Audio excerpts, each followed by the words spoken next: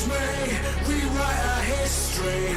Actions on my side, drawing the front line. You wanna save face, came to the wrong place. You raise a white flag, I give the V sign.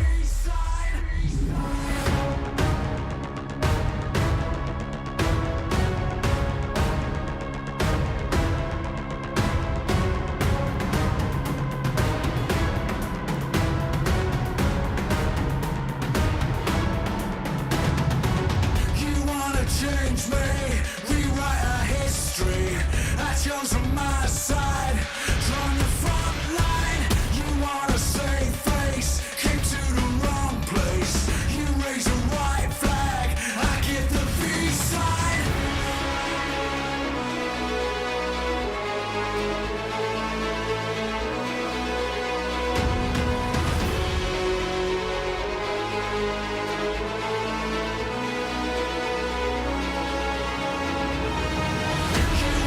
Change me, rewrite our history. Actions on my side, drawing the front line. You wanna save face, came to the wrong place. You raise a white flag, I give the V sign.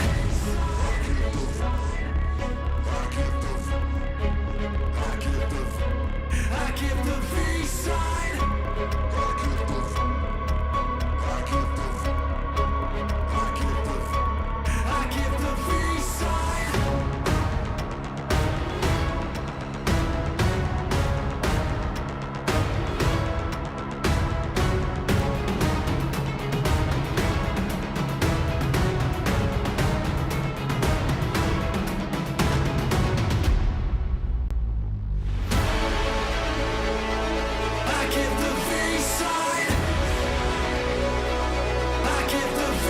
sign. I give the V sign. I give the V sign. I give the V sign.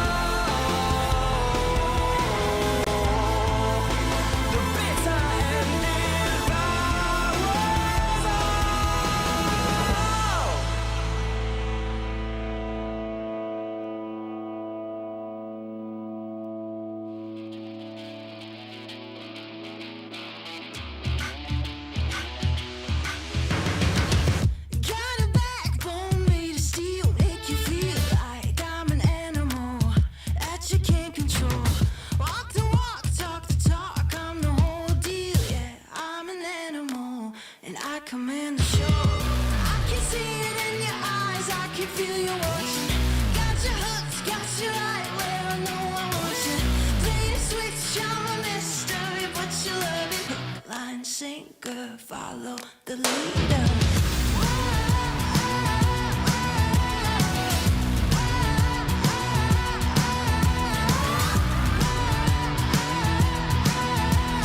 Hook, line, sinker, follow the leader. Bring you right there to the edge, make you sweat like you can never take the heat, but it's never too hot for me. I walk the walk, talk the talk, you know I'll never stop, 'cause I'm an animal, I'll just laugh it off. I can see it in your eyes, I can feel you watching. Got your hooks, got you right where I know I want you. Play the switch, I'm a mystery, but you love it. Hook, line, sinker, follow the leader.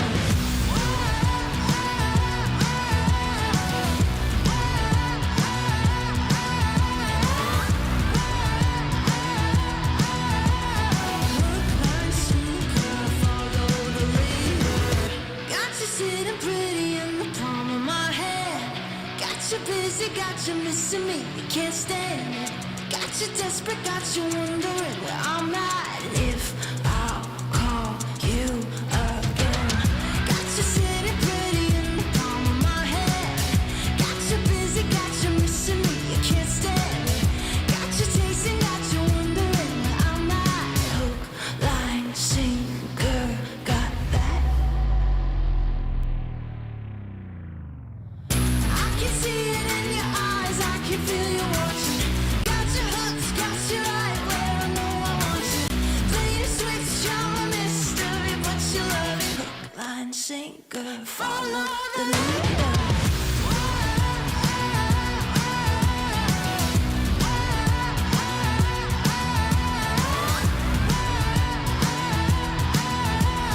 Hook, line, sinker, follow the leader.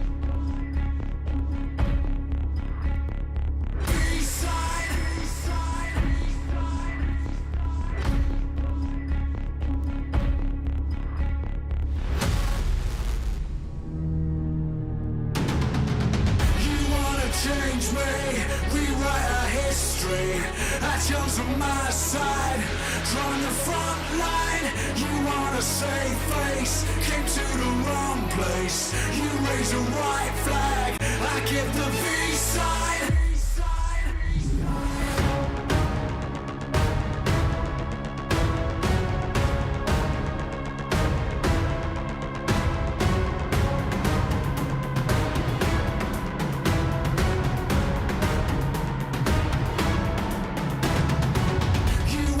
Change me, rewrite our history.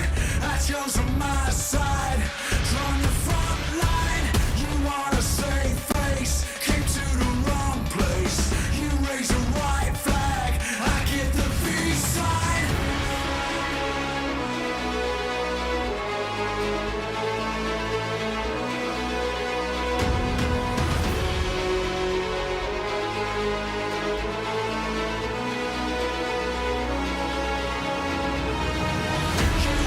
Change me,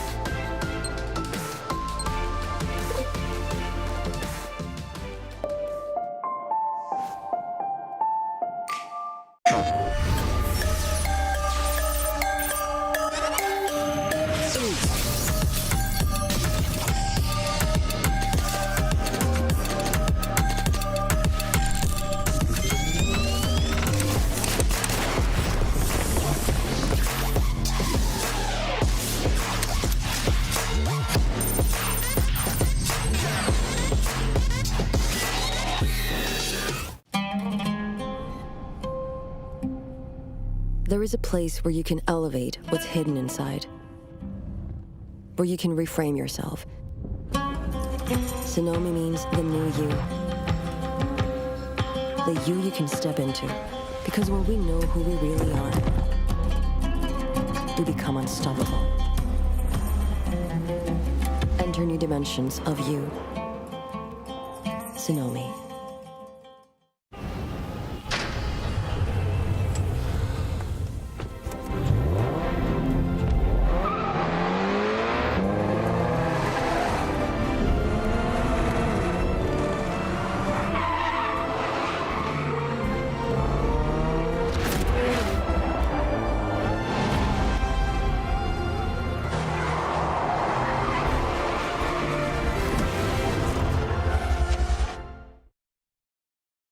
All new Honor Magic 5 Pro. Freeze even fleeting emotions in just milliseconds. Take marvelous night shots with lightning-fast exposure. The display reveals more details in bright areas with an astonishingly long battery life that just keeps going. The latest flagship chipset brings you exceptional performance. Unleash the power of magic. Honor Magic 5 Pro.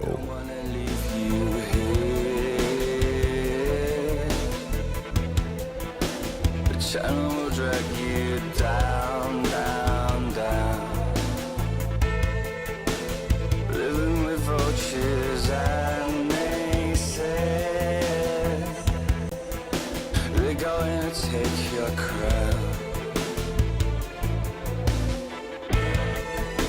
I know where to go from here. I will not let you down.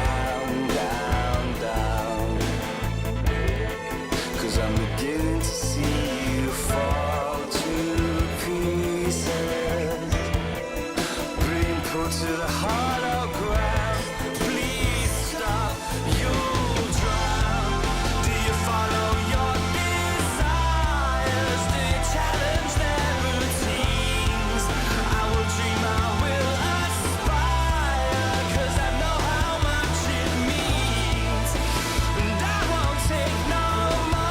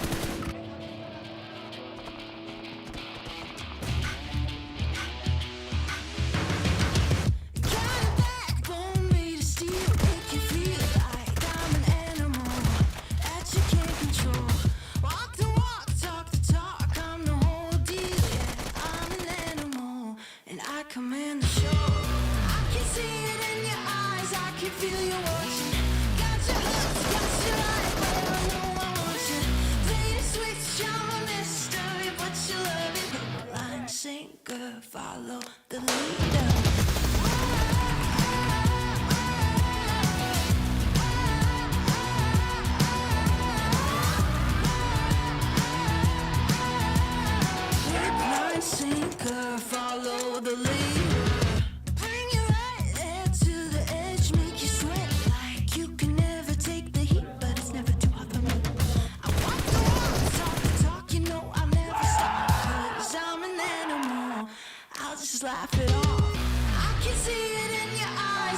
feel you watching. Got you hooked, got you right where I know I want you. Play the switch, you're a mystery, but you love it. Hook, line, sinker, follow the leader.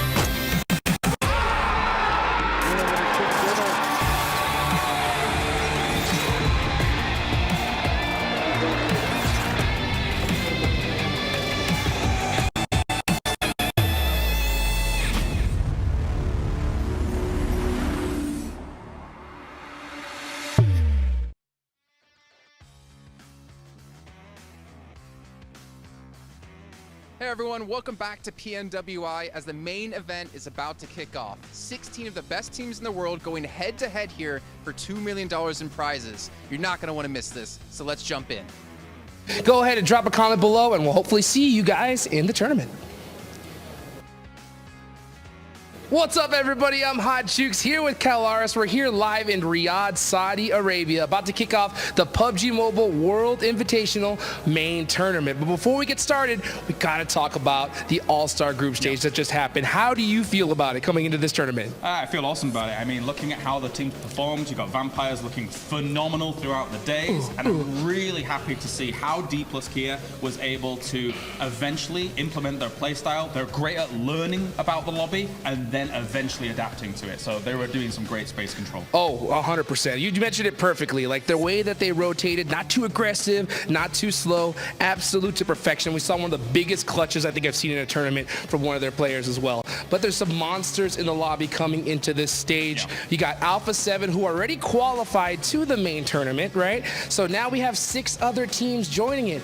But I know you got some eyes on some big squads that have already qualified here. Definitely. Of course, me and Max were stalwart fans, we're fanboys through and through. We think that they're going to be taking it home down the line. However, you can't count out some teams like Flux, of course, who used to kind of be that perennial second place to S2G in their region because they won the World Championship. But Flux won the championship in Europe and looked awesome whilst doing it. So I hope that maybe they can cause a little bit of an upset here. That'd be exciting to see. Another team I'm looking at is Alter Ego. They qualified through the SCE Super League, and they're going to be a monster squad coming to this. Who do you guys think is going to win this whole thing? Go ahead and drop a comment below, and we'll hopefully see you guys in the tournament. Well, thank you so much, Hot Jukes and Kalaris, for covering for me as I ran back here to the studio to get things underway for PMWI. I'm Jason Kaplan, and I'm so excited and ready to go here for our main tournament. 16 teams, $2 million on the line. I feel like I just repeated myself from earlier on today. We got Max Fed and Several Gaming here joining me on the desk. And gentlemen, this is what it's all about. It's do or die time here for all these teams. And these teams, they didn't get voted in by popularity. They earned their spot by winning. Yeah, same for the Allstars Stage team. Of course, able to make it into the top 7, of course, because Alpha7 did also really well in that event. But so many great teams. The lobby is absolutely stacked here, 7. I got a few teams I'm looking at in particular. Not going to talk about it just yet, but this is going to be a great... He's a team on his own. I'm like, He's such a good player. I have a team as well, but I'm going to hold off, and it might not be as positive as it usually is. Hey, just say. So are you going to smack talk Alpha7? Is that what I'm hearing? We'll have to wait and see. Oh, wow. Didn't expect that. Okay. Well, you know what? I'm actually excited to see what's going to happen again. We all have our favorites. You guys all have your favorites at home. But you know what's my favorite? The Honor Magic 5 Pro, powered by Snapdragon 8 Gen 2 and Honor self-developed GPU Turbo X. So that's my big phone of choice. That's a player's photo choice. You're just going to play it on the stage. And you know what, Max, man? I want to make it your phone of choice. You don't have a choice in this choice. I wanted a new phone, so you know what? I'll go get it right after today. Thank you very much for the recommendation. I want that Turbo X. Just take that Yes. one, Max. I licked it. Oh. That stopped That's me how I right make my away. claim on phones. I'm That's sticking it. over here. All right, so let's start to dive into this event here for you guys at home. If you missed out on the last 3 days, well, first of all, where the hell have you been? There's been already some crazy action happening, especially with our show matches we had yesterday after the show did finish. Let's get an idea of the format for you guys who might have missed it out. So we've had our All-Star Stage, which was across 3 different days. And now we have our main tournament, which is across another 3 days. Yeah, and as you can see, 16 teams, so maybe a little bit easier here. 7 to maneuver, drop into your position of choice on all of the battlegrounds, and especially the map rotation, the same, so we can see some improvements game after game on mainly Erangel and Miramar. And I think we're going to see a difference between those 16 teams in Sandhawk. I think we're going to be seeing it right away, because we saw some madness with Sandhawk, although I am hoping we don't end up with the same circles. I want a little bit of variety. No more gladiator circle, please. Move somewhere else. Though I do feel like some of the plays that were working for some of the squads in the All-Star Stage might not work as well here. So teams are going to be willing to punish you a lot more heavily. Yeah, I mean, the fact is you make any mistakes in All-Stars and maybe you get away with it because teams don't punish you. But that ain't going to happen here, as we can see. Elimination, 1 point each. We saw a lot of teams putting up over 100 elims across our 18 matches.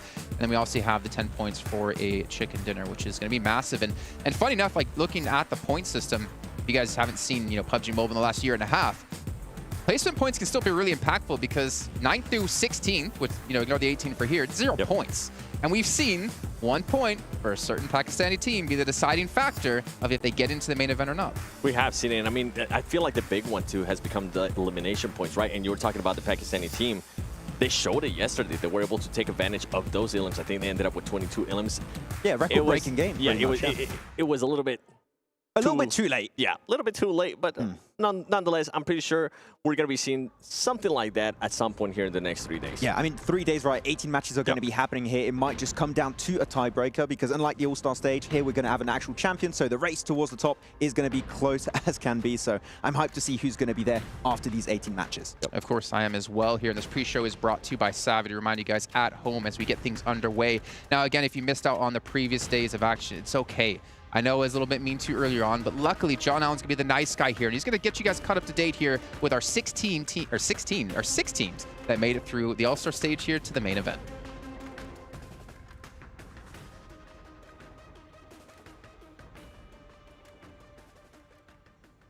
Teams that qualified from this stage.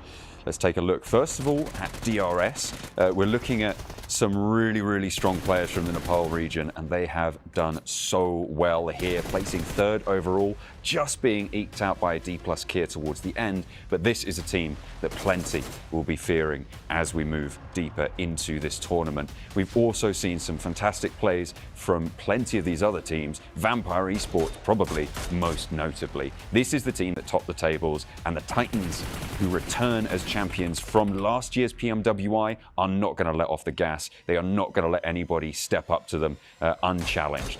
Team Falcons as well, a great new addition to this year's roster. We have had a great time watching this team. They did get a little bit close to the wire towards the end there, but they did manage to hold on to that 6th place spot overall.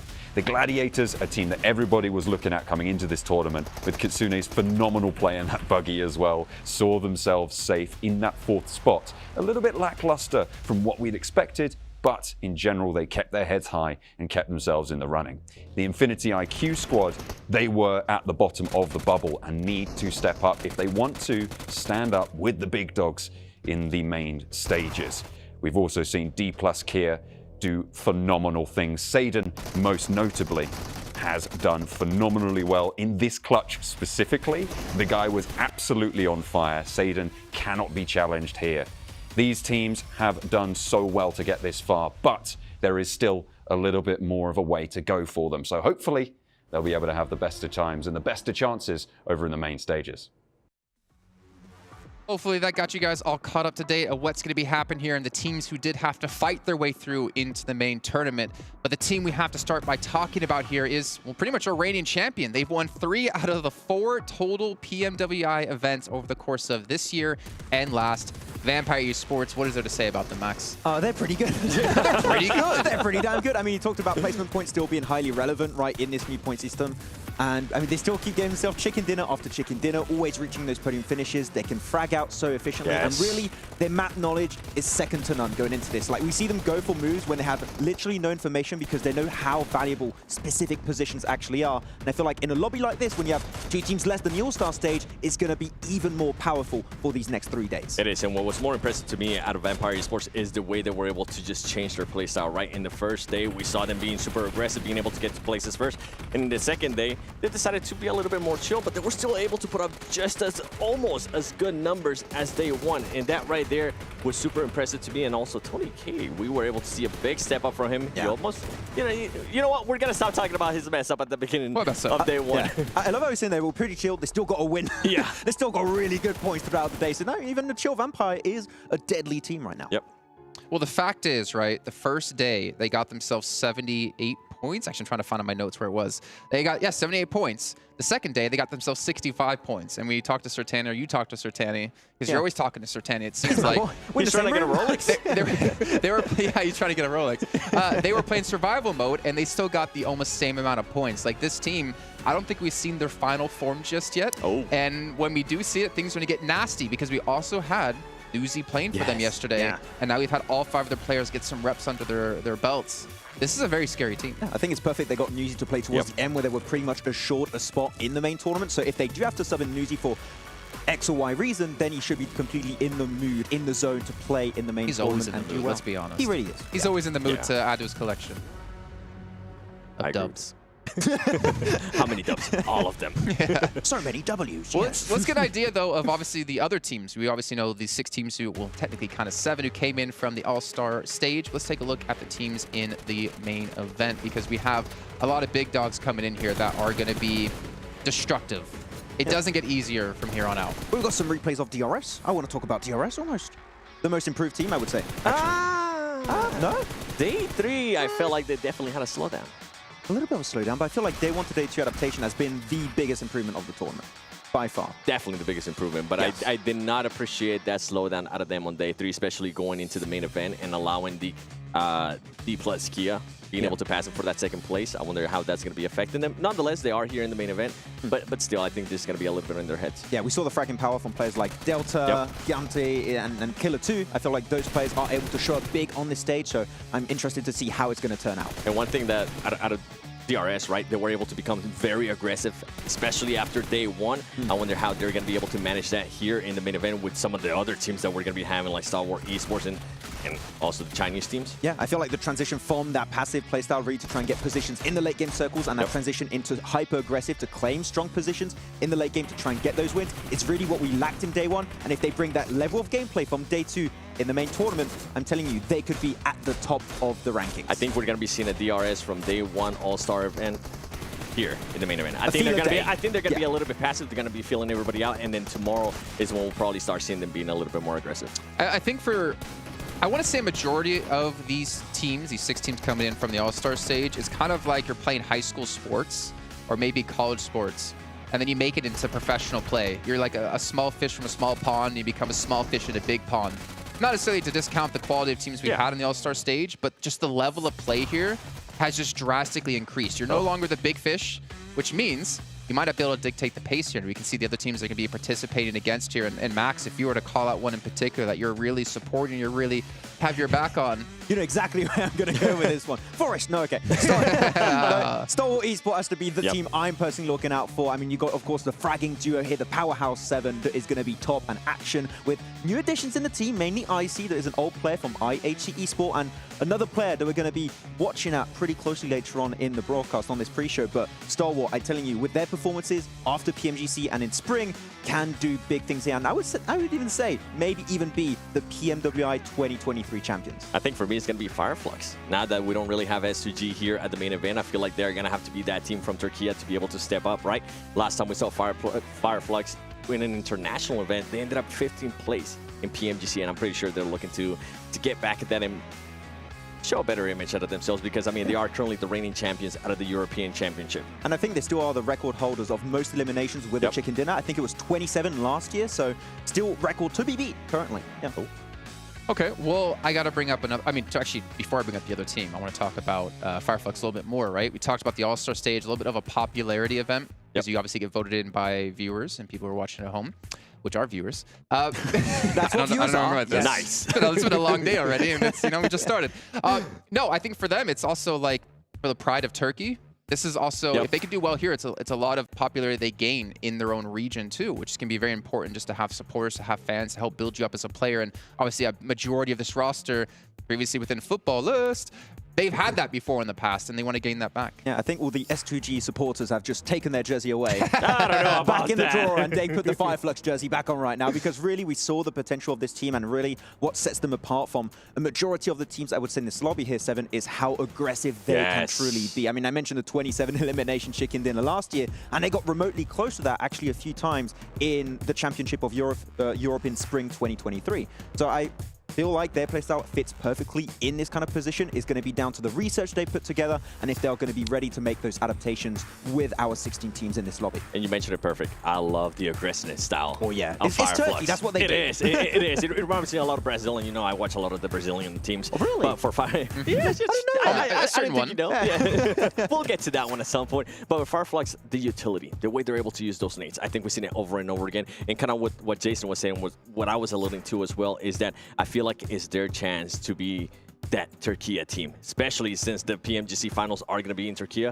They want to be that team that's, you know what, I think we're going to be there in the finals. Yeah, it would be so great to have them defend, like potentially with STG and Fireflux on home ground. That would be such a great storyline. So I hope to see if that might be happening. Because potentially with STG? Maybe. I mean, maybe. They have if fault they play to like make this, up. maybe not. We'll see. Well, another team I did want to bring up really quickly actually was Twisted Minds, because we have to talk about this in particular, because imports is something that's becoming more and more popular in PUBG Twisted Mobile. imports, yes. I mean, pretty much, I mean, you got yourself Raucous in the team that's been all over the place, it's fair to say. And Crypto, like an absolute superstar team that was in the Pakistani region and MVP, top player multiple times in a row.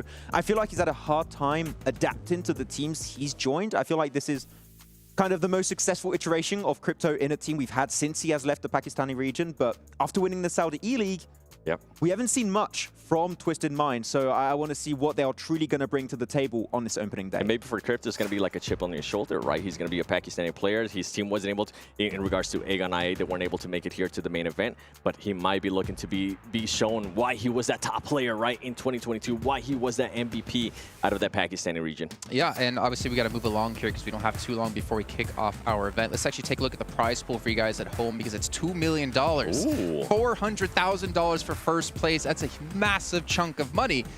But also, you got your calculator out, you added up all those numbers, it doesn't equal 2 million, because we also have some side prizes. We have our record breakers, which is going to be extremely important. Now, to keep in mind for you guys watching at home, this is all about the first team or first player to cross that threshold. It's not about who ends the event at the highest, it's about the first person or first team to do so. And there's a lot of money to win, and we can see our current records here with Vampire holding 3 at the moment. This is going to be tough to beat, but it is very doable. I mean, with what we've saw from Vampire Esports in the All-Star stage, they could be their very own record set back in 2022's main tournament. So I'm telling you, these are definitely achievable. You can breach these, but it's going to require a lot more than just individual performances. You need to be as a squad consistent and working together at another level. I think if we had a chance to break any of those records, it would only be most rescues. We would just be rescuing each other over and over again. We would cheese it. We're last place. Let's just keep doing it over and over. But there's also a big topic coming up as well here down the line. We have PMGC. Let's take a look at an extra special prize you get for winning PMWI here. Now, one thing that needs to be clarified, obviously, PMGC points is going to be a massive factor to this. You can see how the slot allocation works as well. There's some people that get into league stage, some people that get directly into the finals. It all determines on different factors.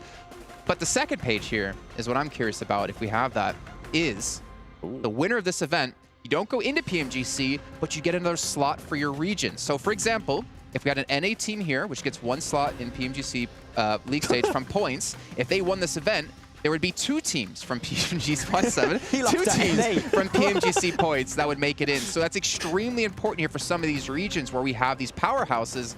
The only downside is if you're the team to win that for your region and then you don't qualify for PMGC, you'd be like, okay, I get like 10% of your earnings. Yeah. Okay, by the way, kinda suck, yeah. why you had to use an 8? That was like Because we were doing NA. It's the easiest region That's to the worst explain. example They're not even to here, use. though. Could have used, I don't know, South Asia or something, but no. Brazil, maybe? Yeah. NA. NA where? Huh? Who? Yeah. What? That's You know what what, I thought. 7, you have to work NA, so I would Let's head down to the stage just so we can all be quiet here and get things kicked off here at the event.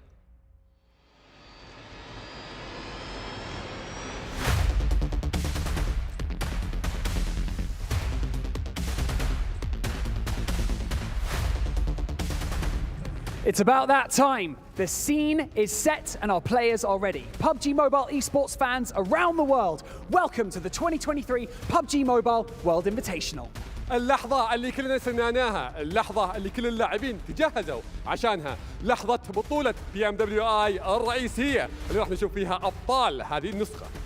16 teams enter the Gamers8 arena and battle for supremacy here on the main stage.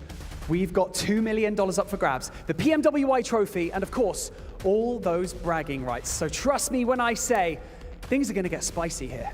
16 فريق جانا من كل أنحاء العالم، معنا أقوى الفرق، وبرضه في نفس الوقت زي ما احنا شفنا قبل أن الجوائز هذه البطولة $2 مليون، غير الكأس وغير اللقب. راح نشوف في المنافسات هذه منافسات راح تكون معنا غير طبيعية. The best teams from all over the world competing under one roof. What could get better? My name is Banks and I'm your host, and joining me here on the main stage is none other than my co-host, Atik. معنا أقوى الفرق زي ما قلنا لكم فيها، راح يتنافسون كلهم تحت سقف واحد في هذه البطولة. راح نبدأ هذه الرحلة معكم مقدمكم عتيق باللغة العربية، ومعنا مقدمنا باللغة الإنجليزية بانكس. So let's kick things off by welcoming our teams to the main stage. والحين أعزائنا المشاهدين خلونا نرحب ب 16 فريق معنا على المسرح ونبدأ لكم فيها المباريات.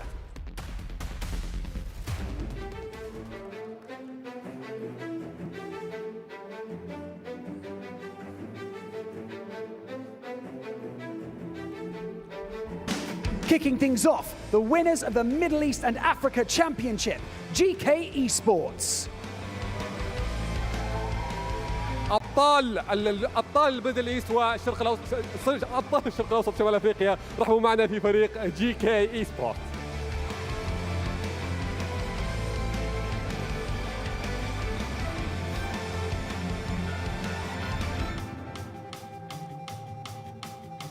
Stepping onto the stage right here, the winners of the European Championships, Flux. ومع ابطال اوروبا رحبوا معنا في فريق فلكس.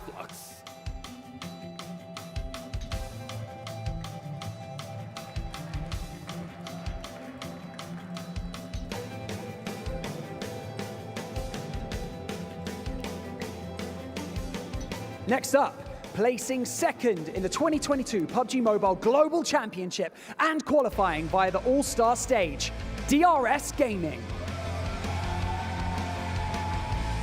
وصيف PMWI.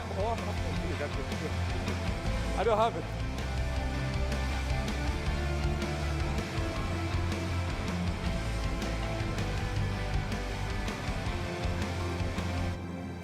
Winners of the South Asia Championships, can they continue their dominant streak? Stalwart Esports. ابطال جنوب اسيا PMPL رحبوا معنا في ستالوارد اي سبورتس.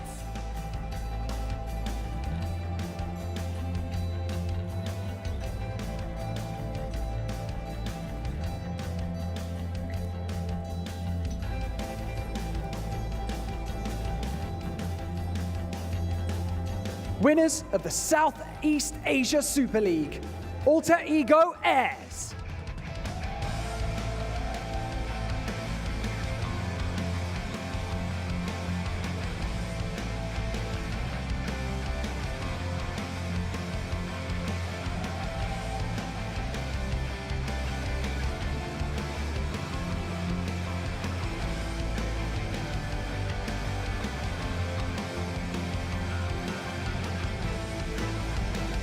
Winners of the 2022 PUBG Mobile Pro Series Fall Finals and qualifying via the All-Star Stage, Dplus KIA.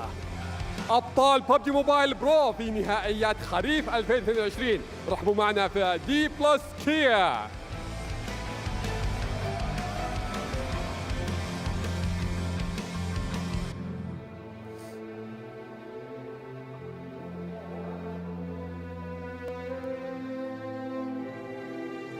And now, entering the stage after placing second in the Southeast Asia Super League, Box Gaming.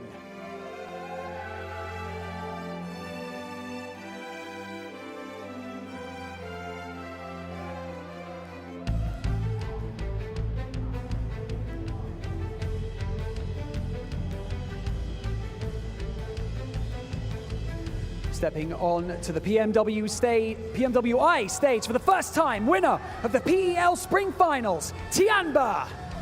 أبطال PEL الربيع، أعطونا تحية لتيامبا.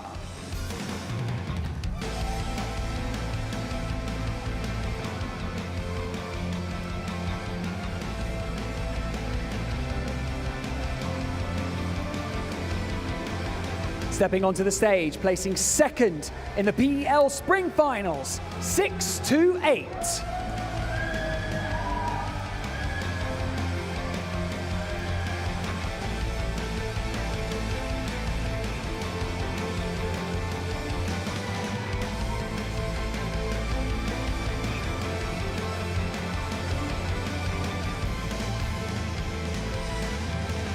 Please welcome to the Gamers8 Arena, winners of the PMJL Season 3, Reject Tokyo.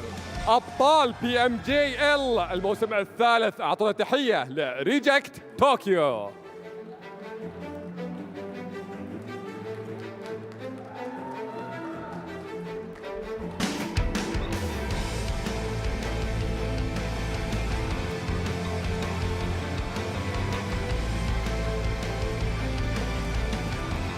And now, on home turf, representing Saudi Arabia and winners of the Saudi E-League, Twisted Minds.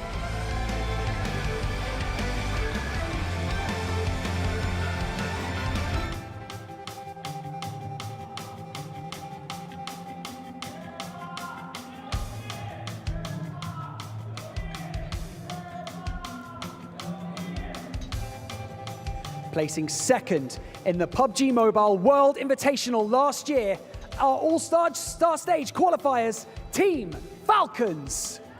الوصيف ل PMWI العام الماضي والتشكيلة تغيرت معنا، لكن خلونا نرحب بفريق تيم فالكونز.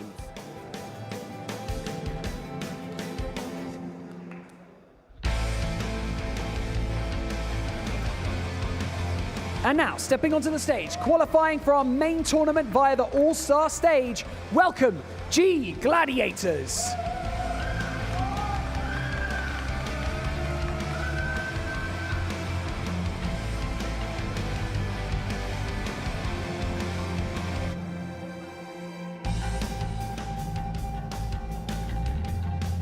Some familiar faces about to take to the stage. Third in the PUBG Mobile Global Championship. Second in the after-party showdown last year. It's Alpha7 Esports. المركز الثالث ل PMGC ووصيف العام الماضي لجيمرز 8 افتر بارتي شو داون. رحبوا معنا في Alpha7 Esports.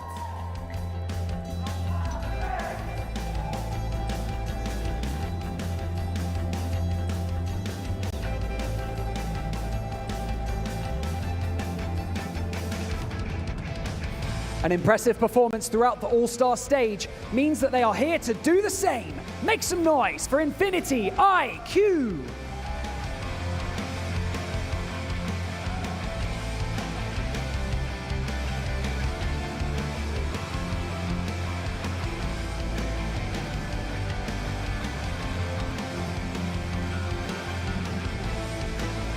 And now, your reigning champions of the PUBG Mobile World Invitational and the After Party Showdown. Welcome to the stage, Vampire Esports. حامل لقب PMWI وأيضا حامل برضو لقب PMWI After Party Showdown لعام 2022. رحبوا معنا في Vampire Esports.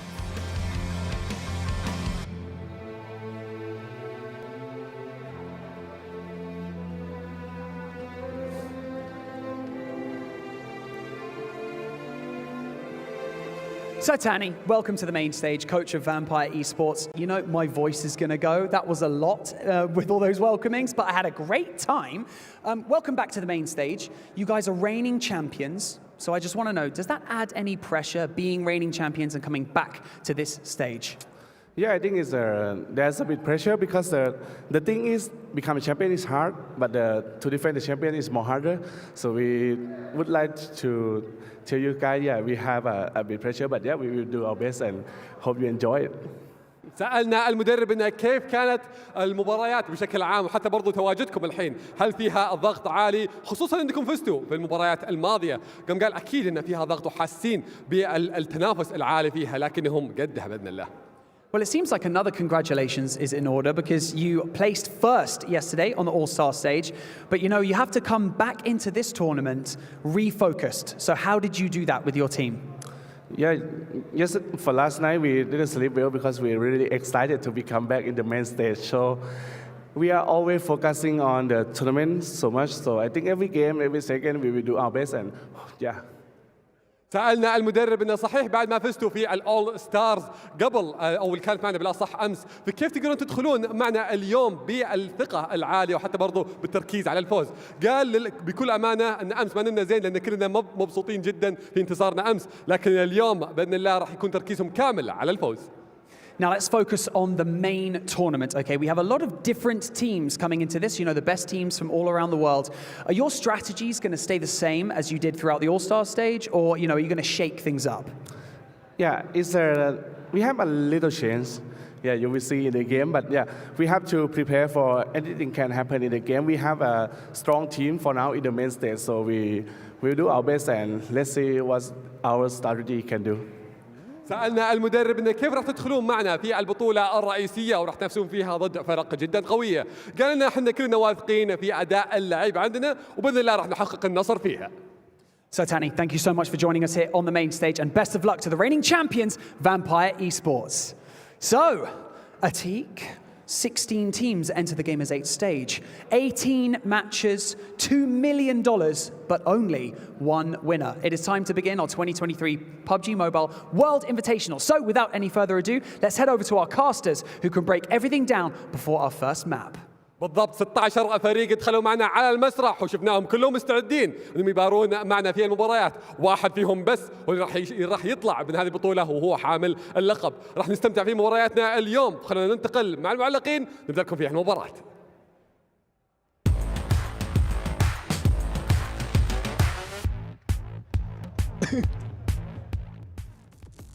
Why laughing? Which one do you guys like Why more? laughing, Seven? What's so funny? Did you like the fusion one? I think that was my favorite one. But the alter ego mask was also pretty sick. Really like that one too. Alpha7? Korea wasn't there. I wonder where he is. You almost got me. Max, every show here, we've been doing a player to watch, or LG player to watch. And we decided to let you pick the player for today. Who's it going to be and why? It's Nazerd. No, it's not going to be Forrest this time. It's Nazerd, actually, from Star Wars Esports. So, just in case you guys are not familiar with the old team, of course, we know all the old players. You've got your top, your Action, Scry, Pika, but they got 2 new additions, one of Icy and Nazerd more specifically, and this joined, I believe, in December, right, of last year here, Seven, and has had one of the most incredible rises to fame in PUBG Mobile Esports in South Asia. And you don't have too many Mongolian players that really are that strong outside of like these teams of Star Wars Esports and IHC, but really he stood to prominence in such a short amount of time, was picked up, and after his performances in PMWI Allstars Championship, he is personally my player to watch that can just elevate the playstyle of Star Wars that's already incredibly high to even higher heights, if that makes sense. So we'll have to see how that's going to work out. What's crazy now is with the additions, right, of Icy and Nerstead is the depth of that roster. I mean, they still have Pika, they still have Action, they still have Top, they still have all these other players too. We were talking about Vampire, right? When are they going to be able to put in Newsy? And when they do, how is he going to be able to do because of the depth that they were able to build? And I think now with Star Wars, the way they're going to be able to bring that roster here, the biggest question for me, and I don't know if you're going to agree with me on this, Max, is how they're going to be able to start the tournament. If they start off slow, that's going to be a big question mark for me because we have seen it over and over again. This is a team that sometimes starts slow, and when they start picking it up, it's just a little bit too late. But they do have that fragging power. They do have that it factor, right? That they can get a chicken dinner and also back it up with a bunch of villains. I mean, I do agree with what you're saying. All I can say is I hope it's not going to be too late when they start picking up the pace. And if that is the case, I can tell you they can definitely compete with Vampire Esports to hopefully win the whole event. But it just needs to be that little bit quicker than what we saw in PMGC. Oh, yeah. I mean, the thing is, if we saw Vampire, right, they had a strong start, 2 chicken dinners back-to-back. Obviously, it did fall off a little bit in the day, but again, trying to maintain that kind of level of play is extremely difficult. The thing is, you also don't know what you're going to come into here because you have teams from so many different backgrounds, so many different regions. Even if they did scrims, it doesn't really tell you the true tale of what's going to be going on here. I'm imagining maybe we even have some, not hot drops, but some contention for some location potentially. But with only 6 matches a day, like, you really don't have that room for error. Yeah, and you're going to have a lot of question marks, especially for some of the teams as to how they're going to approach this. One in particular that comes to mind here, Seven, is Jumba. This is the first time we're seeing this team outside of their home region, and there's a lot of questions of how are they going to approach this one? Are they going to struggle on the first day? Do they have a game plan entering today that's going to surprise and shock all of the lobby and everyone at home? I'm not sure, but Jumba is a team that I would say I would be very cautious about because we just don't know how it's going to work out with them in this lobby. Yeah, it's such a big question mark. You were talking about hot drops, something that we actually have 2 teams from All-Star that they were kind of hot dropping. I'm talking about G Gladiators and Alpha7. We saw them back off after they won. Gladiators backed off. Yeah, Gladiators backed off. I wonder if that's going to be the case or if they're going to try to just waste some time in a way and try to go back to the North George drop. I hope that's not the case in Erangel. I hope that they continue to do what they've been doing because it has actually worked out for them so well. Yeah, I actually like their solution. Instead of going for Northern George and dropping on Muzexis, that also didn't work out in Severny. They went to the west and did a big west split on Hospital.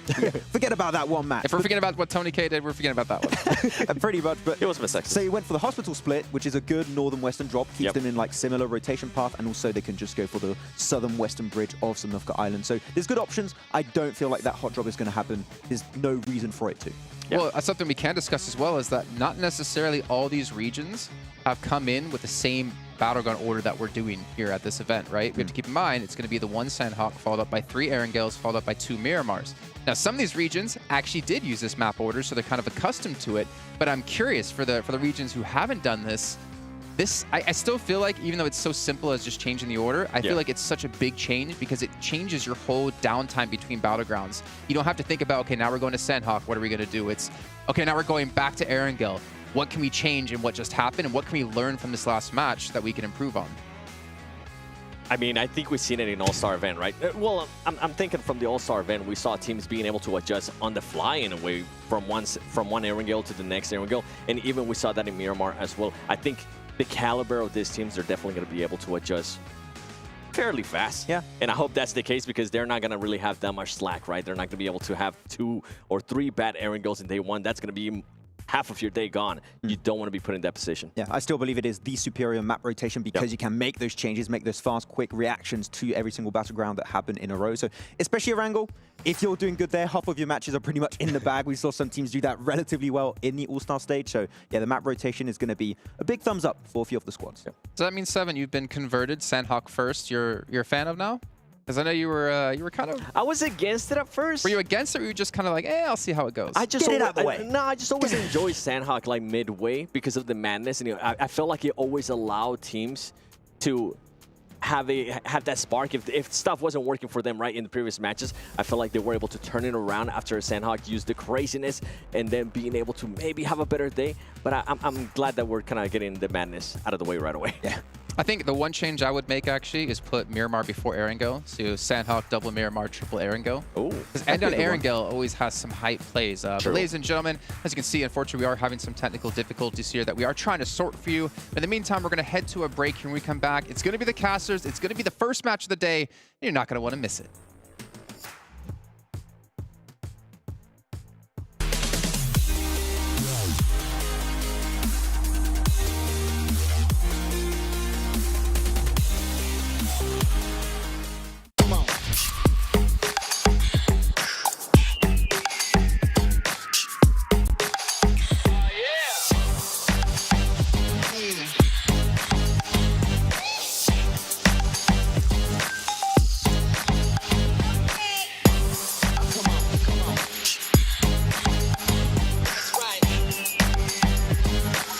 All new Honor Magic 5 Pro. Freeze even fleeting emotions in just milliseconds. Take marvelous night shots with lightning-fast exposure. The display reveals more details in bright areas with an astonishingly long battery life that just keeps going. The latest flagship chipset brings you exceptional performance Unleash the power of magic. Honor Magic 5 Pro. Open your eyes. When you look into my eyes, tell me what do you see? Tonight, I'm gonna show you the wonders of the mall. Hey, I got nothing to lose. I got nothing to lose. I need warriors. So is this what you want to be? You want to war? Show me what's up, then. Now we ready to bust in. Take everything, leave 'em with nothing.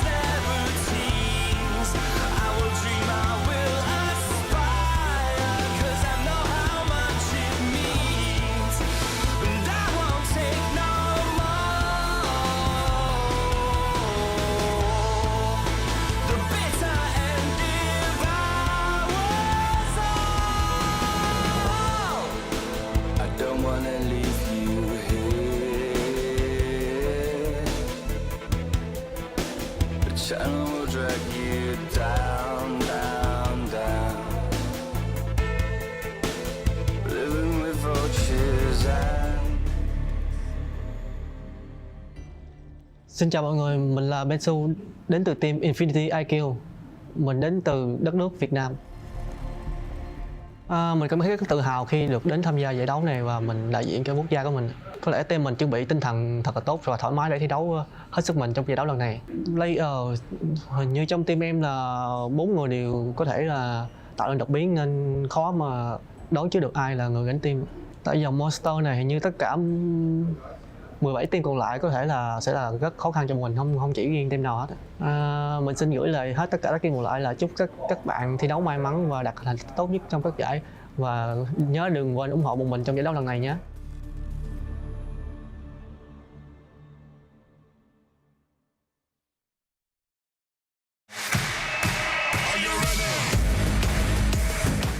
Всем салам алейкум, меня зовут Дамир, мой никнейм Акзер, я играю за команду Falcons, и мы представляем нашу страну Казахстан. Я себя чувствую очень хорошо, тут очень круто, здорово, организация турнира на высшем уровне, наша команда готова, и мы покажем хороший результат. Мы готовились очень долго, потому что мы прошли через голосование, и у нас было достаточно времени на подготовку. Наши сильные стороны — это, наверное, наша атака, потому что мы очень агрессивная команда. Все команды здесь очень сильные, поэтому к каждой команде мы готовились, каждую команду анализировали. Поэтому не могу выбрать отдельные команды, потому что все очень сильные. Всем удачи, развлекайтесь, ребята.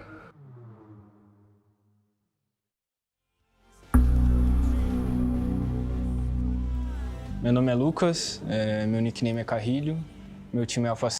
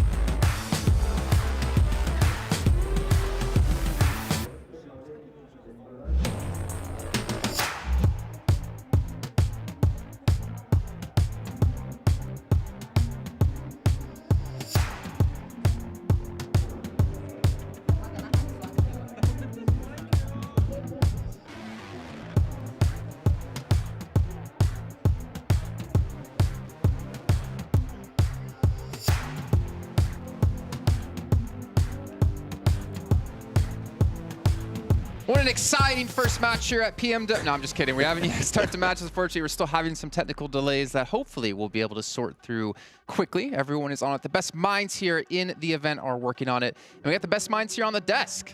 We got 7 and we got Maxman. I thought you were going to not say my name. He's been really nice today. Oh, thank you, Jason. Huh.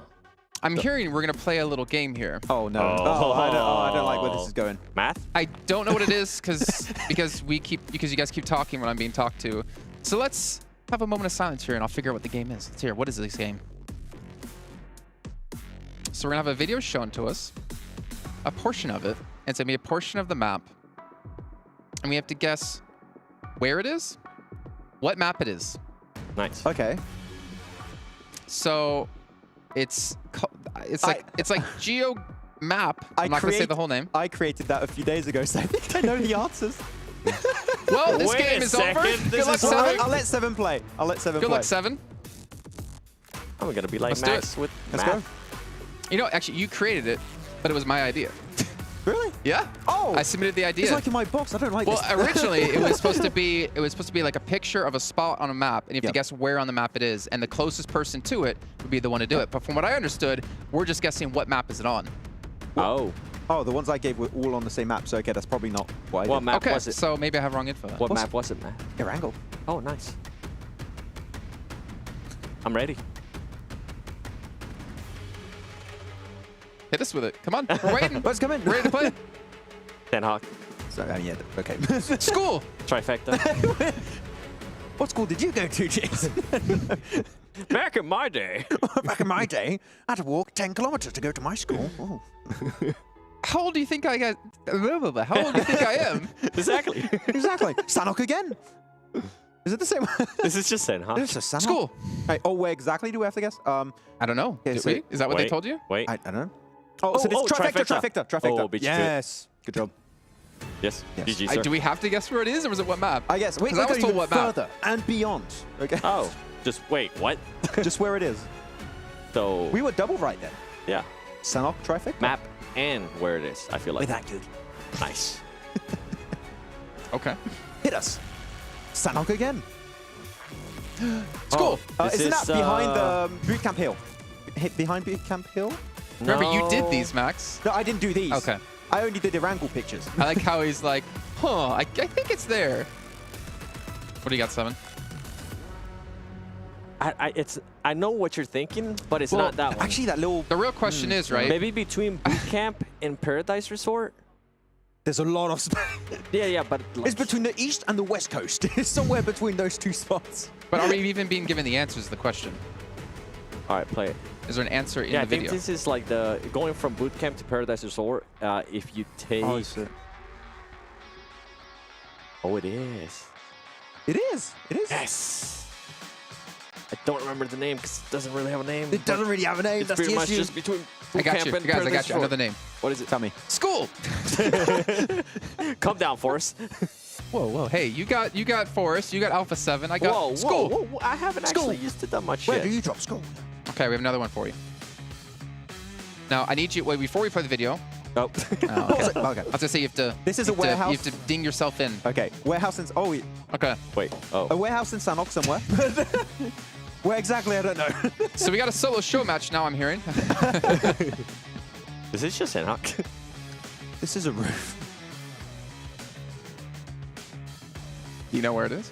I mean, it's Exactly. Sanhok. There's a few buildings that look exactly like this. I'm thinking one of the warehouses restart. west of Can Quarry. you restart that video real quick? Why? You don't really see anything extra. Yeah, you do. What extra do you see there? That is... I remember that tree exactly. Outside, Yes. Actually, I think it's like outside Paradise. That's a part of, I say west of Quarry. Okay. That doesn't help. Keep going. It's a floor. Keep going. I think I'm right. I think it's outside Paradise, no? I feel like you should just zoom out all the way. Yeah, it's one of the... Well, no, it's a video, right? So what would make this video better is that at the Paradise end... Resort, right? Yeah. At the end, yeah, you you're have right. the name pop up. He's correct. One next to Paradise. Good It's job. like I've only played this game So for 4 or that 5 is years. 8 points for 7 and 3 7 for Max. points for me, What? actually. How No. do we count some points? What is it? I'll take 1 point away. Keep it at 7. Thank you. I'll give you a point. Thank you. So Max Man is now at 8 and 7 is at 7. I'm winning. Nice. We have another one. Wait, I'm next staying at map or 7. next clip? Okay. Oh, he said You gotta next be very map. It's a different specific. map. Salt Mines on Sandhawk. I don't know the exact. I think it's Salt Mines, just Salt Mines. Salt battle. Yeah. Salt mines. Salt Mines on the coast. There's multiple spots. Actually. I don't know. That looks like my chair at school. Sandhawk. That's the chalk pile on the board. Oh. They've all been Sandhawks. Good job catching up. Okay. And then the one time you say Sandhawk, it's like, no, this is Livic. Just gonna throw a wild one at This is you. Noosa, I actually. hope not. Throw up some Karakin. Do we have more?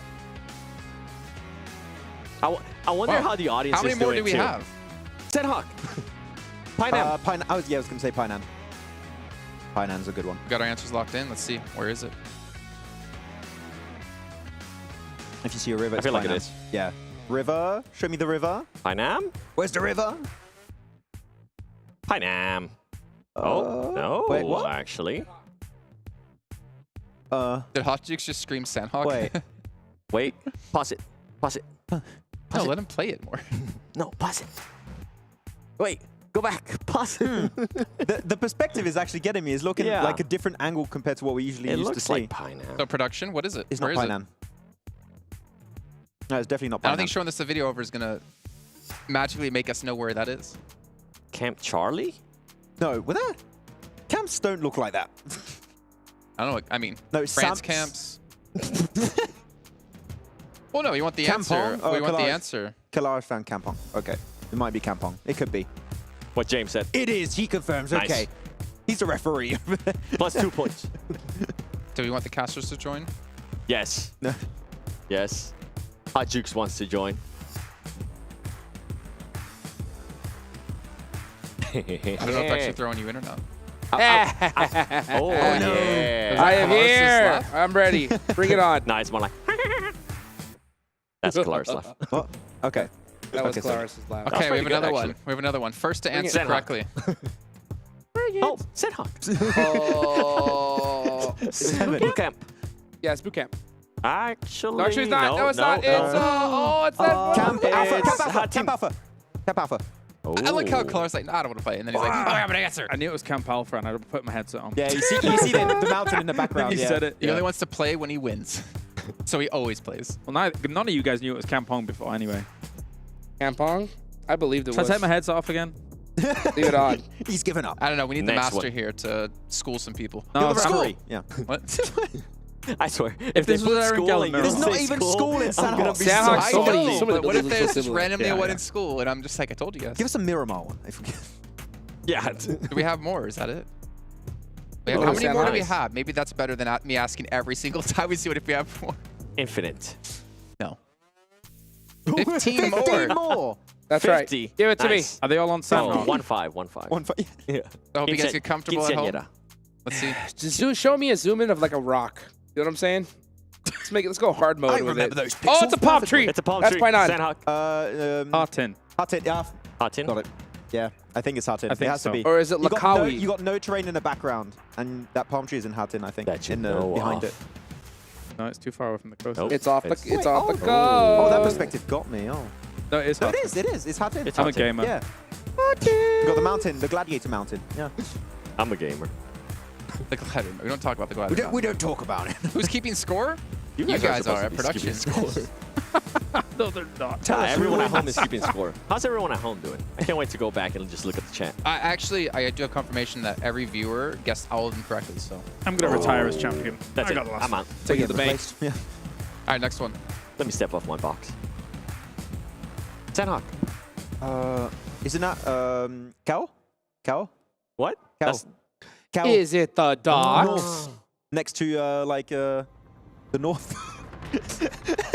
North. North. Next to the north. Yeah, cow. Yeah, that's cow. Yeah. Yeah, it is. White Walkers. Oh, Have you ever heard of the I see your docks? culture. All right. Cow? We got it right. I Yeah. think we all got it right. Could it be cow? It was. Indeed. Locked it in. Max and I got it Colors? right. I got it right. Yeah. Noise. Thanks, Mass. I mean, we Max. can. Math. Don't call me math. I'm Math? offended. I'm offended. That's your new nickname. 3 times 4. I'm not doing that again. Wait. Don't try me. What is 16. it? Nice. We need to clip that out. He's consistent at least. Okay, I think we have another one. Bridge, northwest bridge to southern western bridge. No, it's not. It's too short. It's too short. I'm wrong. It's the one from northwestern bridge to on the north, up there. I've never seen Max so competitive. Wait, is it? I mean, Pod 10 bridge. Yeah, Wait, it's is that it? one. My second guess was correct. Sorry, we only take first guesses here. Northwest I'm bridge actually by really the into south. this. I'm actually enjoying this. This is cool. I mean, you did It's a create the beautiful game, bridge. so good job. Actually, no. Jason created the game. Good job, Jason. I created a worse version of the game than this. My original idea was we were actually going to have a telestrator, and Oh. we would be shown just an image, and you would put a ping where you think it is, and then we would see where it is, and it'd be the closest person gets the point. We should do that. I like that. That was the idea I had. PMGC, here we come. Well, some of us.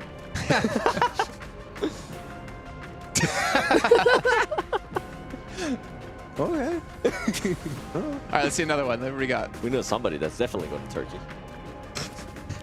Oh, no. I want to go. I heard it's very nice to go on holidays. Okay, 7. Come on, I heard we had 15 more. Where's the next are we one? Let's done? go. Is that it? Come on, bring it. Okay. And now. Next one. All right. Yeah. Oh. What's it called? Observatory? No. Stalber. No, that's not. No. Are you literally just listening to what Kalaris says and That's taking not that as your Stolber. answer? That's not Stolber. No, it's not. It's not. It's not Stolber. I've no, been no. lied to. Oh, This is Aaron Gale. I said Milta This is Aaron Gale. You did these. I didn't do these. No, I did a different one. I did a bad version of this. Which is and probably why it we're was not just using images. Yeah. Well, I mean, the image is not bad. Milta Next. Power. They're going to throw in He's skull. He's got a map open on his screen. I don't know what you're talking about. This is the racer box. The box is helping him out. Don't worry. If you didn't notice, so did those two. Say what? Hands up, don't shoot. Yeah. Oh, what's that in camera, front of we you? can't Turn see that it. thing in front of you the other way around. A monitor. Yep, no, on the table. Turn that around. An Honor Magic 5. Nice. Turn it around. Oh. So you can see the lovely little camera on the back. There it is. Okay, but leave it flat on the ground. Now it's flat. No, it's turn the screen to face the table. There you go. I die. I was running out of ways to explain what to do there. I was like, okay, make sure it's laying flat down. This okay, is well, why you're not technically an he's right. IGL, okay? Oh. I would have understood what you meant If you first can't time. make someone flip their phone, you Understand? can't be IGL. No. Huh? It's very important skill. I wanted to know which way to do the rotation, and I went the wrong way. Can you rotate yourself Ooh. into guessing what this is? Wait. Military. Just military's enough, I guess. Yeah. So it's actually military Sosnovka base. military base. Yes. Yeah, that's the U-shaped building. Yeah. No. Yeah. That would be like Wait. No, it's not. Oh. It's Milta. Oh no, That's No, Milta. it's not. We got bamboozled right there. Wait Okay. a second. Something ain't right. Okay, Milta. It's Milta. We Milta. got baited right there. It is We did. It's the Milta. exact statue also. It is in, the same one. Yeah, it is the same. It's both start with an M. They're playing mind games on us. Diabolic tricked us. This is Diabolic. Diabolic is Yeah. good. Living up to his name. Nice. Yeah. Next one. I like that it's not Sandhawk anymore. Oh, Fairy hey, Pier. military. Beaches next to Fairy Pier. Fairy Pier. Fairy Pier. Military. Fairy Pier. It's the egg on I8's drop. I'm We don't waiting mention for them that to name. actually put up school. Wait, what? we don't mention that team anymore. This is where I8 used to My play. favorite team? Your favorite team. Nice. Alpha 7. Oh, wait. Wait, no, it's not. Oh. No, it's the other pier. It's over to the east side. Near Yeah. your farm. Your farm. It's the newest addition to Erangel. It's a different beach. Nice. Thank you for your addition, subjects from over there. You're welcome. It goes in the square hole. Actually, resorted to some inside jokes. Let's see the next one here, because one of them eventually has to be school, right? If Watch you don't it, they're say just school gonna right skip away, it. You're just gonna it's not skip school. it. It's not school. You didn't have sandbags outside your school? Fairy Pier? Yeah, it feels like Fairy Pier. Yeah. If not, it's gonna be I like... think you're correct. I remember Ketch getting a clutch here back in the And championship Fairy It's Pier. good, last it's year. Yep. good. 100%. It could have been a different one, No, it's actually, Fairy Pier, but yeah. it is Fairy Pier. Don't have Literally, these as soon as I buildings saw the everywhere. stairs. GG. Yeah. Good job, 7. You still want to remain on 7 points, or? Yeah, I'm staying at 7 points. Thank you. I'll take them. I hear we have 11 more. 11 more. 11 more. I hear we have a break coming. I don't know who you're hearing, but that must be a voice inside your head. Yeah. Let's see the next one then.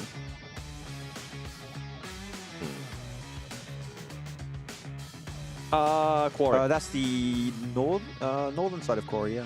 I think Seven has one of his earphones off, and don't. he's just listening. He's just listening to Kalaris right away. Close. You need to start debating them here. Just say school also, I don't know. Just... Oh no, okay, it's the eastern edge. Okay, fair enough. I like how Max is trying to be like exact. I really want to be precise on my guess. I want to hear latitude longitude. No idea. You're not getting the exact coordinates, okay? We're not going that far. It's going to be C9. Are you counting points right now?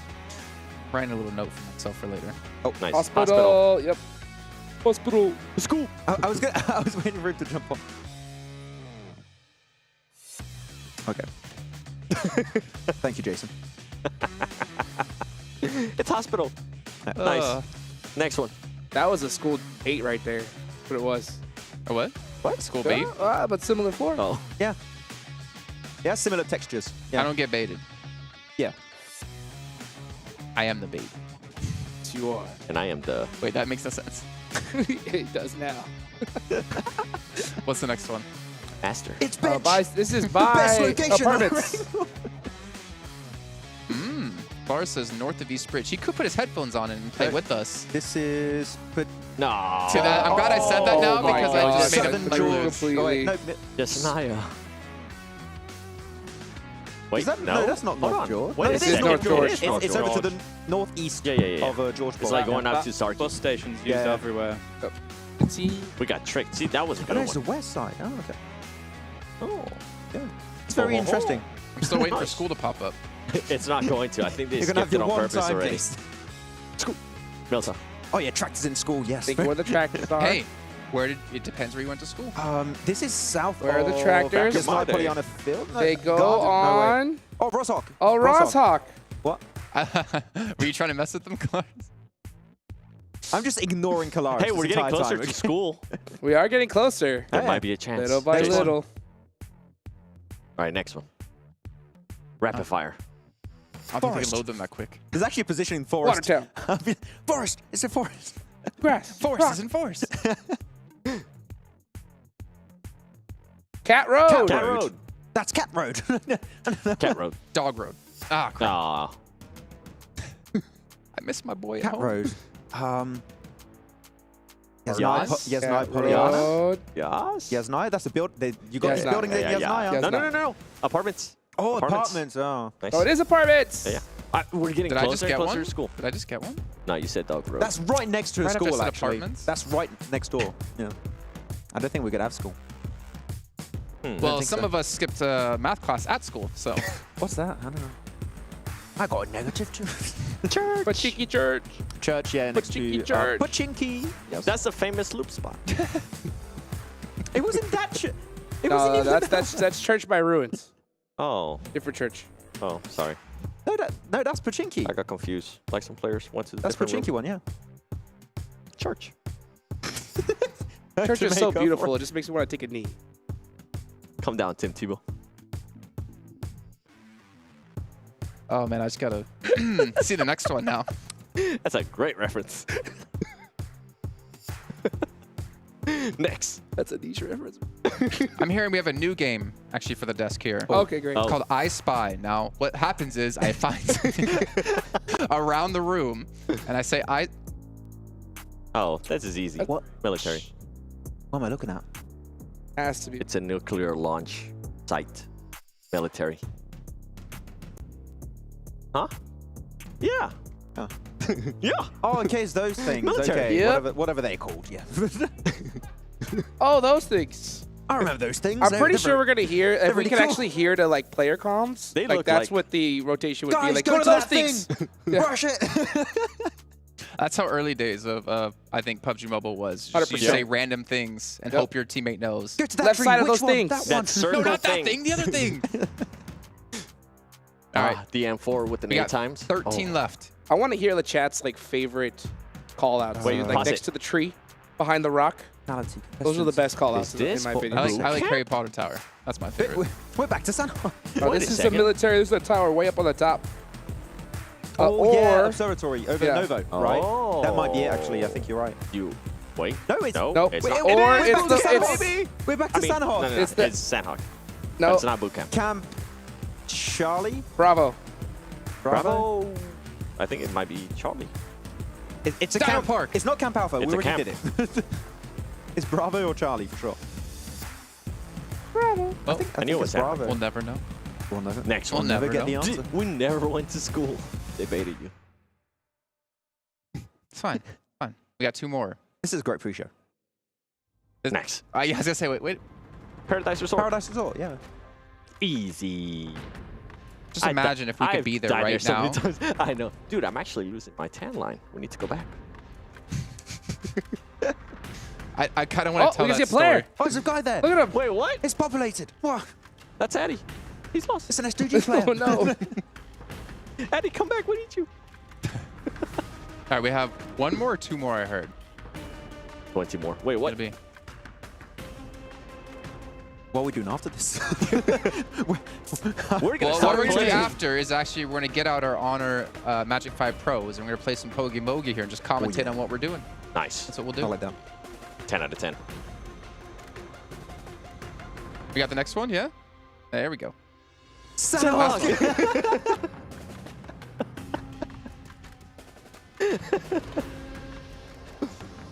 Did we have this exact one earlier? No. Nope. No? Different one. Okay.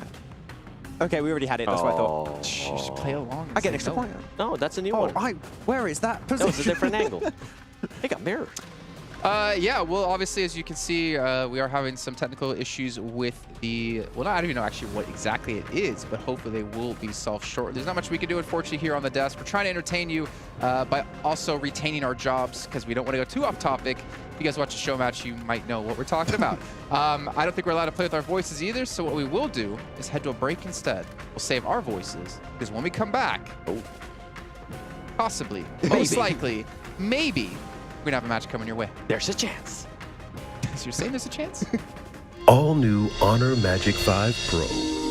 Freeze even fleeting emotions in just milliseconds. Take marvelous night shots with lightning fast exposure. The display reveals more details in bright areas with an astonishingly long battery life that just keeps going. The latest flagship chipset brings you exceptional performance. Unleash the power of magic. Honor Magic 5 Pro.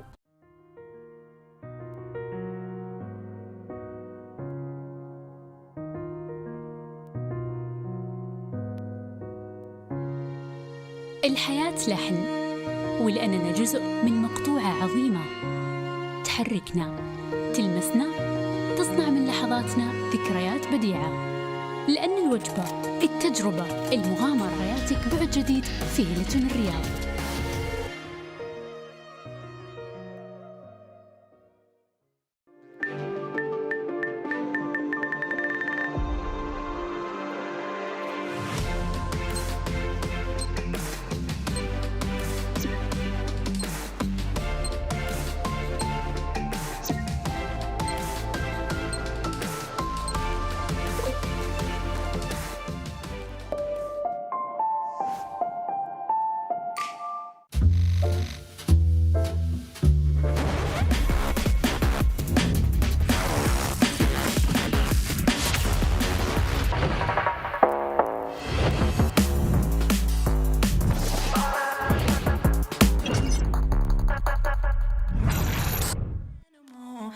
I'll just laugh it off. I can see it in your eyes, I can feel you watching. Got your hooks, got you right where I know I want you. Play the switch, I'm a mystery, but you love it. Hook, line, sinker, follow the leader.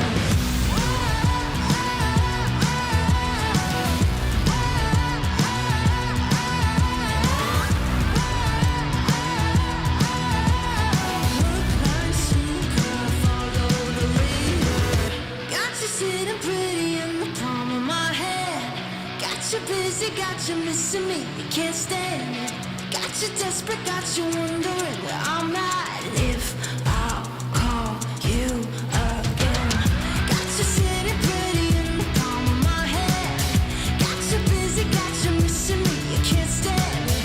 Got you chasing, got you wondering where I'm at. Hook, line, sinker, got that. I can see it in your eyes, I can feel you watching. Got your hooks, got you right where I know I want you. Play the switch, you're a mystery, but you love it. Hook, line, sinker, follow the leader.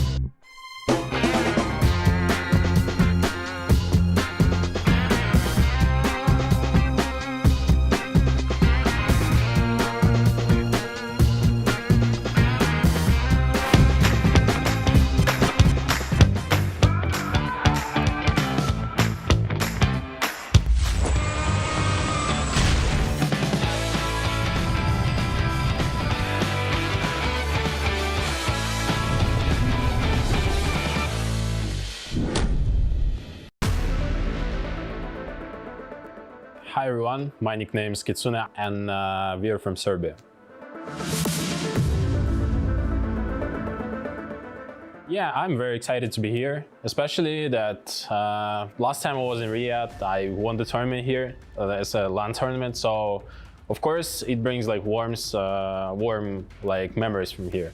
And I'm super excited to meet all the people from the PUBG Mobile community, and it feels great, you know.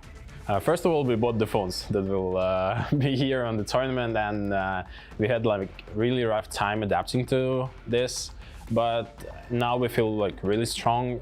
We managed to analyze all the teams here, like especially the teams that we've never met at the tournaments, and now we feel like we are very strong.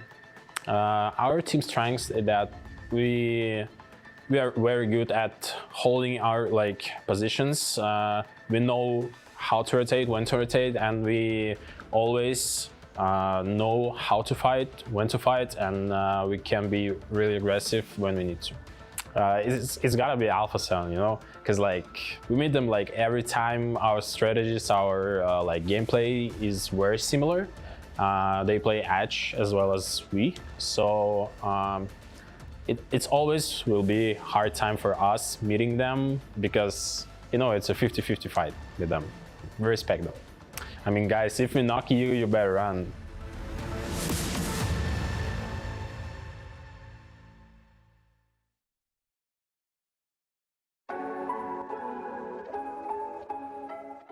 สวัสดีครับผมเชเวฟจากแวมไพร์อีสปอร์ตครับตำแหน่งแอทแทคเกอร์ครับมาจากประเทศไทยครับ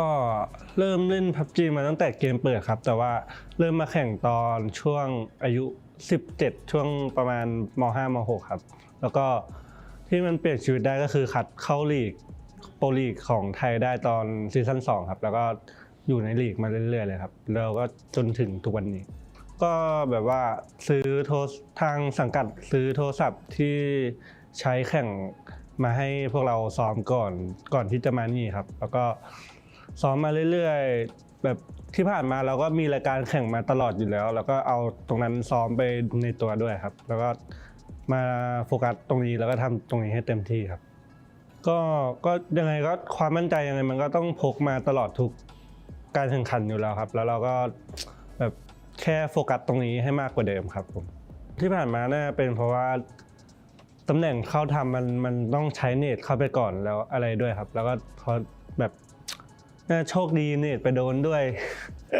แล้วอะไรหลายๆอย่างครับแต่ว่าถ้าให้เลือกได้ก็จะใช้ให้มันถูกไทมิ่งเฉยๆครับแล้วก็ถ้าให้ดีก็ซื้อถ้าให้ดีก็ใช้ DBS ดีกว่าครับ ไม่บอกอะไรมากครับแต่ว่าจะมาป้องกันแชมป์ให้ได้ครับ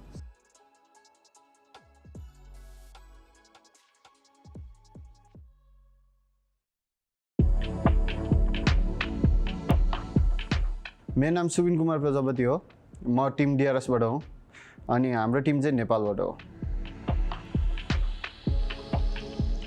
हाम्रो चाहिँ अब second time हो official land चाहिँ अब excited नै छौँ हामी यहाँ जित्नको लागि छौँ त्यही हो अब हामीले चाहिँ यो टुर्नामेन्टको लागि चाहिँ अब डिभाइसहरू किनेर प्र्याक्टिस गरिरहेको छौँ दिनदिनै अब टिमसँगै सबै चारैजना खेलेर एकअर्कासँग कोअर्डिनेसन बढाएर प्र्याक्टिस गर्दैछौँ हाम्रो चाहिँ टिमको सिनर्जी एकदम राम्रो छ इन गेम नभए नि बाहिरतिर नि सिनर्जी अझै बढिरहेको छ हाम्रो चाहिँ अब त्यही नै हो हामीलाई अब त्यस्तो डर लाग्ने टिम त छैन अब हामीले सबै टिमलाई चाहिँ कम्पिटिसन ठान्छौँ त्यो कारणले हामीलाई त्यस्तो डर हुने चिज चाहिँ छैन अब हामी नेपालको छोरो हो आउँदैछौँ हामी जितेर जानेछौँ जय Gorkhali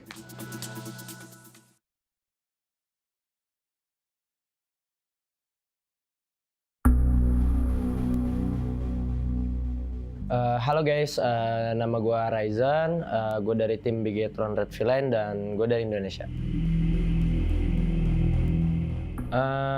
Yang pasti rasanya senang banget, masih banyak yang percaya pada gue dan juga tim Bigetron Red Villain buat ngevote kita main di PMWI ini. Ya semoga pas main nanti hasilnya bisa kasih yang terbaik. Yang pasti gue percaya diri dan gue yakin gue pasti bakal bisa. Dan let's see. Gue selalu percaya sama teammate gue karena apapun hasilnya kayak kita menang bareng, kalah bareng. Di umur yang sekarang sih I just having fun lah. Good luck and see you. Abis itu semangat, hati-hati ketemu kita.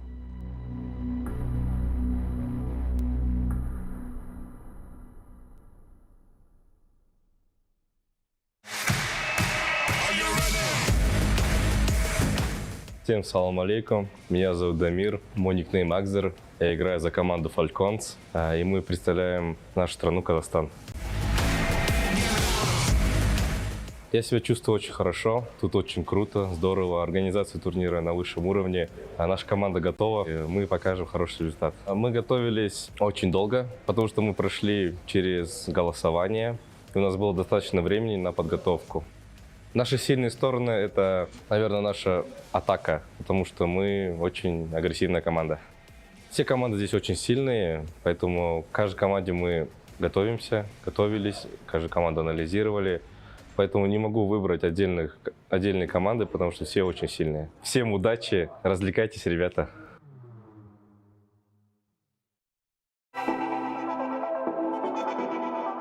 AKM, LAN, Vigendi, Irengal, Pochinki, Breeze, Fragger, UMP, AMR,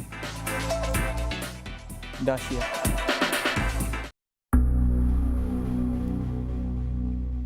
Meu nome é Lucas, meu nickname é Carrilho, meu time é Alpha7 e somos do Brasil. Bom, é um evento muito importante para a nossa carreira. A gente já esteve aqui ano passado e é muito bom estar aqui de novo, é uma cidade que a gente se identifica. É um pouquinho calor, mas não tem problema.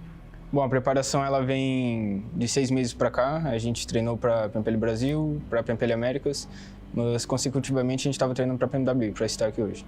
Eu acho que o que faz a gente ser tão forte é ter jogadores individualmente muito bons e não ter um padrão de jogo. Isso é o que nos faz forte. Bom, eu acho que não tem nenhum time específico ou algum jogador específico.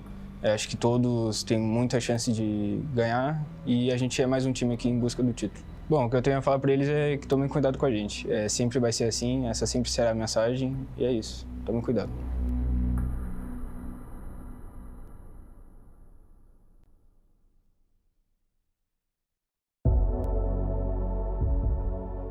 ครับก็สวัสดีครับผมนูซี่นะครับจากทีมแวมไพร์สปอร์ตนะครับจากประเทศไทยนะครับเล่นตำแหน่งแอคแท็กเกอร์ประจำทีมครับ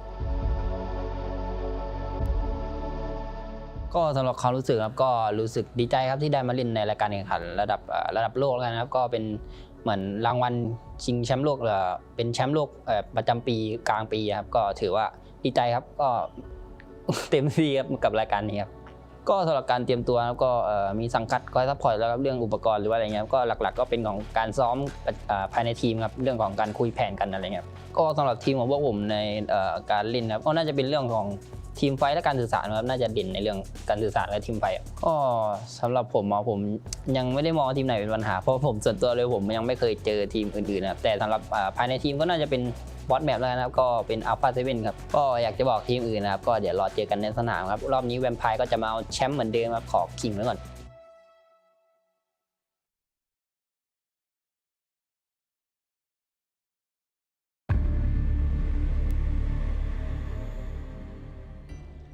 Xin chào mọi người, mình là Bensu đến từ team Infinity IQ. Mình đến từ đất nước Việt Nam. Mình cảm thấy rất tự hào khi được đến tham gia giải đấu này và mình đại diện cho quốc gia của mình. Có lẽ team mình chuẩn bị tinh thần thật là tốt và thoải mái để thi đấu hết sức mình trong giải đấu lần này. Player hình như trong team em là 4 người đều có thể là tạo nên đột biến nên khó mà đoán trước được ai là người gánh team. Tại dòng Monster này hình như tất cả 17 team còn lại có thể là sẽ là rất khó khăn cho mình, không chỉ riêng team nào hết. Mình xin gửi lời hết tất cả các team còn lại là chúc các bạn thi đấu may mắn và đạt thành tích tốt nhất trong các giải và nhớ đừng quên ủng hộ bọn mình trong giải đấu lần này nhé.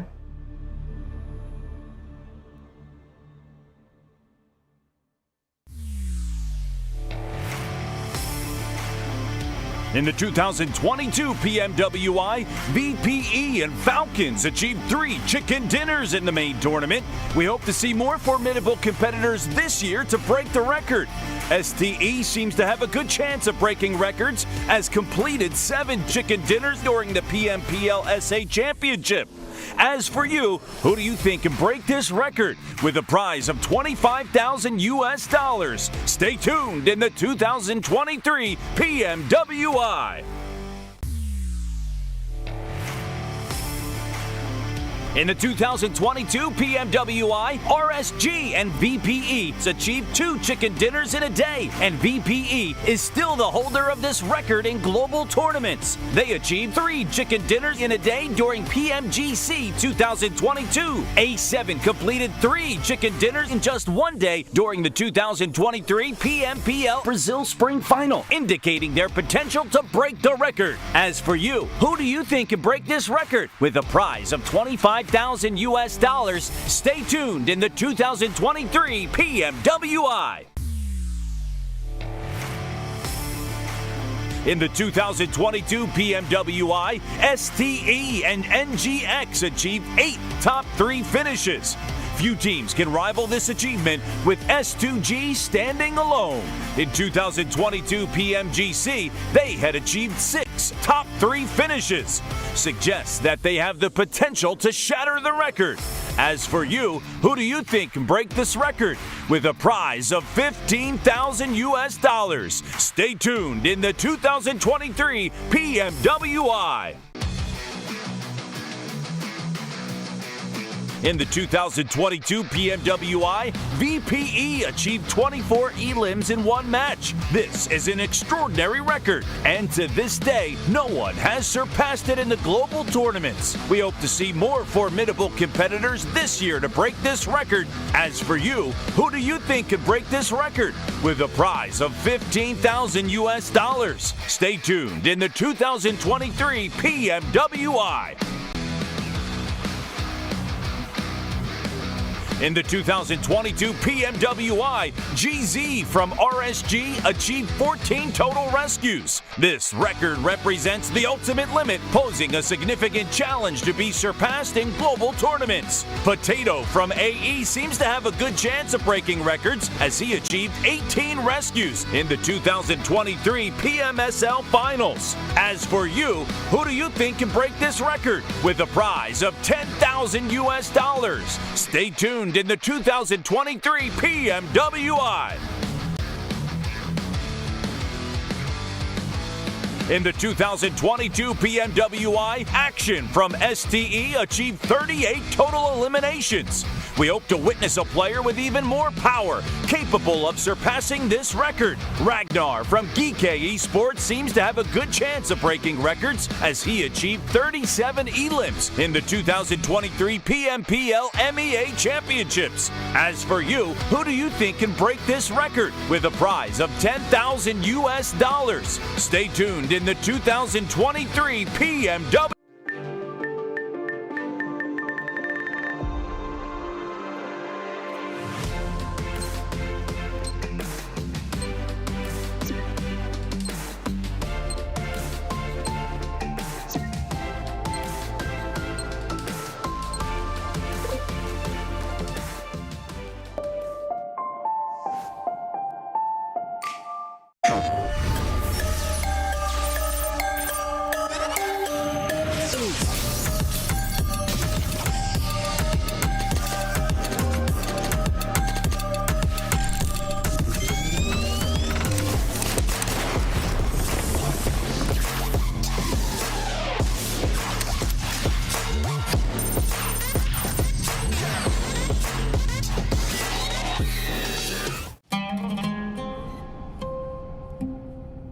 There is a place where you can elevate what's hidden inside, where you can reframe yourself.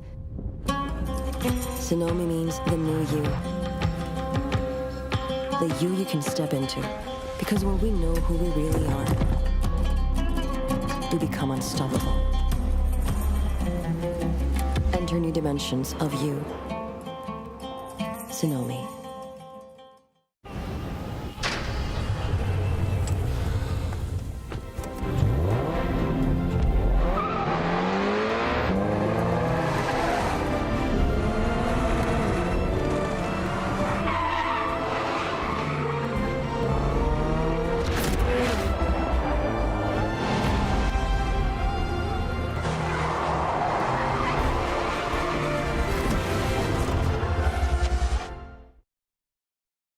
All new Honor Magic 5 Pro. Freeze even fleeting emotions in just milliseconds.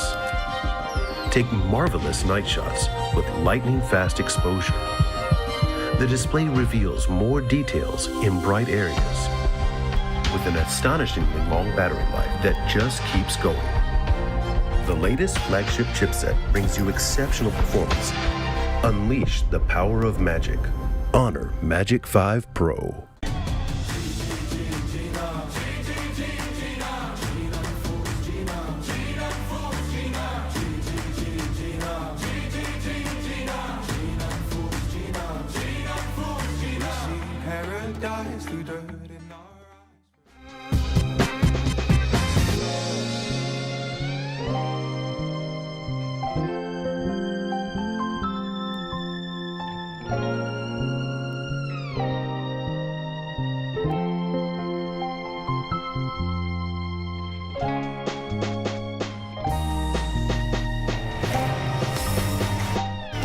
In the 2022 PMWI, VPE and Falcons achieved 3 chicken dinners in the main tournament. We hope to see more formidable competitors this year to break the record. STE seems to have a good chance of breaking records as completed 7 chicken dinners during the PMPL SA Championship. As for you, who do you think can break this record with a prize of $25,000 US? Stay tuned in the 2023 PMWI. In the 2022 PMWI, RSG and VPE achieved 2 chicken dinners in a day, and VPE is still the holder of this record in global tournaments. They achieved 3 chicken dinners in a day during PMGC 2022. A7 completed 3 chicken dinners in just 1 day during the 2023 PMPL Brazil Spring Final, indicating their potential to break the record. As for you, who do you think can break this record? With a prize of $25,000 US, stay tuned in the 2023 PMWI. In the 2022 PMWI, STE and NGX achieved 8 top 3 finishes. Few teams can rival this achievement, with S2G standing alone. In 2022 PMGC, they had achieved 6 top 3 finishes. Suggests that they have the potential to shatter the record. As for you, who do you think can break this record? With a prize of $15,000 US. Stay tuned in the 2023 PMWI. In the 2022 PMWI, VPE achieved 24 elims in 1 match. This is an extraordinary record, and to this day, no one has surpassed it in the global tournaments. We hope to see more formidable competitors this year to break this record. As for you, who do you think could break this record? With a prize of $15,000 US. Stay tuned in the 2023 PMWI. In the 2022 PMWI, GZ from RSG achieved 14 total rescues. This record represents the ultimate limit, posing a significant challenge to be surpassed in global tournaments. Potato from AE seems to have a good chance of breaking records, as he achieved 18 rescues in the 2023 PMSL Finals. As for you, who do you think can break this record? With a prize of $10,000 US. Stay tuned in the 2023 PMWI. In the 2022 PMWI, Action from STE achieved 38 total eliminations. We hope to witness a player with even more power, capable of surpassing this record. Ragnar from DRS Esports seems to have a good chance of breaking records, as he achieved 37 elims in the 2023 PMPL MEA Championships. As for you, who do you think can break this record? With a prize of $10,000 US. Stay tuned in the 2023 PMWI.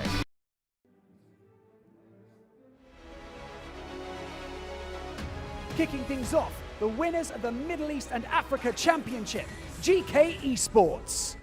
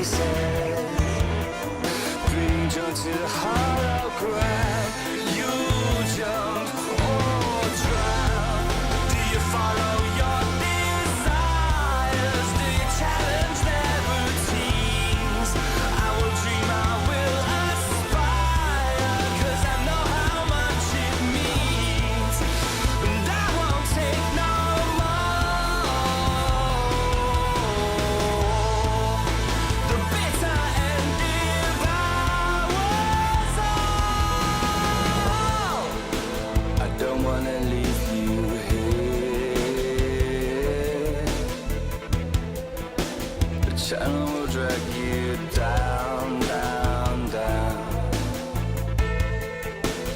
Living with vultures and naysayers. They're going to take your crown. I know where to go from here. I will not let you down, down, down. 'Cause I'm beginning to see you fall to pieces, being pulled to the hollow ground. Please stop, you'll drown. Do you follow your desires? Do you challenge their routines? I will dream, I will aspire, 'cause I know how much it means. And I won't take no more. The bitter end devours all.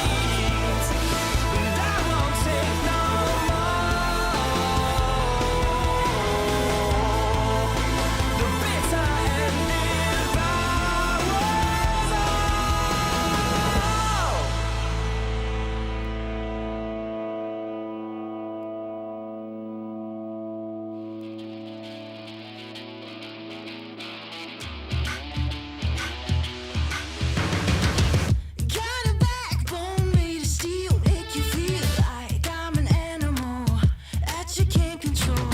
Walk the walk, talk the talk, I'm the whole deal. Yeah, I'm an animal and I command the show. I can see it in your eyes, I can feel you watching. Got your hooks, got your right where I know I want you.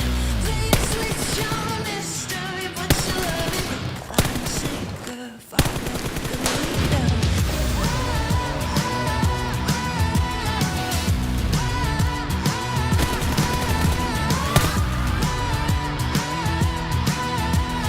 Hook, line, sinker, follow the leader. Bring you right there to the edge, make you sweat like you can never take the heat, but it's never too hot for me. I walk the walk, talk the talk, you know I'll never stop, 'cause I'm an animal, I'll just slap it off. I can see it in your eyes, I can feel you watching. Got your hooks, got your right where I know I want you. Play the switch, you're a mystery, but you love it. Hook, line, sinker, follow the leader.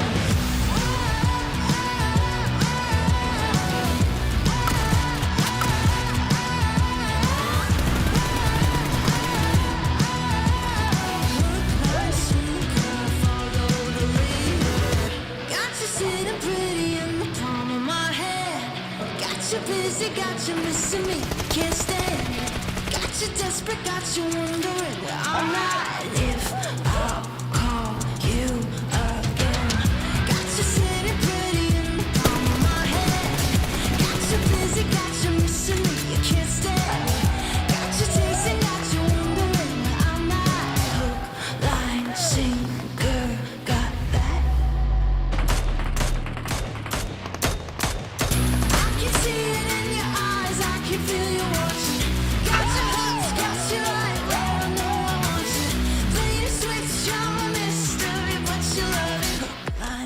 sinker, follow the leader.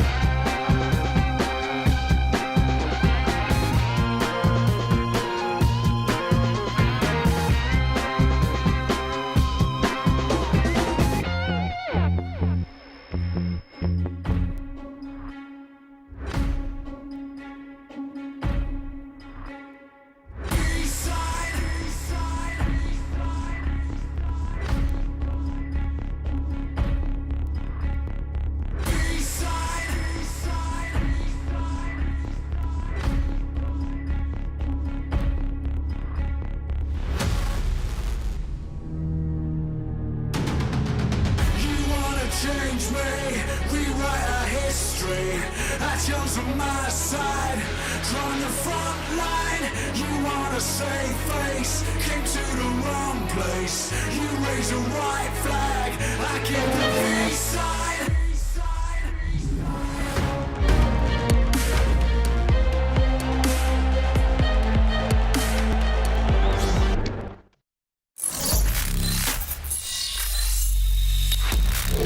Open your eyes. When you look into my eyes, tell me what do you see? Tonight I'm gonna show you the wonders of the mall. Hey, I got nothing to lose, I got nothing to lose. I need warriors.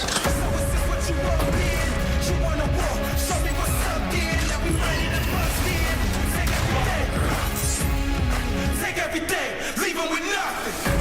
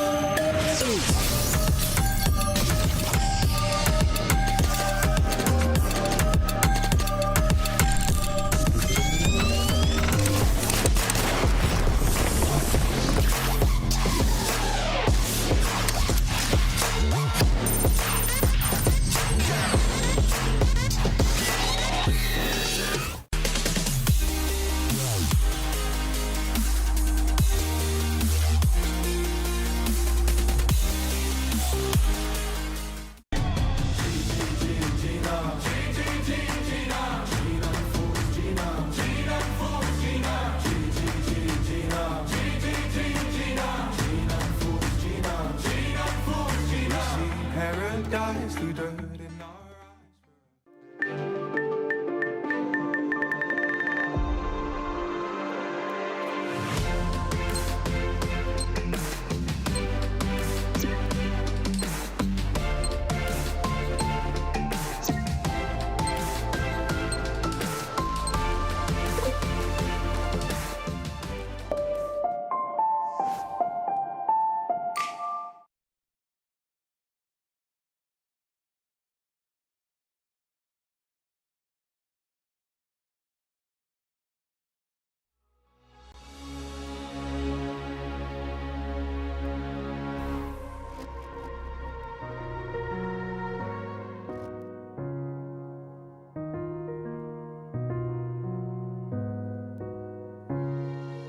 الحياة لحن، ولأننا جزء من مقطوعة عظيمة تحركنا، تلمسنا، تصنع من لحظاتنا ذكريات بديعة. لأن الوجبة، التجربة، المغامرة، حياتك بعد جديد في هيلتون الرياض.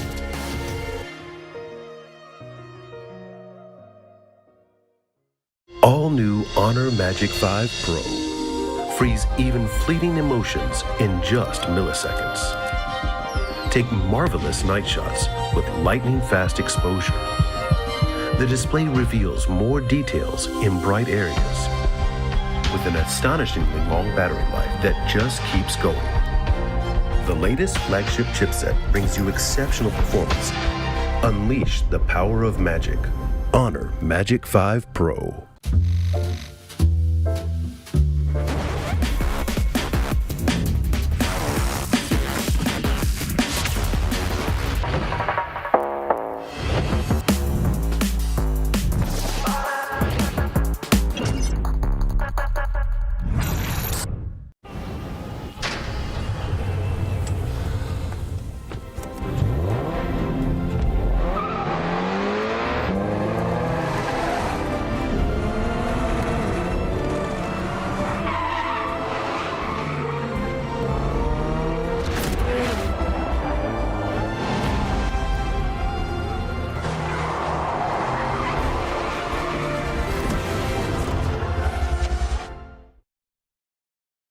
Progress is a race that has no end. After every finish line, another challenge awaits. How can we continue to push innovation in a sport at the forefront of technology? This is how.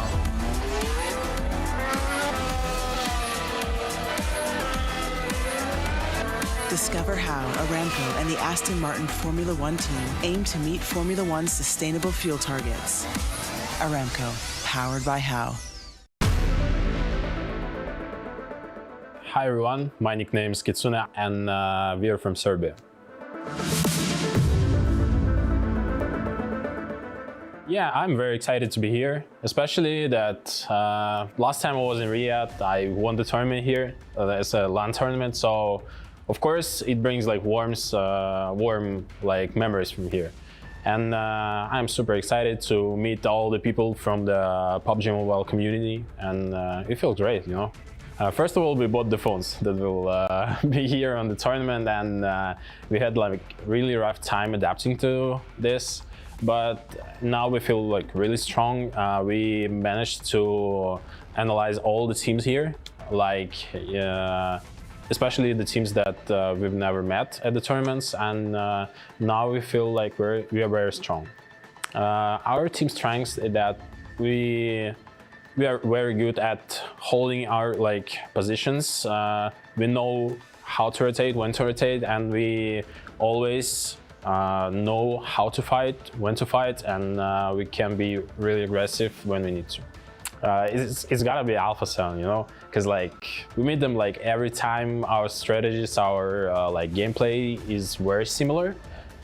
They play Edge as well as we, so it's always will be hard time for us meeting them, because you know it's a 50-50 fight with them. We respect them. I mean, guys, if we knock you, you better run.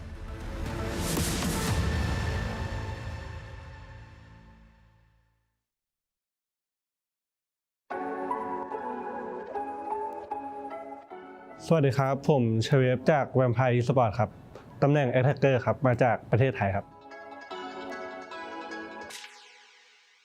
ก็เริ่มเล่น PUBG มาตั้งแต่เกมเปิดครับแต่ว่าเริ่มมาแข่งตอนช่วงอายุ17ช่วงประมาณม.5 ม.6 ครับแล้วก็ที่มันเปลี่ยนชีวิตได้ก็คือคัดเข้าลีกโปรลีกของไทยได้ตอนซีซั่น2ครับแล้วก็อยู่ในลีกมาเรื่อยๆเลยครับแล้วก็จนถึงทุกวันนี้ก็แบบว่าซื้อทางสังกัดซื้อโทรศัพท์ที่ใช้แข่งมาให้พวกเราซ้อมก่อนที่จะมานี่ครับแล้วก็ซ้อมมาเรื่อยๆแบบที่ผ่านมาเราก็มีรายการแข่งมาตลอดอยู่แล้วแล้วก็เอาตรงนั้นซ้อมไปในตัวด้วยครับแล้วก็มาโฟกัสตรงนี้แล้วก็ทำตรงนี้ให้เต็มที่ครับก็ยังไงก็ความมั่นใจยังไงมันก็ต้องพกมาตลอดทุกการแข่งขันอยู่แล้วครับแล้วเราก็แบบแค่โฟกัสตรงนี้ให้มากกว่าเดิมครับผมที่ผ่านมาน่าเป็นเพราะว่าตำแหน่งเข้าทำมันต้องใช้เนตเข้าไปก่อนแล้วอะไรด้วยครับแล้วก็พอแบบน่าโชคดีเนตไปโดนด้วย แล้วอะไรหลายๆอย่างครับแต่ว่าถ้าให้เลือกได้ก็จะใช้ให้มันถูกไทมิ่งเฉยๆครับแล้วก็ถ้าให้ดีก็ซื้อถ้าให้ดีก็ใช้ DBS ดีกว่าครับ ไม่บอกอะไรมากครับแต่ว่าจะมาป้องกันแชมป์ให้ได้ครับ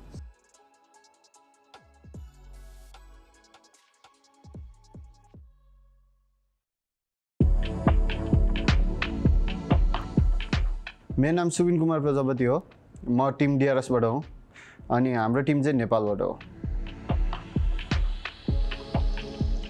हाम्रो चाहिँ अब second time हो official land चाहिँ अब excited नै छौँ हामी यहाँ जित्नको लागेको छौँ त्यही हो अब हामीले चाहिँ यो टुर्नामेन्टको लागि चाहिँ अब डिभाइसहरू किनेर प्र्याक्टिस गरिरहेको छौँ दिनदिनै अब टिमसँगै सबै चारैजना खेलेर एकअर्कासँग कोअर्डिनेसन बढाएर प्र्याक्टिस गर्दैछौँ हाम्रो चाहिँ टिमको सिनर्जी एकदम राम्रो छ इन गेम नभए नि बाहिरतिर नि सिनर्जी अझै बढिरहेको छ हाम्रो चाहिँ अब त्यही नै हो हामीलाई अब त्यस्तो डर लाग्ने टिम त छैन अब हामीले सबै टिमलाई चाहिँ कम्पिटिसन ठान्छौँ त्यो कारणले हामीलाई त्यस्तो डर भन्ने चिज चाहिँ छैन अब हामी नेपालको छोरो हो आउँदैछौँ हामी जितेर जानेछौँ जय Gorkhali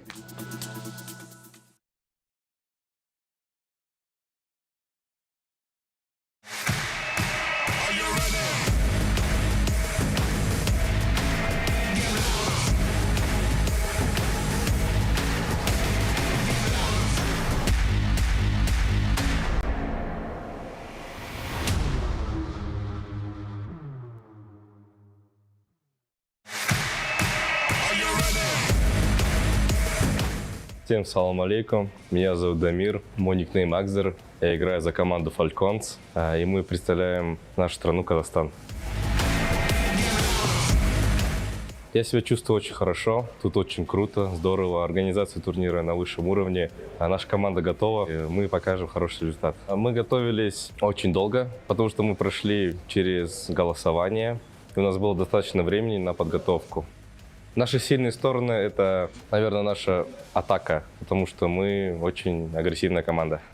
Все команды здесь очень сильные, поэтому к каждой команде мы готовились, каждую команду анализировали. Поэтому не могу выбрать отдельные команды, потому что все очень сильные. Всем удачи, развлекайтесь, ребята.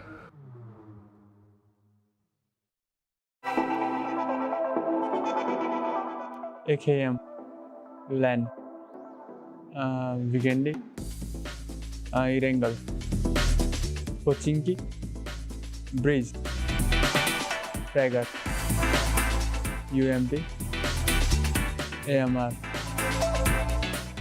Dacia.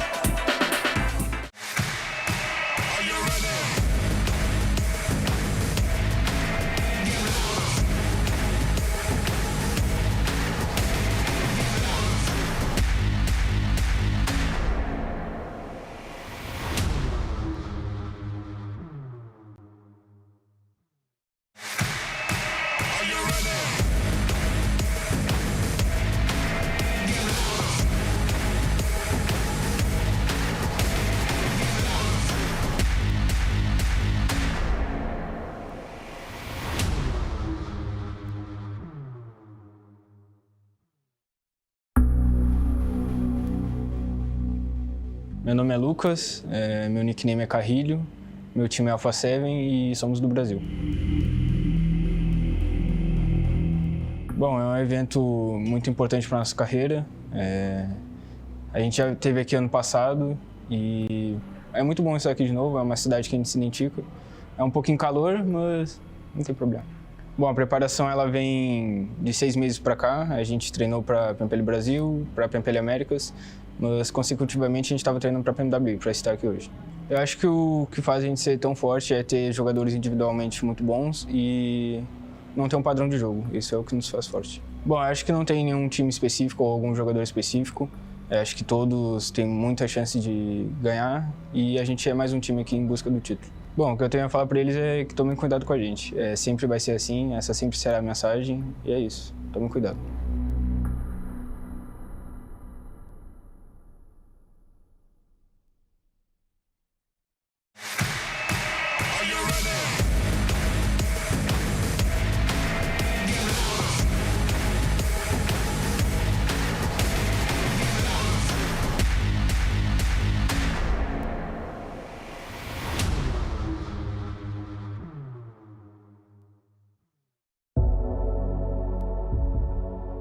ครับก็สวัสดีครับผมนูซี่นะครับจากทีมแวมไพร์สปอร์ตนะครับจากประเทศไทยนะครับเล่นตำแหน่งแอคแท็กเกอร์ประจำทีมครับก็สำหรับความรู้สึกครับก็รู้สึกดีใจครับที่ได้มาเล่นในรายการแข่งขันระดับโลกแล้วนะครับก็เป็นเหมือนรางวัลชิงแชมป์โลกเป็นแชมป์โลกประจำปีกลางปีครับก็ถือว่าดีใจครับก็เต็มที่ครับกับรายการนี้ครับก็สำหรับการเตรียมตัวก็มีสังกัดคอยซัพพอร์ตแล้วครับเรื่องอุปกรณ์หรือว่าอะไรเงี้ยก็หลักๆก็เป็นของการซ้อมภายในทีมครับเรื่องของการคุยแผนกันอะไรเงี้ยก็สำหรับทีมของพวกผมในการเล่นครับก็น่าจะเป็นเรื่องของทีมไฟและการสื่อสารครับน่าจะเด่นในเรื่องการสื่อสารและทีมไฟก็สำหรับผมยังไม่ได้มองทีมไหนเป็นปัญหาเพราะผมส่วนตัวเลยผมยังไม่เคยเจอทีมอื่นๆนะครับแต่สำหรับภายในทีมก็น่าจะเป็นบอสแมปแล้วนะครับก็เป็น Alpha7 ครับก็อยากจะบอกทีมอื่นนะครับก็เดี๋ยวรอเจอกันในสนามครับรอบนี้แวมไพร์ก็จะมาเอาแชมป์เหมือนเดิมครับขอคิงไว้ก่อน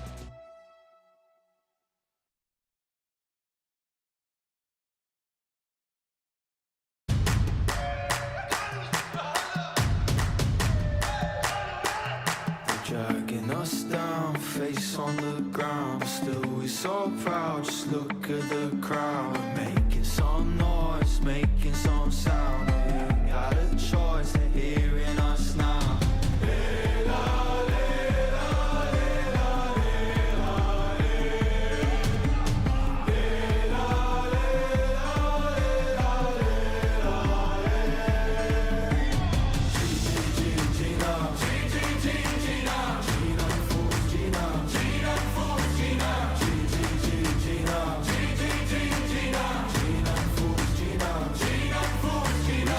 Paradise through dirt in our eyes for us.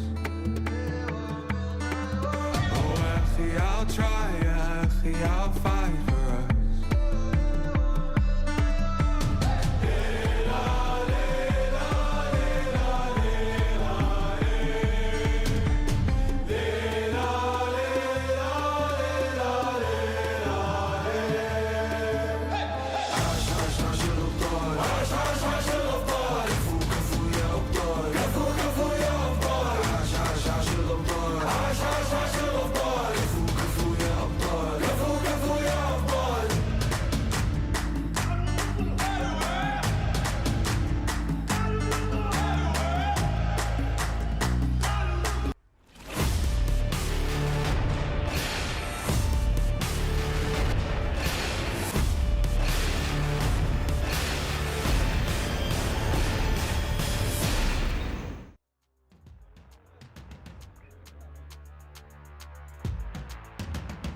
And we are back. Welcome back, everybody, here to the PUBG Mobile World Invitational Main Tournament. Live here in Riyadh, Saudi Arabia. I am Hot Jukes. Right next to me is the legendary Calaris. I want to thank everybody for their patience as we're getting started here today.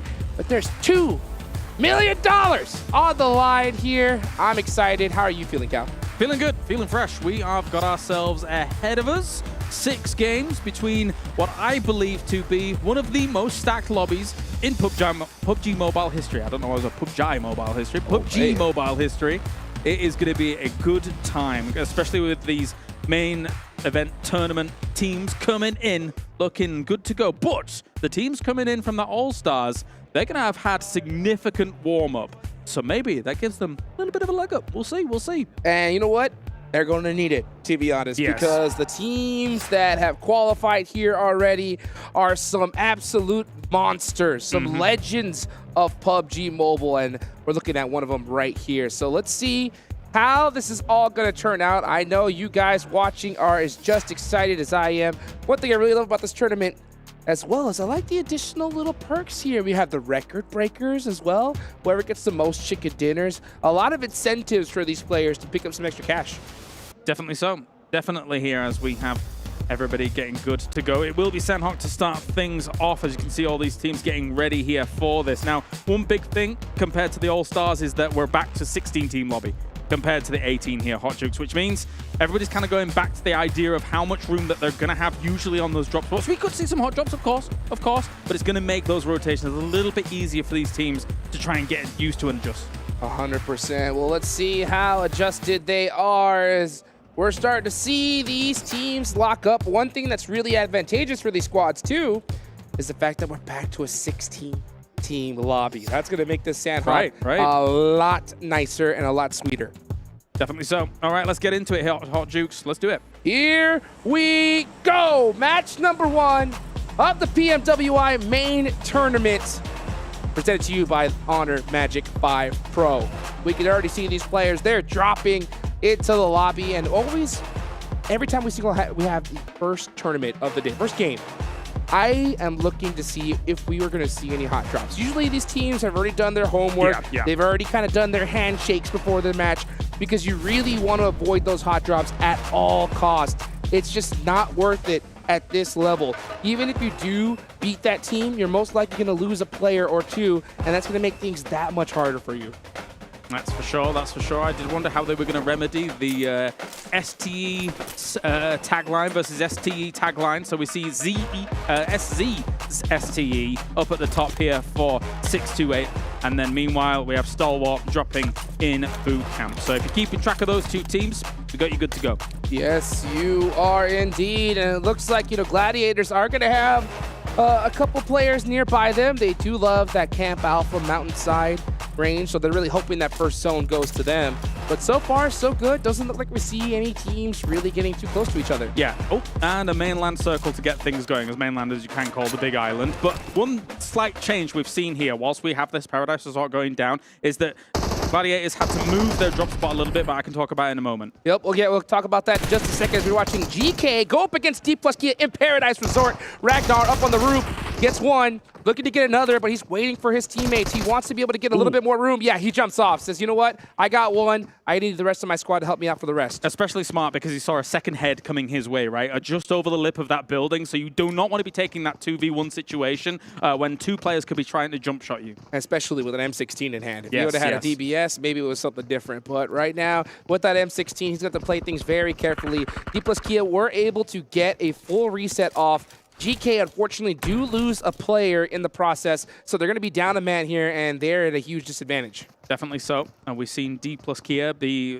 very strong when it came to kind of the long stay engagements that would go down, but at the same time here, this is kind of really on their doorstep. They're going to have to change gears a little bit and eventually take this fight fast, because, I mean, it's faster than most of their engagements in the All-Stars. This is what I think is the reason why Dplus KIA is such a threat. They are so patient. Even though they have the man advantage, they want another knock. They don't want to risk it. They say, okay, we know that we're up. Let's just take our time and slowly creep on GK, hopefully get another knock, and then it's going to be easy pickings from there. Definitely so. Okay, if there's a lull in this for the moment, actually, no, I still can't talk about the Gladiators situation until this one is concluded. So we do have a QBZ in hand, and Heights will be able to get Forrest straight away.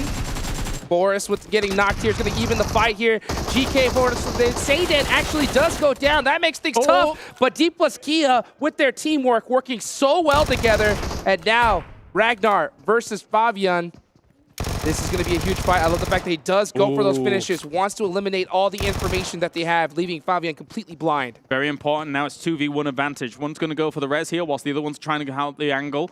using that perspective, try and get that scan going on. QBZ trying to go for that trade. Reinforcements coming along, has to abandon the res, will finish it off. And we see a full team wipe. If they can get them on their feet, that's a huge win for Dplus KIA. Fabian with 3 eliminations to his name, and this is what I really like about this team, is you could see right when one got low, they immediately backtracked, waited for their teammate to come and support them. Yes. And it was just back and forth, because even though they were really hard hit, they wanted to make sure they didn't lose one player. Yeah, that was brilliant. Brilliant stuff. Really low, but great recovery there from Dplus KIA. Okay, so Rejects Tokyo, which is actually one of the teams we really need to talk about because of that Gladiators situation earlier. Gladiators, they dropped differently compared to what they normally do. They didn't drop anybody at Trifecta because they saw Rejects dropping there. They then rendezvoused together with 2, pushed Trifecta, eliminated the member of Rejects that was there, and now they've had to rotate away. So a slight adaptation from Gladiators, but then they punished the people that were encroaching on their territory, which was very smart, and maybe that might ward off Reject Tokyo in future Sandhawk games. Absolutely. Gladiators want that northwestern island to themselves. So, you know, knocking out a player from Reject Tokyo, scaring them off, is going to help them out. They didn't get the zone this time, but, you know, setting yourself up for future matches is what kind of sets you up for a championship position, like you mentioned earlier. So next zone, the first zone does go on up. It is going to be right in the center of mainland. Nothing too out of the normal. Gladiators, Vampire, DRS, all teams that need to push in. Definitely, definitely. And with what you were saying about kind of setting yourself up for success later on, especially a location like Trifecta, which can become such an important anchor point for transitions between each of the islands. So yeah, they were very keen to make sure they said, hello, we are here, this is ours, please go away. But you can see them looting up, and they'll be coming a little bit later. But thankfully for them, with the circle the way it is, there is great transition methods still that are available to them, like that North Bridge, for example. And once you know, it's such a high skill lobby. Honestly, it makes rotations out of circle even easier because you have so many teams that know where they need to be. The second that zone pops, they automatically leave those edges. They take those center positions. So those teams on the edge have a little bit more room to breathe as opposed to some of the earlier stages where some squads may be scared and linger on those edges for a little too long. Yeah, you can compare it to day number 1 of the All-Stars, right? Where we saw a lot more edge play compared to confident center sends. But in a lobby like this, where, again, I'm going to reiterate it, I think this is one of the most stacked lobbies of all time. I think that these guys will be happy to go center, happy to take those early compounds, happy to commit to them. And on Sandhawk, sometimes the transitions are a bit difficult, but you know what? Sometimes you just got to gamble for it. You know, I was talking to the coach from Alpha7, and he was just elaborating just on that himself. You know, how his team is so comfortable, and we've seen it before plenty of times, where Alpha7 could have another squad pushing another and say, you know what, even though we can take them out right now, it may be better just to let them push and then we'll third party later. True. As opposed to a lot of other nervous teams that are just like, see something, shoot at it. Yes, you know, these teams, even though they're so close together, they know the big picture and they're comfortable being so close together. I love hearing things like that because, as you say, trigger discipline in those moments can oftentimes lead to that team dislodging a problem for you elsewhere. So you kind of use the lobby against itself a little bit here. But we're going to get that shift coming in. Where are we going to go? Then we can get down to the nitty-gritty of some of the terrain that we're going to end up in. Oh, yes, we are. You can see these teams locked and loaded, already kind of placing their bets of where this next zone is going to go. We'll see where it is. I love this new zone system as it does go a little bit to that northwestern side. So we got a lot of water in play. That's going to make it a little bit more difficult as it does reduce the amount of spots available. But this is a very common circle. I mean, every player is going to know where they need to be. Yeah, a few really important compounds between, I would say, Paradise Resort and Boot Camp, and then southeast of Boot Camp as well. We're going to see a lot of teams start rocking up to these compounds. That line down the middle between the two locations is very, very sought after. And look at that. Good old Stalwart is going to be taking up residency in quite a few of these locations. Likewise, so is Reject Tokyo, though. They're already in an okay spot. Well, you know, one thing I want to ask you here, Kalar, is first time us, you know, casting together a tournament of this size. You know, a good time. Why don't we go ahead and I would like to ask you a question of C. What are the advantages you think for a team starting off so strong in day number 1? I mean, looking at this lobby and how it plays out, when you're able to establish some decent dominance, when you're able to get center positions and show that you're not able to be pushed around, it does kind of ward teams from making big pushes against you. And unfortunately, Rejects is not one of those teams. They're losing people slowly. So I mean, when you have this kind of dynamic going on, the opposite side of what you're asking, teams start preying on you quickly. They see you as victims almost sometimes. So you got to be careful. 100%. And we've already could tell this is a huge LAN tournament here, guys. We don't really stress enough just how big nerves come into play. And if you start off, if you have those nerves come into this and you start off with your players getting picked off little by little, it could definitely hurt you. So we'll have to see. You know, one thing I love to see from squads is teams that have that ability to bounce back, because that is the hardest thing to do at this level. Yeah, it's going to play mind games with you. It gets into your head.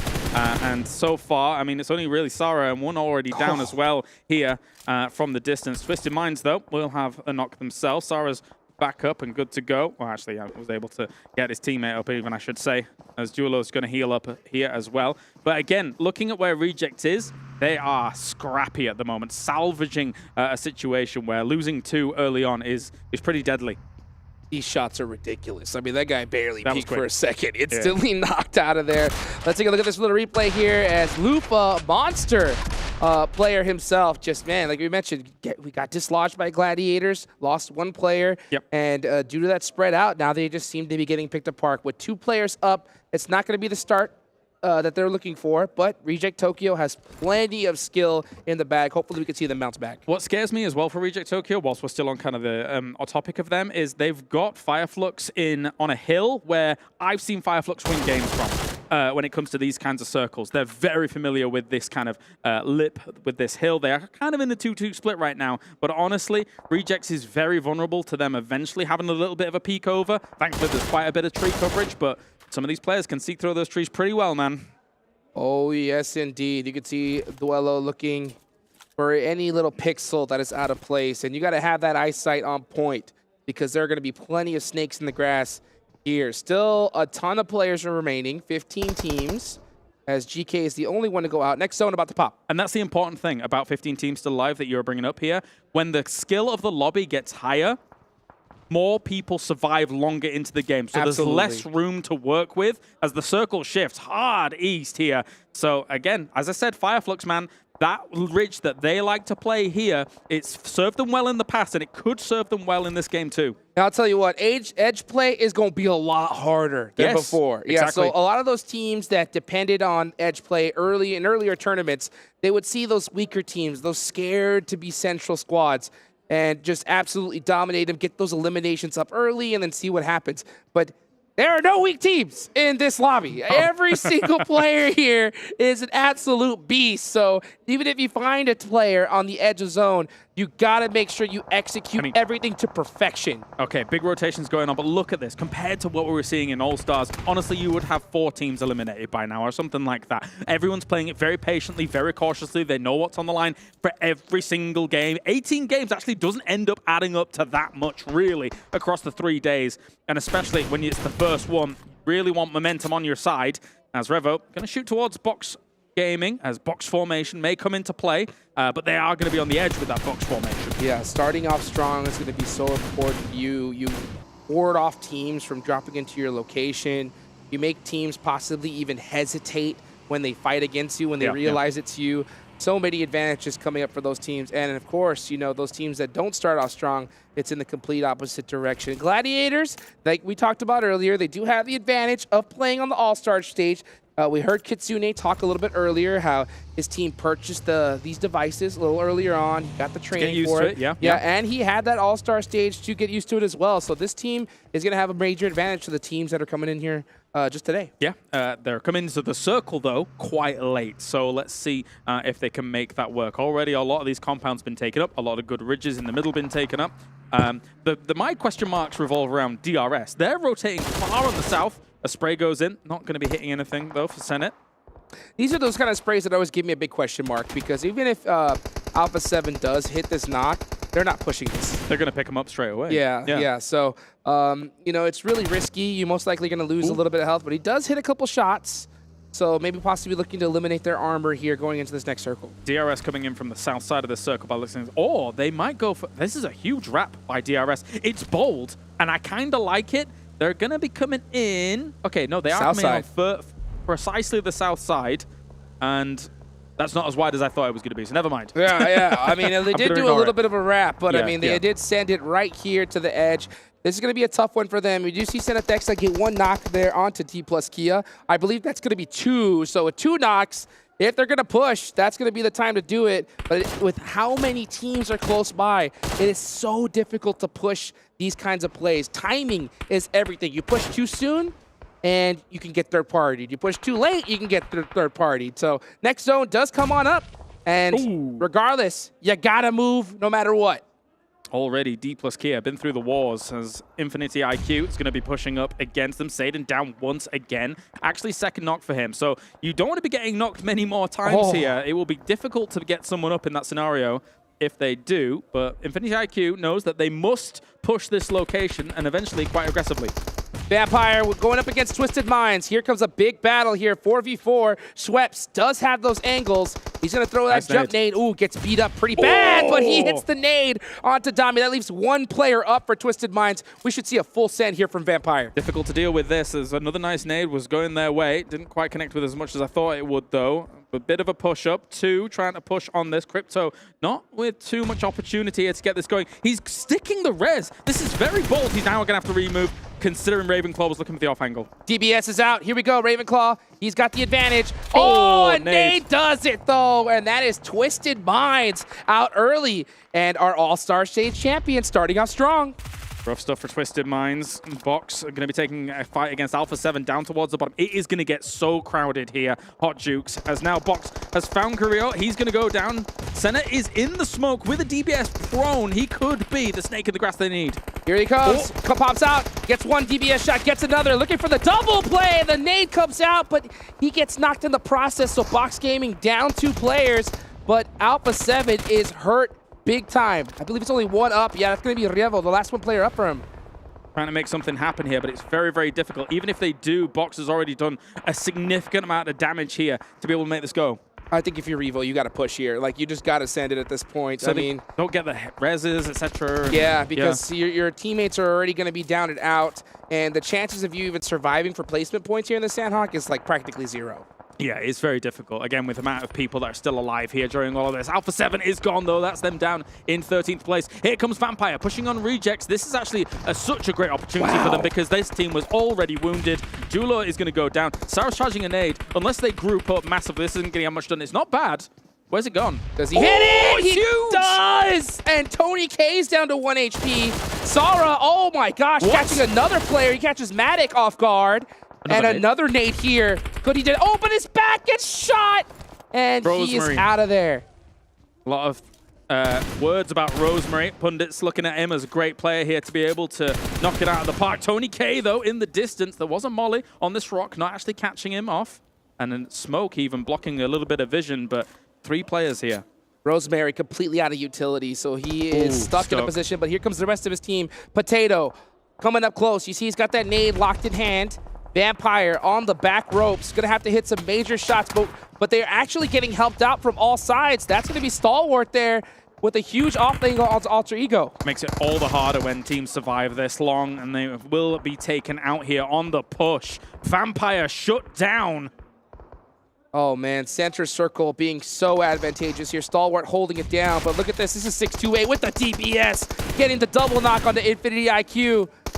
Kaidula gonna have to make a play here from this tree. He has to watch his teammates go down, but you can see Falcon Esports in the back looking to clean this up. Yep, you got to take all these third-party opportunities whenever you can, but the problem with Sandhawk is sometimes you can even be fourth-partied, etc. With how many teams still alive, the terrain, the way it works on out here. Ferrari charging up that nade, going across the hill. He was hit as well by a nade. Punching King takes a bit of damage. Sunan going and getting that secure. Very, very important for his team. He has 3 eliminations, so he is definitely starting things off for 628. Meanwhile, you got Falcons on the edge of the circle. Papa Blue coming in hot. This is stage number 5. Blue zone hurts real bad. Yes, it does. You got to be careful about this. Ferrari lying down prone, actually sees Falcons members in the distance here. Look at you can see the pixels on the head, but he's not going to take the shots just yet. Yang actually knocks him from the other side of things to get things going, and trying to go for Punching King straight away will get him. Tries to go for the flush, doesn't get the flush though, and he was stolen, I think, from shots from Ketch. catch. I mean, these players are picking up these steal elimination points like crazy.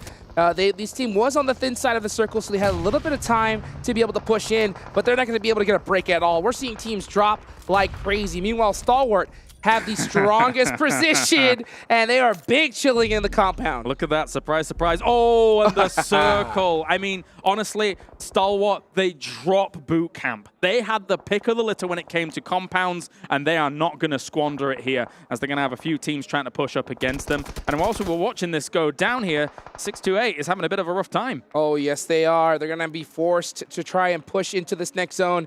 Meanwhile, Falcon Esports are right there next to him. TQ with a huge off angle. Going to go ahead and apply some pressure. Coexisting. Meanwhile, yeah, they are coexisting for just a little bit, but they're going to have to start pushing into this next circle. There's only 15 seconds left on the clock. No way they didn't check that Fabian was there. That is actually quite dangerous. Uh-oh. You really need to cover these shacks because I don't really think he made that many noise cues either, whilst the circle is going to be closing. Steal. Big spray from 6, able to hit it.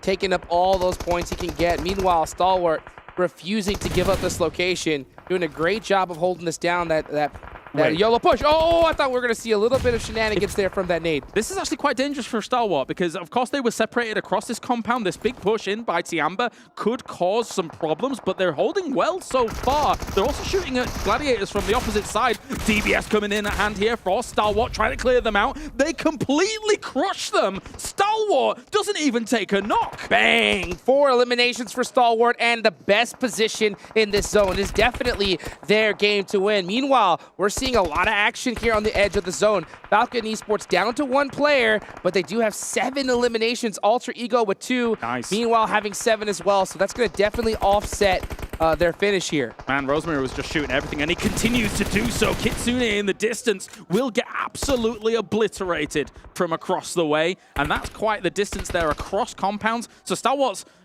in the circle again, but they're hearing these shots zing across them from side to side. They must be so content with this. 100%. They're looking for that chicken dinner, but you know, this is one of those dream zones that you get. You want to be able to get that chicken with a lot of eliminations, but these teams on the edge, like Alter Ego with 8 elims to their name right now, they are crushing it. Honestly, at the same time, though, for Sandhawk, sometimes you're just content with getting the victory and a handful of elims here and there. It's the kind of game that you're like, well, thank God we didn't get caught on the edge of these zones with all of these other teams, right? As Ketch has actually pushed up for Flux, but I don't know if anybody's going to deal with Stalwart here. Yeah, 6-8 was definitely one of those squads. Ooh. Meanwhile, Gladiators forced to push in the middle of that. Blow the play zone. Papa Blue taking down McHugh is going to make things pretty difficult. Tixie misses those shots. That is going to hurt, and Stalwart makes him pay for it. They're going to destroy everybody on every angle here. Stalwart keeps escaping at low health. They just keep falling back to cover. They're taking the angles they need to. They're not over-aggressing on this. If the circle goes their way once again, they couldn't be more blessed. And Gladiators knew the situation. They stayed in the blue zone, and they denied the points to Stalwart. In that scenario, that is the best thing that you could do. I'm so impressed by Stalwart's ability to hold both sides of the road on this compound. They've been so good about it. At the same time, though, this could cause problems. Fireflux and them have been able to push up against this, so maybe this divide and conquer tactic might work. Well, Potato is up close. Top is completely separated. They can take the advantage here with a 2v1, but now it's turned into a 1v1. Oh. Potato is going to get a finish. That is 9 eliminations. Huge game here for Alter Ego. Massive, massive here, especially as I say on a Sandhawk, where usually it's all very spread out. The elims flying in thick and fast. As Fireflux here, they've turned their attention towards Alter Ego, trying to shut them down just in case they can only scrap for a second place. Solus going down. Fireflux going to have to jump out that back window if they want to get the res. Meanwhile, Potato hard chilling in the building. Oh, and he does go down. So Solus getting picked underneath the building. Meanwhile, Fireflux, here comes Papa Blues. This is stage 9. It's going to go down to nothing. What a shot from Lutz. What a shot here. Fireflux really contending and trying to push on against this, though. They're on fire, trying to get out of this situation. It's not going to be easy. Potato actually able to shut them down. He's able to scrap second place from this here. And Stalwart should be able to get the first. Potato is hungry. He's got the Uzi. It's a 1v1. No way. Potato. No way. looking to steal the chicken dinner from Stalwart with the jump shot. DBS, it's gonna be a Stalwart Esports chicken dinner. That was way too close. That was too close for comfort for Stalwart. They thought they had that in the bag for so long in this game, and yes they do, but Alter Ego, man, what a play from Potato to be able to get that as close as it was. I mean, their whole entire team to even get Potato to that stage. Yes. Stalwart had to do nothing. All they had to do was sit back and shoot at anything that moved at them. Alter Ego,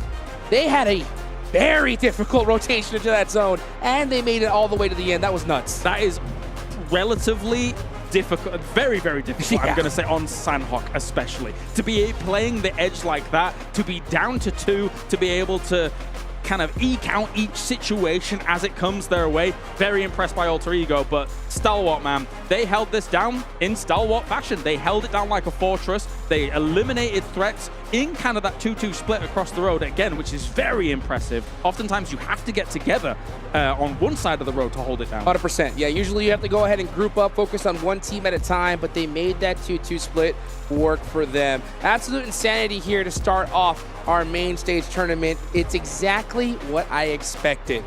Absolute insanity. Let's go ahead and take it on over to Jason Kaplan and the rest of the desk to see them break it down for us.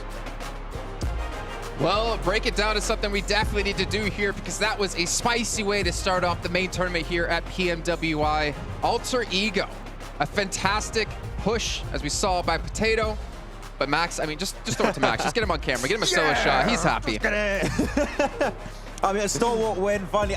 This is the best start I could expect from the main tournament, right? It's a good time. We were wondering. Not an easy compound to hold down because you're split, but they made up for the weaknesses in so many good ways here. And I really want to dive deep into it because it was such a good game to kick off the event. It was, and I felt like they showed us what we've been wanting to see out of other teams, right? When they get it wasn't even blessed by the sun because they were able to rotate so well.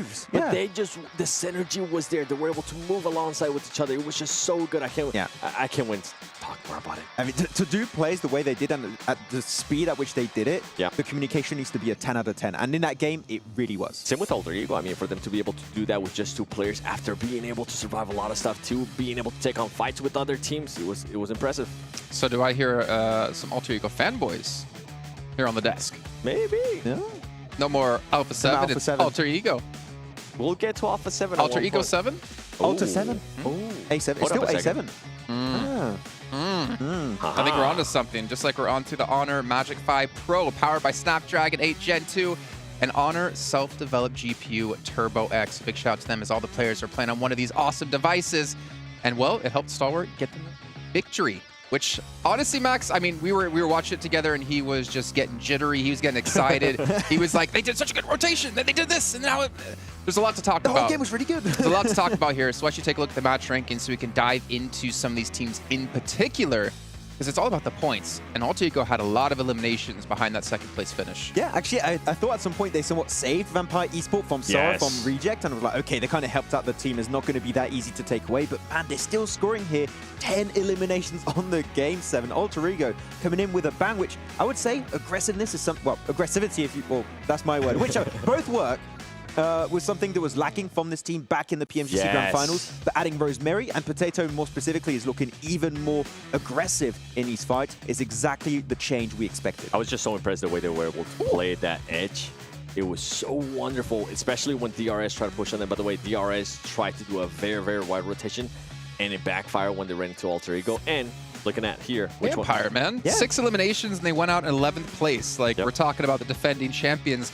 They were actually in a fight. Let me take a look at my notes. Up against Reject, right? And Twisted Minds, yeah. And, funny enough, guess who saved them? Alter Ego. Alter Ego.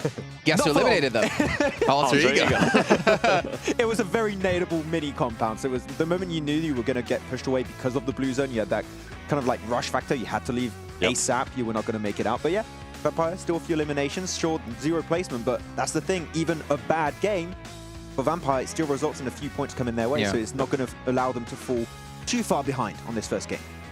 I gotta give a shout out as well here to Falcons, like for them to get 7 eliminations in that first match. I know it's Sanhok, but it's still a lot of limbs to put up. Dplus as well getting 6. You had Vampires who saw get 6, and Fireflux getting 5. Like, we saw some teams picking up some pretty good eliminations. And again, considering the delays we had, which is very hard to keep your mental state to kind of stay focused, I think it's kind of impressive and shows the caliber of these teams. And I think that's the main thing, right? The main thing that we've been hyping up about the main event.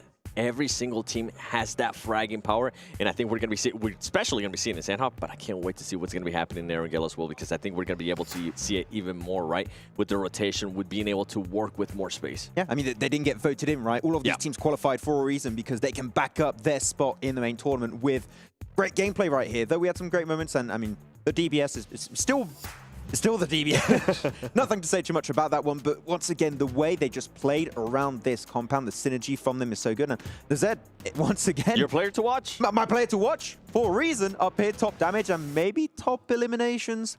They're all pretty close to one another. Oh, actually, Icy's up there. Okay, the other pickup. But you can see the big impact that those two players, the ones that we're talking about, the new addition, I mean, Icy and Nerset, 4 elims, being able to back it up too. And I mean...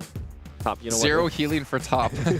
He's really not moving from that one compound. I mean, they barely moved. They were from boot camp, went to the hilltop northeast of boot camp, then into that trifecta road compound. It's good movements. I actually like the rotation out of them with North boot camp. They had that 2-2 split, and then they decided to move on together, which I really appreciate, especially here in Sandhawk, and especially with how compact everything was. Not only that, also, the moment they moved to that hilltop, after they close up that 2-2 split, they send the Zerd into the trifecta of the road, and the moment they see Gladiators get close enough, they just instantly pull back. No, they don't want to take that fight head-to-head into the compound, which, luckily enough for them, the circle ends up going, but the execution after that was absolutely magnificent. Well, the thing was, right, Stalwart, as I think John put it, actually, they're just playing tower defense here, pretty much, right, inside the compound. But I bring it up in particular because we did see Tianba try to go for a game-winning play, and I wanted you to actually break that down for us, Max. That's actually the big standout for me in this game in particular. One weakness when you're holding on to those road trifecta compounds is you have to be relatively split to have information and to know when teams are pushing your way. The instant Tianba make it, like, I think in a 50-meter radius of the compound, they just regroup as a 2-2. I think it's Icy and the Zerd that actually regroup together, and they can just gatekeep the entirety of Tianba. And because Tianba just arrived, they can just chuck mollies, utility, push it to close off the last few eliminations if needed. The communication set, I really have to say, it was just so on point, and that compound is not easy to defend. Actually, go ahead, and then I'll bring up my point. It's pretty much what Max was saying, this synergy and then being able to just be on the same page. If somebody is going to be pushing on them, being able to back up your teammate, and that's something that a lot of teams tend to lack. They just kind of leave that player alone by himself, and we kind of see that out of Gladiators, right? Even Nitsune was able to tell me. It's the opposite, almost. Yeah, Nitsune was able to tell me, you know what, we're not going to send all our players in, we're going to be just sending 2, but you can see Stalwart Esports, they will send 1, and if the needs for it, they're going to be sending the other players as well.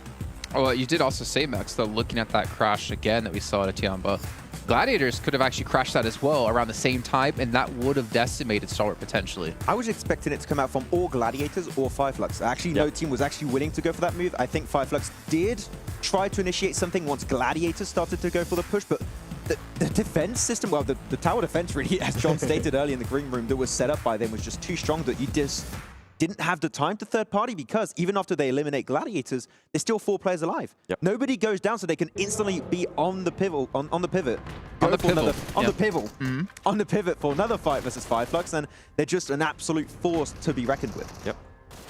Well, we can see here some highlights from the last match as well, and honestly, it was kind of a bloodbath off the beginning. We saw Dplus KIA, Dplus KIA. Oh man, they changed the name so many times, it's a headache. Up against GK, and they were able to eliminate them pretty quickly, but I feel like we got to a point, I don't know what zone it was, I want to say like around 4, where we had like 15 teams left alive, and then you like blink and you open them again. It's a very long blink, obviously.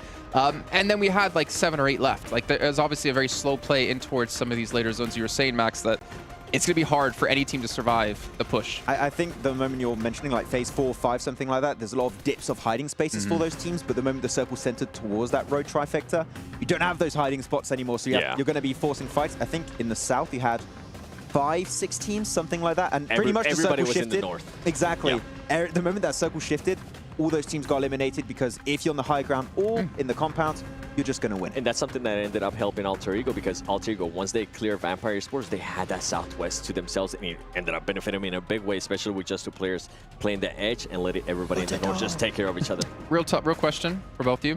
If Vampire was able to fend off Reject and fend off Alter Ego, do you think they could have won this? Obviously, there's a lot of things that could have happened, right? I think Star Wars, they positioned themselves so well that they would have been able to defend it regardless. Yeah, too good. Okay. Well, I'm starting to hear the music going, and I'm hoping I'm not being teased this time, as it looks like the players are about to kick things off. Going into Erringo, though, for our first time of the day, I want to hear your predictions of who's going to take this match. Maxman, go. Dplus KIA. Let's go. Really? No, I'm not the only one to say it. Vampire Esports. Vampire? Yeah. Oh, okay. Okay. Well, you know what? Maxman, I'm going to go for the back-to-back. I'm going to go for Stalwart. They're going to pull a Vampire. Well, keep in mind, we have the record breakers, right? If they can get 3 in a day, they win, I believe, about $25,000 for themselves as well to add to the tally of their soon-to-come $400,000. Whoa. That's it. I mean, I predicted before the event started that they would be the team to win, and I'm not going to back down. You know what? I would love it. Action has got the most eliminations from actually last year. If Top beats it, that would be a great storyline. I'd love to see that happen. You think? Yeah. You think Top's going to beat it? Maybe Nazed. I was about to say, come on. Could happen You got to too. stick to it. Stick Could to your happen. player to Or watch. IC2, he was top fragger there. Who knows? Okay. Well, I did get debated there. We're not going to be going to game. Just cool music. Just cool music. Yeah.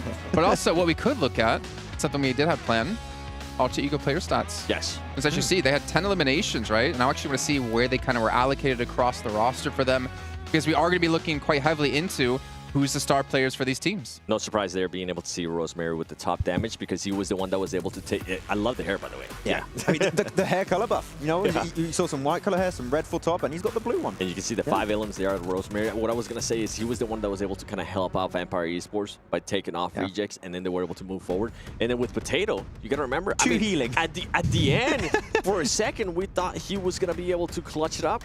That's a scratch, I think, to heal. But, oh, no. It's like, oh, no, I don't think I'm going to heal anymore. Just take me away. And obviously, as we did see with DRS, right, they were a team who were able to get into the late stages of the games back in the All-Star stage. And then day 2, they were able to pick up the eliminations. We're seeing both here out of Alter Ego. And the thing is, remember last time I saw Alter Ego, they just didn't really impress so much back when working with them, or commentating, hosting, whatever you want to call it.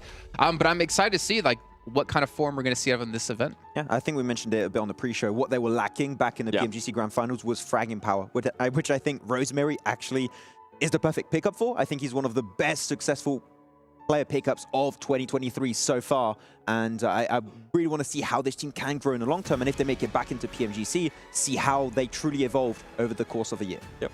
Well, you know what, ladies and gentlemen, I do see a plane on the screens here of the Honor Magic 5 Pro for the players here live at PMWI. Let's get into our first Erringo of the day, our second match overall.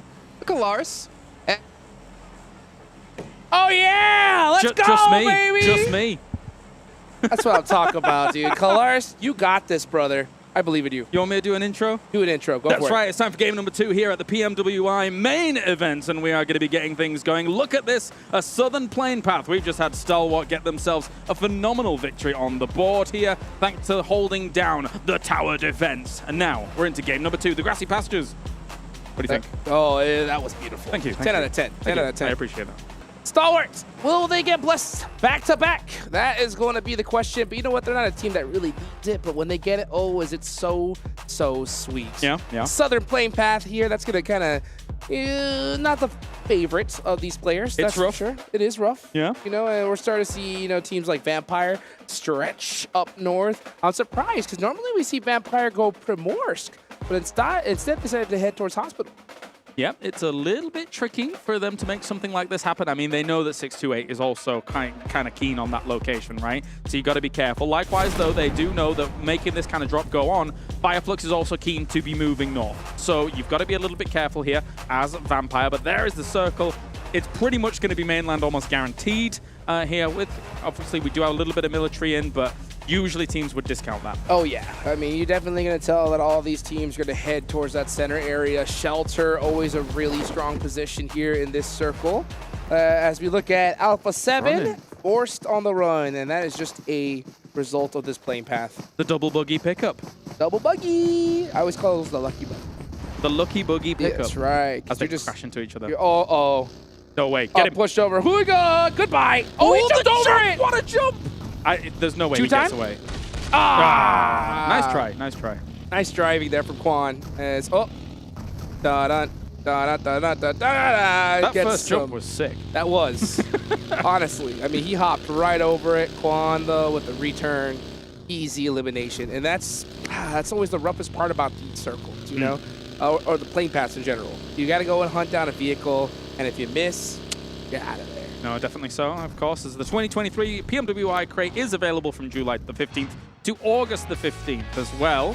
And maybe we've got a regame here. But also, not only that, we can go over to the Esports Center and check out some of the stuff that's coming along for you as well over at home. So if we do have a regame, we're just going to have a little bit of a lapse for the moment here. But I think when you look at a game like that, some of those teams that would like to go north, you know, don't have the easiest time in a plane path like that. So it does kind of set them back straight away on an Erangel like that. So maybe they'd be happy to kind of negate some of that. Oh, I know, what was it, Infinity IQ? Pretty happy about that one. You know, they're going to be able to run this one big.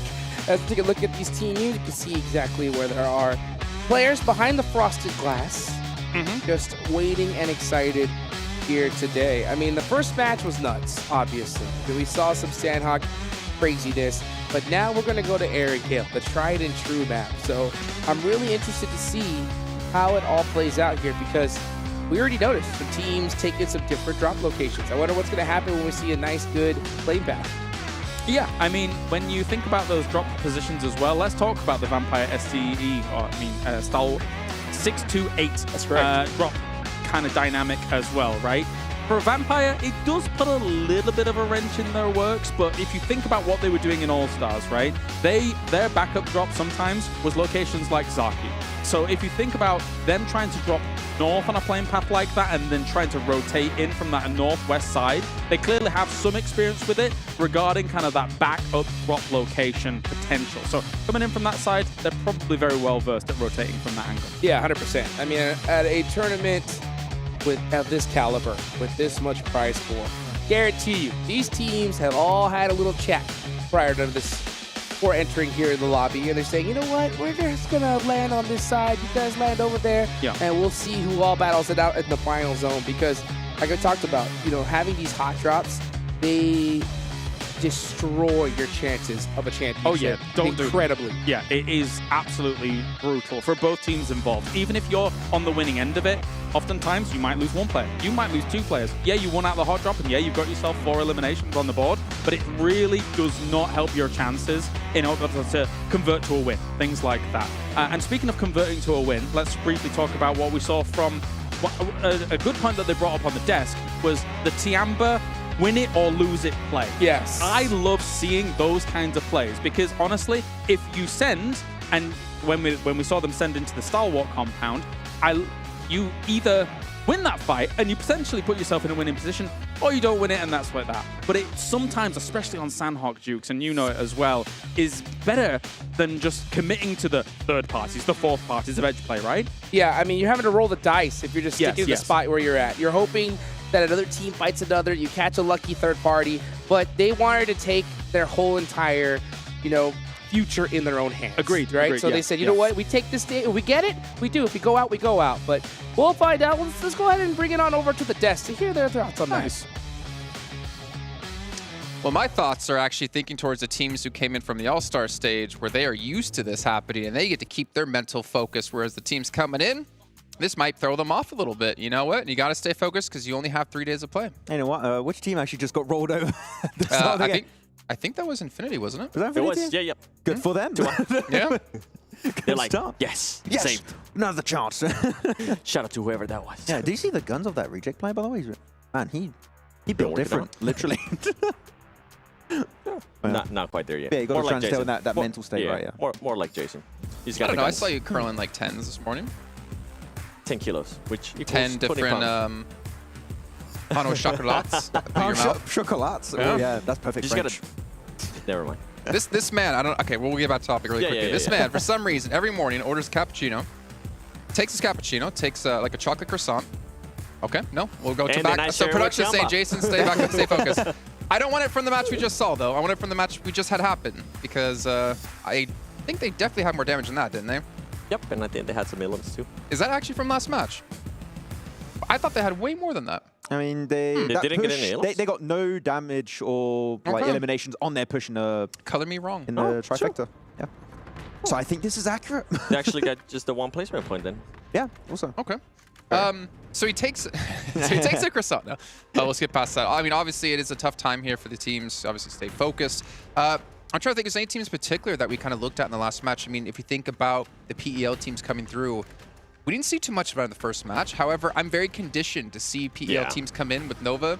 That it's just like, first day is not a big deal. Day 2 and day 3 is where they really come out the gates. I think the Sanhok is not very telling of what we can expect from them. I'm going to wait maybe for an Erangel or two, a Miramar especially, see how they're going to be adapting to the lobby. I think after one Sanhok like that, it's a bit too soon. I want to have a little bit more time. They're actually bringing up one topic for Sanhok in particular and see how that's going to devolve in the next day and next 2 days actually of the main tournament is are we going to see that hot drop happening in bootcamp that we saw of GK taking that fight versus Dplus KIA. Dplus KIA completely dominated it, but in Paradise. I hope it's not going to happen again because it's just, as we know, not really worth it. I think it'll probably happen one more time. It takes 2 days. I don't know if it will happen tomorrow, but depending on where GK is at, depending on where Dplus KIA is at, I think they'll probably land on each other one more time. I mean, $3 million? We saw it, right? We saw it happen, I mean, during the All-Star stage between, what was it? I think it was Dplus KIA. I can't remember the other team. It's always Dplus KIA. I can't remember Forest. Forest away. It was Forest. I can't remember the other team, but I mean, it happened 2 days in a row. Well, we saw that happen a lot, actually. I'm trying to think like a season ago, not this season that just passed, like the fall season of PMPL Europe, where we had the same 2 teams dropping every single time on the same compound on Miramar, if I'm not mistaken, right? Yeah, we had even or was that PMGC? Yep. We had some I think you're thinking about G Gladiators when they were previously named different. And then Alpha7. HVVP. No, it was one team. But I mean, they would always just ego hot drop each other. Basically, hot drops are bad, don't do that. Yeah. That's what we're trying to get to, okay, right now. It's just not going to be helping you out. It's just Sanox is not as impactful if you had a hot drop happening on Erangel, which is why I'm really willing to see if that is going to be the case on Erangel. Are we going to see Alpha7 Gladiators retain, especially the changes that we were able to witness at the end of the All-Star stage? Are Gladiators going to keep dropping towards Hospital Split? Are they going to go for the southern western bridge of Sonovka? I feel like teams have already adapted so much, and especially we got 3 full days of broadcast that the main tournament teams have been able to watch and see this is where the teams dropped, this is where they rotate typically. You can dodge it. I don't want to see hot drops happening at least as often as we had at the start of All-Stars. And I feel in Erangel, it might come down to the plane path, right? Because, in this previous match, before we restarted, we did see G Gladiators go to Ferry Pier, where they've been going over and over again. And I think they had Alpha7 starting to go towards Lipovka. Well, here we go. Some total damage from the last match. We did have 2K reached and breached by Stalwart. Onto Ego at 1,700, a better ratio there between, obviously, damage and eliminations. Gladiator, though, kind of enjoying seeing this amount of damage. Obviously, one thing we've been criticizing them heavily on is having the Matic Classic. Yep. This doesn't rhyme. When I say it doesn't rhyme. Really? Yeah. The Matic Classic. If I do it like that, yeah, the Matic Classic doesn't really rhyme. Got to enunciate, yeah. Matic? And in American, it doesn't rhyme. In French English, it seems like it does. Classic. No, it doesn't. Nah, not really. Matic Meta? Man. We'll have to find That's something. alliteration. No. We'll think of some. We'll think of something. Don't worry. I mean, we got the Terminator. We got Darth Dante. We got to figure out a couple more. But what about Alpha7, since I'm looking at you? Not a strong first match, but not necessarily a big deal for them. We always know they start slow in tournaments. The only weird thing is that this is technically like day 4 for them. You're going to set me up for it? All right, I think it's time. I actually wanted to talk about this at the beginning of the show. I don't want to see a slow start out of them. I feel like they don't have any excuse now. They were using the excuse of, okay, we already qualified to the main event. We're going to be able to try different stuff. And I feel like it is now time for them to not be using any excuses and actually show up here and not be like, okay, you know what? It's usual Alpha7. They're not going to be doing well here in day 1, but in day 2, that's when they start picking it up. I kind of want to just not continue to give him an excuse because that's what I feel like is happening. We just saw what World Esports was able to do, right? And they haven't been playing the previous 3 days. They were able to come in here. They were able to get a chicken dinner. They were able to back it up with eliminations too. So it's time we start getting off that narrative of, oh yeah, this team is used to starting off slow. They're going to come back in day 2. I'm just tired of that. I want to see Alpha7 show the caliber team that if they want to become the champions, right? We always talk about with Alpha7, they really want to become PMGC champions. At this rate, I just don't see it happening this year. Something needs to change. Yeah. I mean, I could see some people saying like, oh, but it's different teams than what you had in All-Stars, so they need to adapt a little bit more. And I mean, not really, because... You know what that's called, Max? It's called excuses. Exactly. And the thing is also on top of that is that these are internationally renowned teams. Like we know how they play, we know where they drop, we know how they rotate. If you're doing your research, which it should be at this point, you shouldn't be having any major issues. And you have 16 teams compared to 18. It should be technically even easier than what you had in the All-Star stage, except that the teams are a lot stronger coming into it. But at least you should not be going out as early for like reasons like hot drops or rotations, I feel. But even when the teams are stronger, if you are considered one of the strongest teams in the world for PUBG Mobile Esports, that shouldn't be an excuse. I feel like you should be able to maintain it. I just want to see something out of them. Coming into this angle, I think we were talking about this actually before the show even started. We were wondering, okay, how many matches are we going to be giving Alpha7 if they don't start pretty well? I think I was saying 3, and you said 2. And I went back on it. I was like, you know what? It's actually accurate. I think after the first Aaron goal, it'll set the pace for the rest of the day. What about, so we're talking about strong teams. I'm actually curious, and before any of us get any hate messages on Instagram again, what about the other end? Who do you perceive to be as the weakest teams in this lobby right now? And not necessarily, again, not in negative connotations, so don't hate on us. But in terms of like the power we've seen in the past, the raw power of the talent they have on the rosters, who do you perceive to be weak? Comparatively, relatively. You said one team earlier. Which one did I say? Starts with a T. Twisted Mind. It's like, I was like, where's he going with this? I don't know. I mean, yeah, Twisted Mind comes to mind then in this one. Well, you look at Crypto, right? I mean, back in North America, Crypto used to be one of the strongest players, I'd say, right? In Pakistan, yeah. No, Pakistan? Yeah. Okay, I thought it was Europe, right?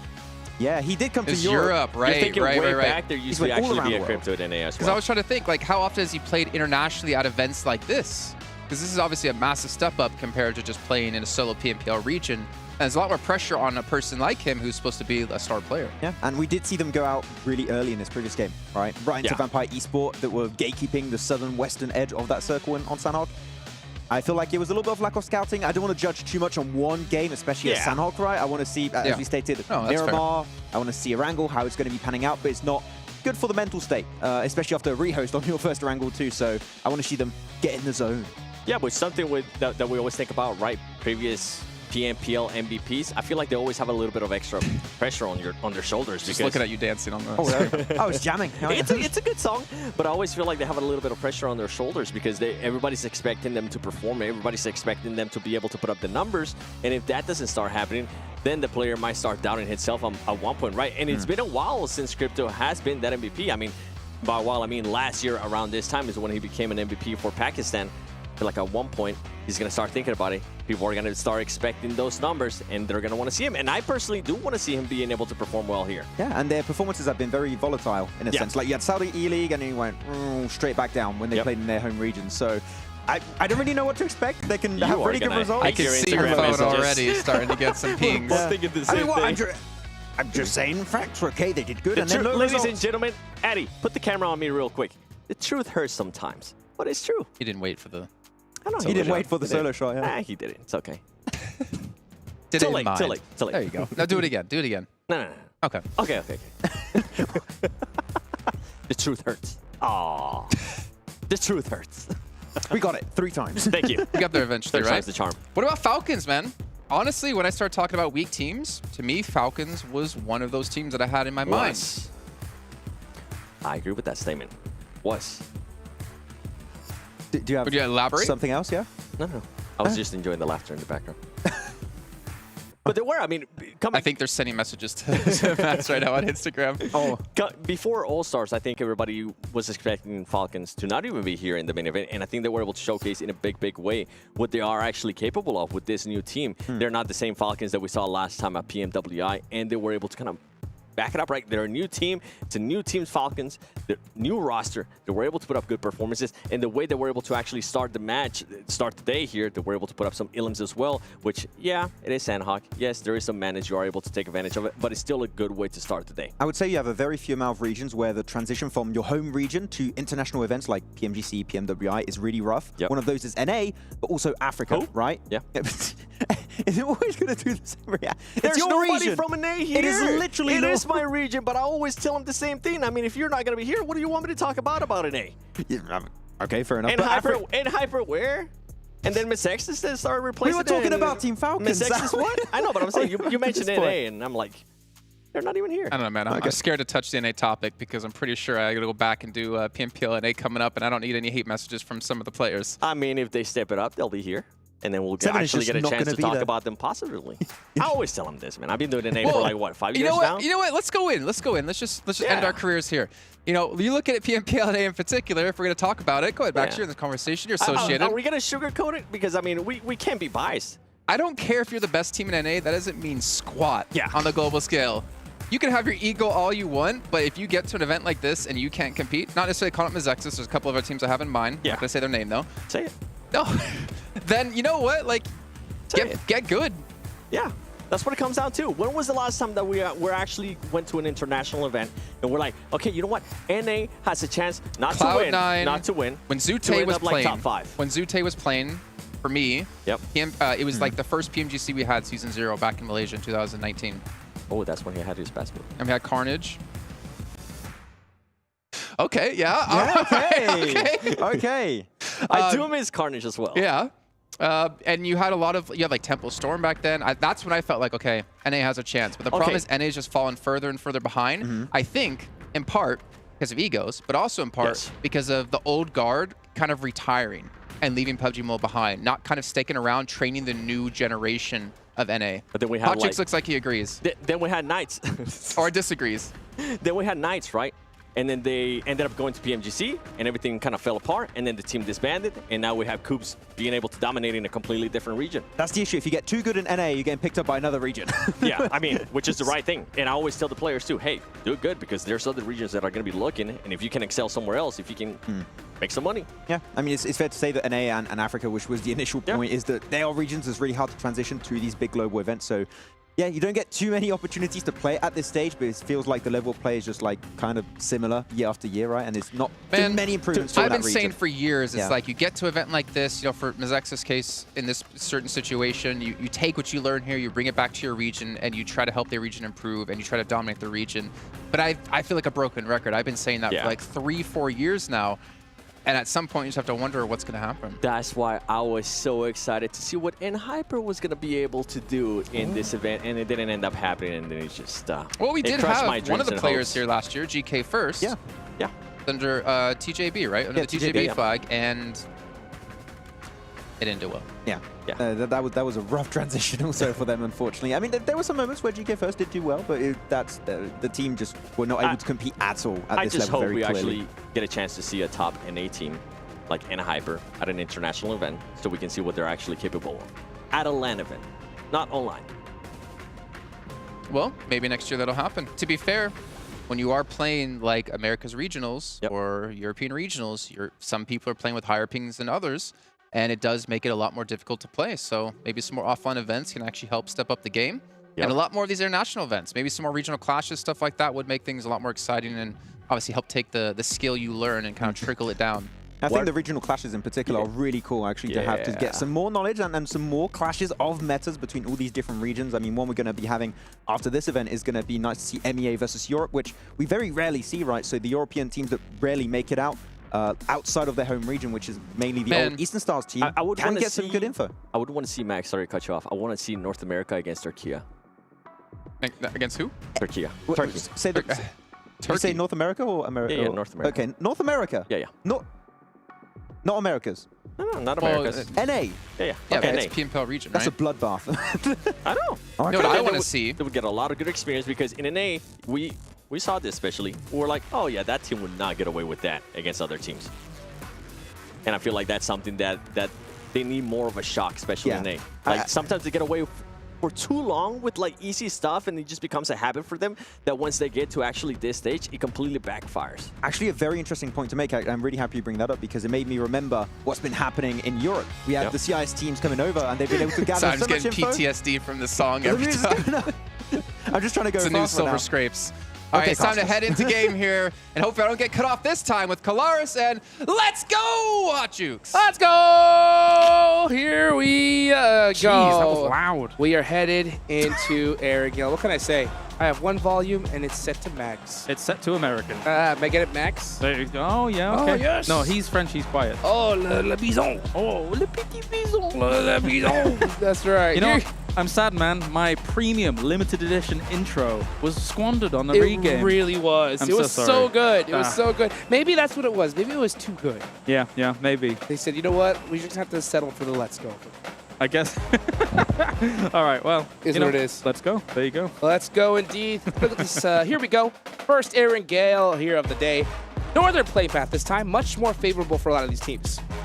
Yes, so they're going to be much happier with what they're seeing so far, and maybe we see slight adjustments here and there. But one thing's for sure, if you're going north of the river, you're going to have a much easier time of getting to where you want to go. You see Vampire drop on out here, heading towards that kind of, south of South George area to get things started. And likewise, I want to see where is 628, because their reach down towards Primos is a little longer. They're going to drop West Coast and maybe drive down. But looking at that circle, that's a long drive to then get to the circle. They'll probably end up doing it, though. Yep, they're going to have to indeed. Probably we'll see them kind of take that southern route all the way down and then rotate possibly up the edge coastline. Oh, what do you see? A knock already on Stalwart and a complete finish. We're looking at the map, but this is an important fight. Meanwhile, there's another fight going on with GK and Dplus KIA. Double fight. Here we go. GK Esports looking to get it done right here next to Rozhawk. And this compound, I assume both of these teams are going for that vehicle that is in that garage, most likely. And they are going to have to battle it out because of that. A much more favorable start for Infinity IQ. I mean, considering Rozhawk's just so close and the split that S2G was taking in All-Stars is completely open, I'm surprised that this is going down the way it is. I mean, if you want to wrestle for what is effectively garden location, cool, you can, but I don't think it holds as much value as you may think. Or they may think. Yes, indeed. Let's see how he's going to start this off. He's got that over-under shotgun. He has to hit it. 2 bullets. He's got his teammate right next to him.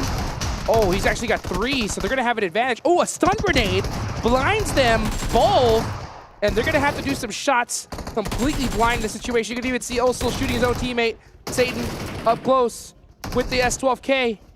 Has to hit the shot, but so much hesitancy. Look how much time these players are taking to reset over and over.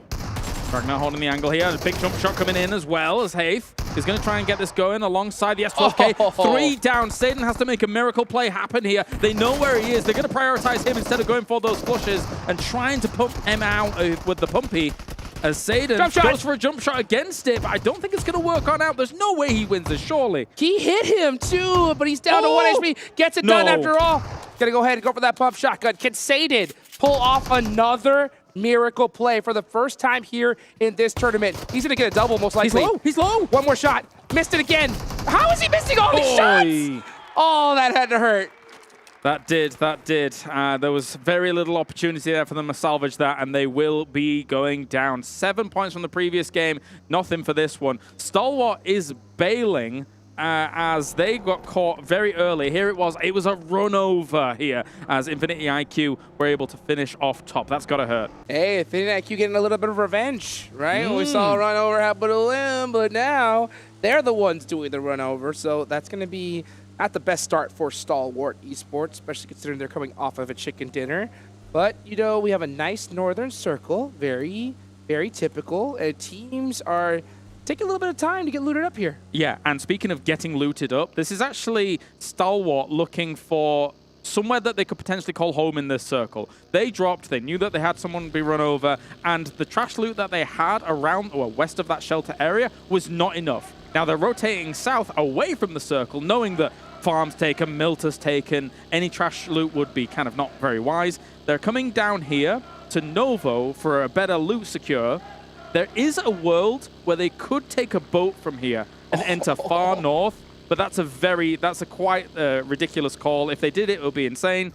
They might just probably drive back up. Oh, I want to live in that dimension, though. Yeah, I'll tell you that right now, where that happens. It's next level plays, but I don't think they're going to do it. I've seen it before, though. The thickest of botates. Yeah, and this, if honestly, if it's going to happen, this is the zone for it to happen on.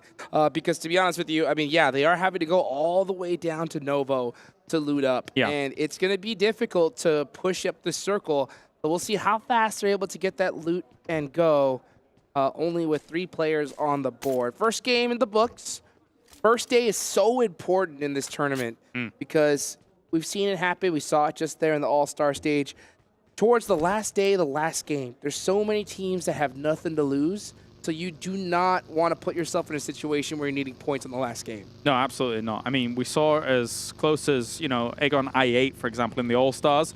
You, towards the later stages of it, got a 32-point game and still weren't able to get here, right? So you want to really hit the floor running for this, as with a circle like this as well, with the rotations we were talking about earlier, whilst we're seeing all these teams jostle for position, the Rejects and Tiamba are also not exactly afraid of doing some kind of bridge camp, especially on a circle like this, against a team that would normally drop down the military or something like that, with DRS eventually moving down here. So they'd be anticipating that team coming over, not necessarily a stalwart.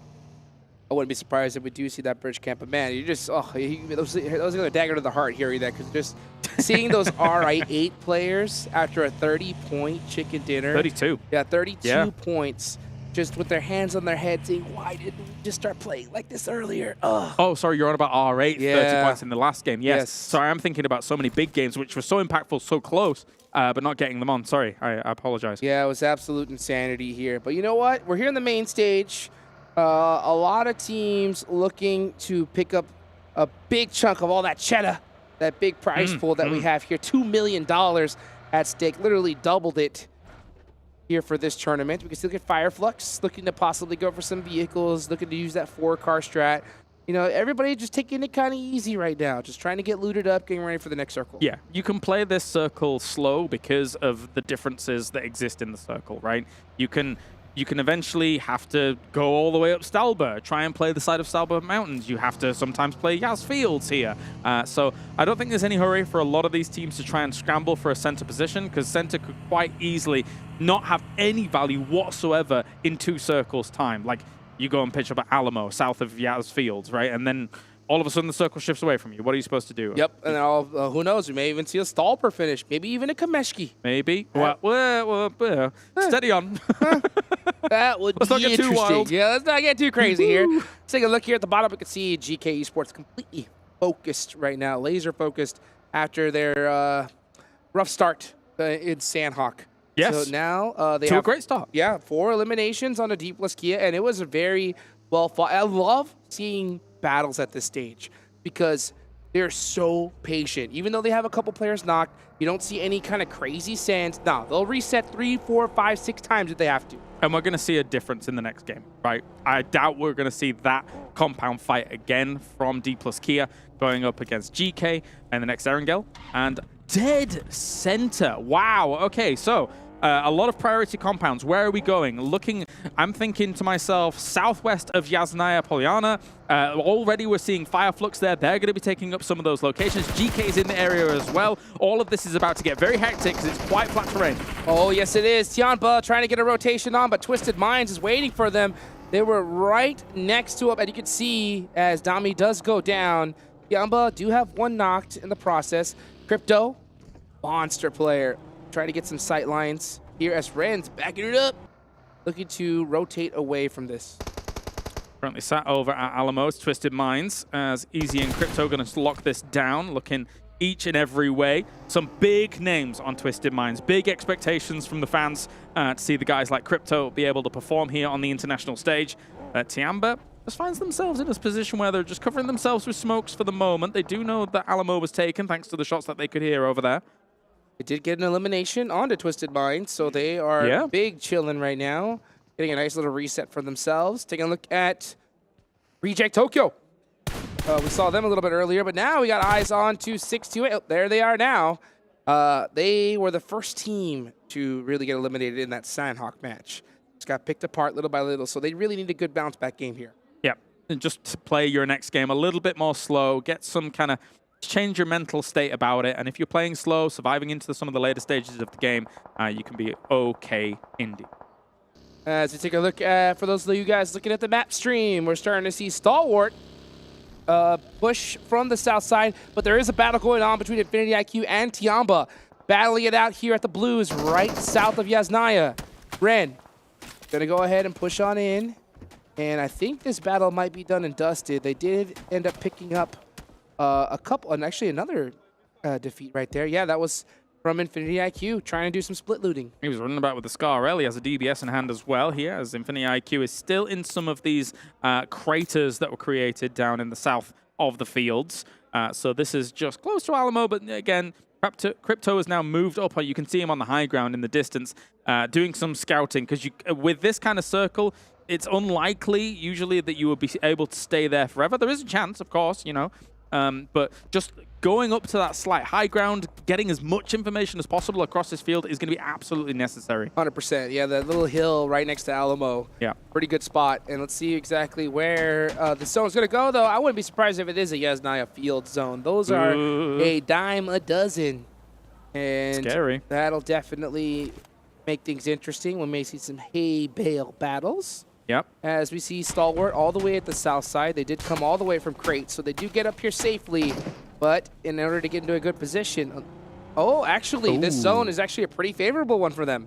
Okay, so what am I seeing? Already, Heaven is still in play, right? So you've got Rosemary and Potato and the guys over there. They've got themselves technically a great spot to try and stage this from. It really depends on which side of road it ends up going, right? If it does go east, they are absolutely sitting pretty. Very, very happy indeed.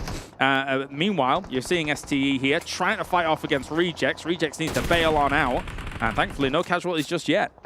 628 holding the edge of the circle now, just as we see the scramble to try to get into the center of the zone. Infinity IQ making some shots onto Solke.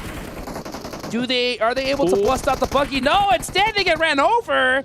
Fireflux looking to do possibly even another run over from Solke. He jumps out but gets popped at the same time. Trying his best to deal with this here, but it is difficult when you rock up on a location like this. Here comes Lutz once again. He's going for another one. Actually gets a full finish off, and he's able to finish it all off. Amazing to be able to get that kind of recovery, but they need to recover even a little bit more. What a play there for Fireflux, but the battle has not stopped. Here comes Carrillo from Alpha7 Esports, looking to apply some pressure onto GK as it's just Ragnar left. And you can see his Falcon there just saying, buddy, we're in trouble. Yeah, Fireflux was going to be eliminated in the distance as well. Twisted Minds were able to finish them off. Recovering where they were was very difficult. Vampire also taking a fight here with 628 in the distance. There's fights going on everywhere, not only on the edge of the circle, but there was teams scrambling to try and send through the middle to get themselves a good spot. Ragnar with a huge nade onto Alpha7 is able to pick up another elimination. So Alpha7, even though it's just one player, making mistakes, and they lose 2 in the process. Definitely. Ragnar just going to pop some stims to get going. Carrillo still alive. Sees 628 in the distance here, trying to rotate on around him. But another nade, not able to get too much done. Thank anything for the background. You know exactly where he is, and unfortunately, they're not able to thread the needle and get any utility in there. So Ragnar is going to hold that down. I'm surprised to see so much hesitancy from Alpha7. I don't think they want to walk outside right now. I think they feel like they're surrounded. But, man, losing 2 players like that is going to hurt. Let's see what TQ is going to do here from Team Falcons. Looking for some sight lines. He did spot something, so he's going to throw a pretty blind nade here. I think he figures that they could be behind the rock. But now after seeing that vehicle, he knows exactly where to throw it. Is it going to hit? Ooh, just a little off the mark. Smoke's going to be a dead giveaway as well. That's why they throw them ahead and then run behind them and trying to bail from all of this. Goes for a spray, but realizes that they're just gone and will have to try and relocate himself. That was really close there for Stalwart. Very unfortunate for them to be able to get away from that alive without losing another member. As where are we of going? course, they did lose top early. Yeah, where are we going indeed? Where's that zone going? Nice hard shift again. So this zone is just hugging the edges every single time. Ping-ponging around. That brings Heaven out of the equation, actually, here. So Alter Ego are going to have to leave from there. And actually, I mean, for the rest of the lobby, this is absolutely great. Because if you have to deal with a team in Heaven, it acts like an absolute watchtower across the rest of the area. So there's going to be some teams wiping the sweat off their brow. Oh, I kind of wanted to see some vehicles just YOLO send it up, see some jump out crazy plays there. But yeah, we're not going to see that. Land on the roof. Yeah, we're not going to see that now. But for now, we're going to see some teams looking for all the best spots here in this next zone. Only a couple of buildings left. A lot of hills areas here. Let's see that nade one more time from Ragnar. Big. Oh my gosh. Very well done. instant finish with that Bison. Lippy Bison. Lovely. 6-2-8. Oh, that's another player from Alpha7, so it's just Carrillo up left. And is he going to be able to hit that nade? Oh, Zing knocking it onto him. And that is Alpha7 eliminated in 12th place. Eliminated, but I'm sort of surprised 628 stuck around on this west side as long as they have done. I saw them in their vehicles. I thought they were going to rotate, but now they've put themselves in a bit of a precarious spot where they're going to have to move into a circle like this. I thought they were going to get ahead of it. But anyway, Gladiators here up on the north side. Box is just taking pot shots at them whenever they can. Whenever they come across this hill, they have to go past them. So somehow they have to figure out and solve the puzzle that Box is presenting them. And we'll see if that puzzle is going to be complete or not. You can see McHugh trying to figure out the puzzle of how to get out of here alive, and he does find the right piece. Gets in the vehicle with Kitsune. Meanwhile, 628 full sending it on a DRS. Maybe for some reason they thought that this was open. It is closed for business. The rest of 628 have no choice, I think, but to send it in that location. But instead, gonna just take this little hillside. They have to edge in some way. Oh, this is a blind rotation. It is not looking good for 628. The lateness of this makes it very, very difficult, although Killer is all on his lonesome, just ahead of the pack here. So maybe they weren't really expecting that. Spray's going to come in, tries to get in. They might have even got a wheel on that, but likewise, they're going to return fire, take him out. The rest of DRS not here to be able to support it. Kind of a misplay there from Killer. Do you think he was just kind of holding that position, waiting for his team to get there? Trying to, as an anchor point here and not expecting 628 to really move in. If he's got an anchor position there and the rest of them rendezvous faster, it's a great spot. But, just a little bit too slow on the uptake. Yeah, a little bit of mistiming. It's crazy how much that could cost you. For all we know, for sure, that could have costed a few $100,000. Crazy to think about in the future. But you know what? That's what it comes down to. Let's take a look here at Reject Tokyo. Had a tough start, but now they have 4 up. Good control. They have a nice spot. They do have full sight lines onto Vampire, trying to control this edge of the zone on the west side. Meanwhile, Falcons battling it out with Gladiators. Here comes TQ with a nice nade. Is it well placed? Oh, perfectly between them. Pieces them up a little bit. Doesn't get the knock, though. Here comes another, though. Do we have a follow-up? That's the question, because if that doesn't get anything as a conversion, it was a nice nade, but the guys are probably going to try and heal up. We've got ourselves a Falcon. In terms of their triangle position, they were looking for off angles against Gladiators where they were sending it to. So maybe they can completely dismantle them. They're driving in, actually. Yeah, I think if they realize that it's only 2 players, especially with this circle, I think they really want to control this southern side of the zone. So if you're Team Falcons, I think right now you apply the pressure, turn up the heat, and take them out. Because if you play this way too passive, you're going to let them buy way too much time. Big kind of blind sprays into smokes here to try and just get a tag wherever they can. And already hit, so it has to go prone there for a second. Yeah, I don't like this. I'm glad TQ backed off because he needs the rest of his team with him. If he gets knocked, he's going to get thirsted, and that would be a huge mistake for the Falcons. He has a beautiful angle, but he needs his squad. I wonder what they are doing. Meanwhile, you got Axer way far in the back, still in the zone. Maybe possibly they're trying to defend against a team rotating on the side. Yeah, well, thankfully for them, they don't have to move too much just yet. So they can still prolong this out for a little bit, take it slow against them. Meku will go down. Likewise, Kitsune's gone as well here. Falcons clean up Gladiators. And meanwhile, on the other side, Rejects trying to dislodge the Vampire problem. Very fortunate for Team Falcons to get that finish. And not to mention Kitsune running out of 5.56 right there at the end. That is going to bite them. Meanwhile, we're going to see Vampire give up their compound and start heading towards the center of the zone. They do notice that they're going to have to make some shots out of this vehicle because you can see Stone pop it out now. This is a really tough angle. This is still outside of the circle, but I think they just wanted to avoid the vehicle explosion. Yeah, if this doesn't stalemate out, a Vampire might get really desperate and try and send it over the road, which, by the way, they don't really have much information about, and then run straight into the jaws of Falcon. So you've got a choice. You can either try and win this gunfight quickly and then move in up against it and then try and take that lip underneath DRS, or big send without much info. Maybe with some buggies, too. Clear out the smokes. You got the buggy, you got the vehicle power. Meanwhile, though, Jing does clutch it up with a DBS. Ravenclaw is knocked. They want to be able to support their player. They don't want to lose anybody right now. I'm surprised we're not seeing another vehicle drive up. Maybe they're just thinking it's too risky with that DBS. Oh, there was a nade there, and it will shut him down. So they take the calculated play on this one. Stay on this side of the road, get rid of the 2 that were there, and they should be able to recover as a 4-man. But again, they're edge-heavy here, so they've still got a lot of work ahead of them. Oh, yes, they do. They are straight up on the edge of this circle. but they do get a few eliminations in the process. Still 9 teams remaining here. As we take a look at Twisted Minds, possibly trying to get a nade onto Yante. He knows exactly where he is. I think Easy's going to probably hit this eventually, though. And bear in mind, teams here that have been able to leapfrog ahead of Twisted Minds have had the opportunity to do so at the behest of Twisted Minds because they've had Alamo for so long. Not bad at all, but they need to get rid of these teams that have leapfrogged ahead of them. They should have shot at them as they came in, and I think that probably did occur, but they weren't successful to get rid of them, basically. That's one of the hardest things here at this stage is you have to decide, do we leave our compound and take these players out as fast as possible? And sometimes you're just so comfortable where you're at, where you just kind of want to survive for a little while longer. And I can't blame them, because if you go too early, you open up the chance of a team third-partying you. So Twisted Minds trying to play this very safe.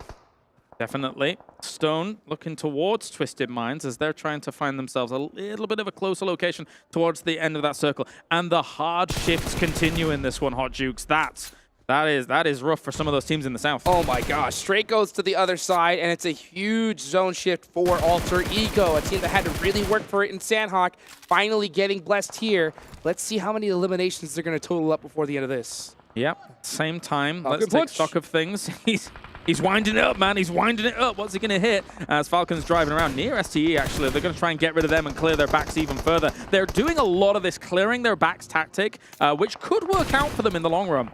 That is something you definitely want to do. You want to make sure that there's nobody ahead of you. Action, very worried about that Molotov. He's going to pop out of his US here. Meanwhile, TQ doing a great job of just applying a ton of suppressive fire. They need to make this a bit more strong, this kind of push. I don't think they realize fully it's just 2 people. That's the thing. They might have had a little bit of information, but they're kind of cautious as to whether or not there might be other off angles in the distance here for Stalwart. Stalwart is definitely in a weakened state. Uh-oh. Stone. Dead eyes on the Falcon. They 1-2-3'd them. They waited. They said 1, 2, 3, pow. Make those shots. Got the knot on the tee. Very nice. Very nice indeed. Box is also taking some shots at Stalwart from that north side as well here. So all these teams kind of sandwiched between 2 absolute giants as Ravenclaw is going to pepper a few shots into Falcons. Ace is going to go down. Falcons here is getting shredded up because of Vampire eventually pushing over the road. And not to mention their hesitancy. They could have pushed on Stalwart, but like you mentioned, they could have thought that there was still a full squad there. They hesitated for a little bit, and now that off angle from Vampire is really biting them in the butt. Yeah, the slow roll over the road whilst Falcons was preoccupied with the north. If Falcons is looking to try and hold this down completely, they probably would have still had to try and go for a 2-2 split, still looking at the road, waiting for a team to come over, because they had very limited options, those teams on the other side of the road. I'll tell you what, though, this is a massive game for Vampire Esports as they've already racked up 8 eliminations here, and they are looking strong. They're not laying down, waiting for teams to come to them. They are pushing the action here and taking teams out one by one. All right, blowing up some of the vehicles now as well, making sure that your opponents can't do it themselves. As Twisted Minds here, still on this edge side. They haven't lost anybody else since Crypto's got himself 3 elims.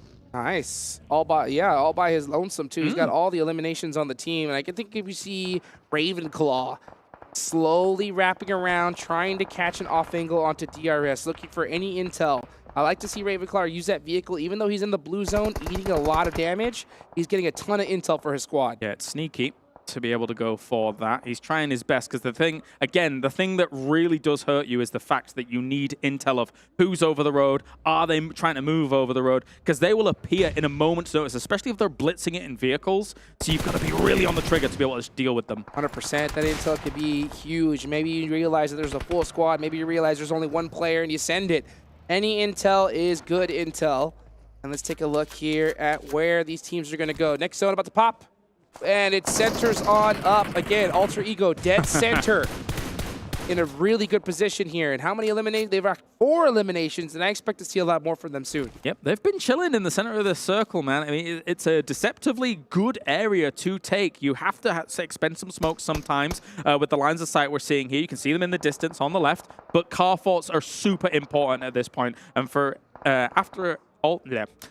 for them in the middle, I mean, it's going to be a case of you need those vehicles to be able to give you a bit of cover. Yeah, those carports are huge, but I'll tell you what, that is a very dangerous spot to take. You know? Yes. I have a high likeliness feeling that they are going to be surrounded by these squads, and every single team is going to be looking directly at them. They're going to have to make something happen like crazy.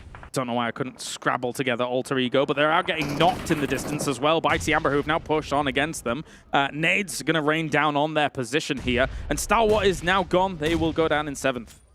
So here we go. Let's see what Alter Ego could do. Can they defend this position? Beautiful nade there from Octa.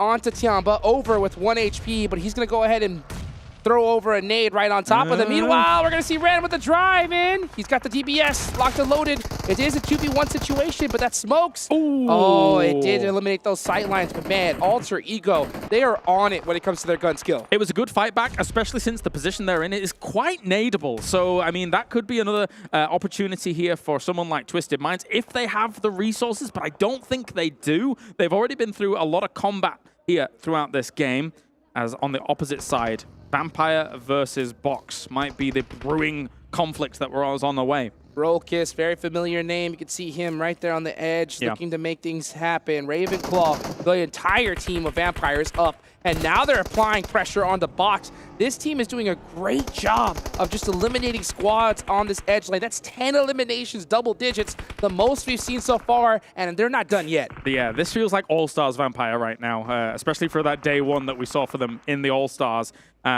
Really good usage of smokes. They've been rolling from fight to fight, so they've been able to steal some utility from their opponents as well. If they deal with Box, they might have this in the bag. I think so. It's totally possible. I mean, especially with how they're playing. There's something about getting into the action early on. Your reflexes are just that extra quarter-second quicker than those teams that have just been waiting for the fight to come to them. Box losing one player. Meanwhile, we're seeing a lot of snake play happen, and that is because there is just no cover in this zone. Yeah, it is all open field, baby. It is a very difficult location to play. You can see so much prone gaming going on right now. Oh, yeah. Because what are you supposed to do? What are you supposed to do? If you do not have a great vehicle fort, if you don't have some rocks here or there, this dip obviously is fantastic, but you can see how many have tried to crash in, cause some problems here. We're seeing those body boxes down there. I think Twisted Minds doesn't have any nades to be able to kind of punish them in that spot. Nope, tons of utility being expended just to get here in the first place. So I'm not surprised to see that happen. And Alter Ego, yeah, they do have that dip, but like you mentioned, they had to lose 2 players in the process. It's not one of those circles where you can just stand up and shoot everybody. You have to just survive because everybody is looking towards that center position. You can see Twisted Minds looking in this direction, Box on the other side.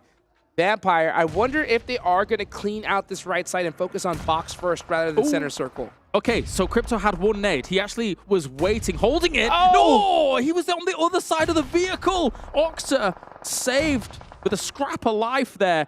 Double molly. If they get whiff of exactly where they're, but Crypto's creeping up, man. Crypto is creeping up, and I don't think Alter Ego has an idea where he is.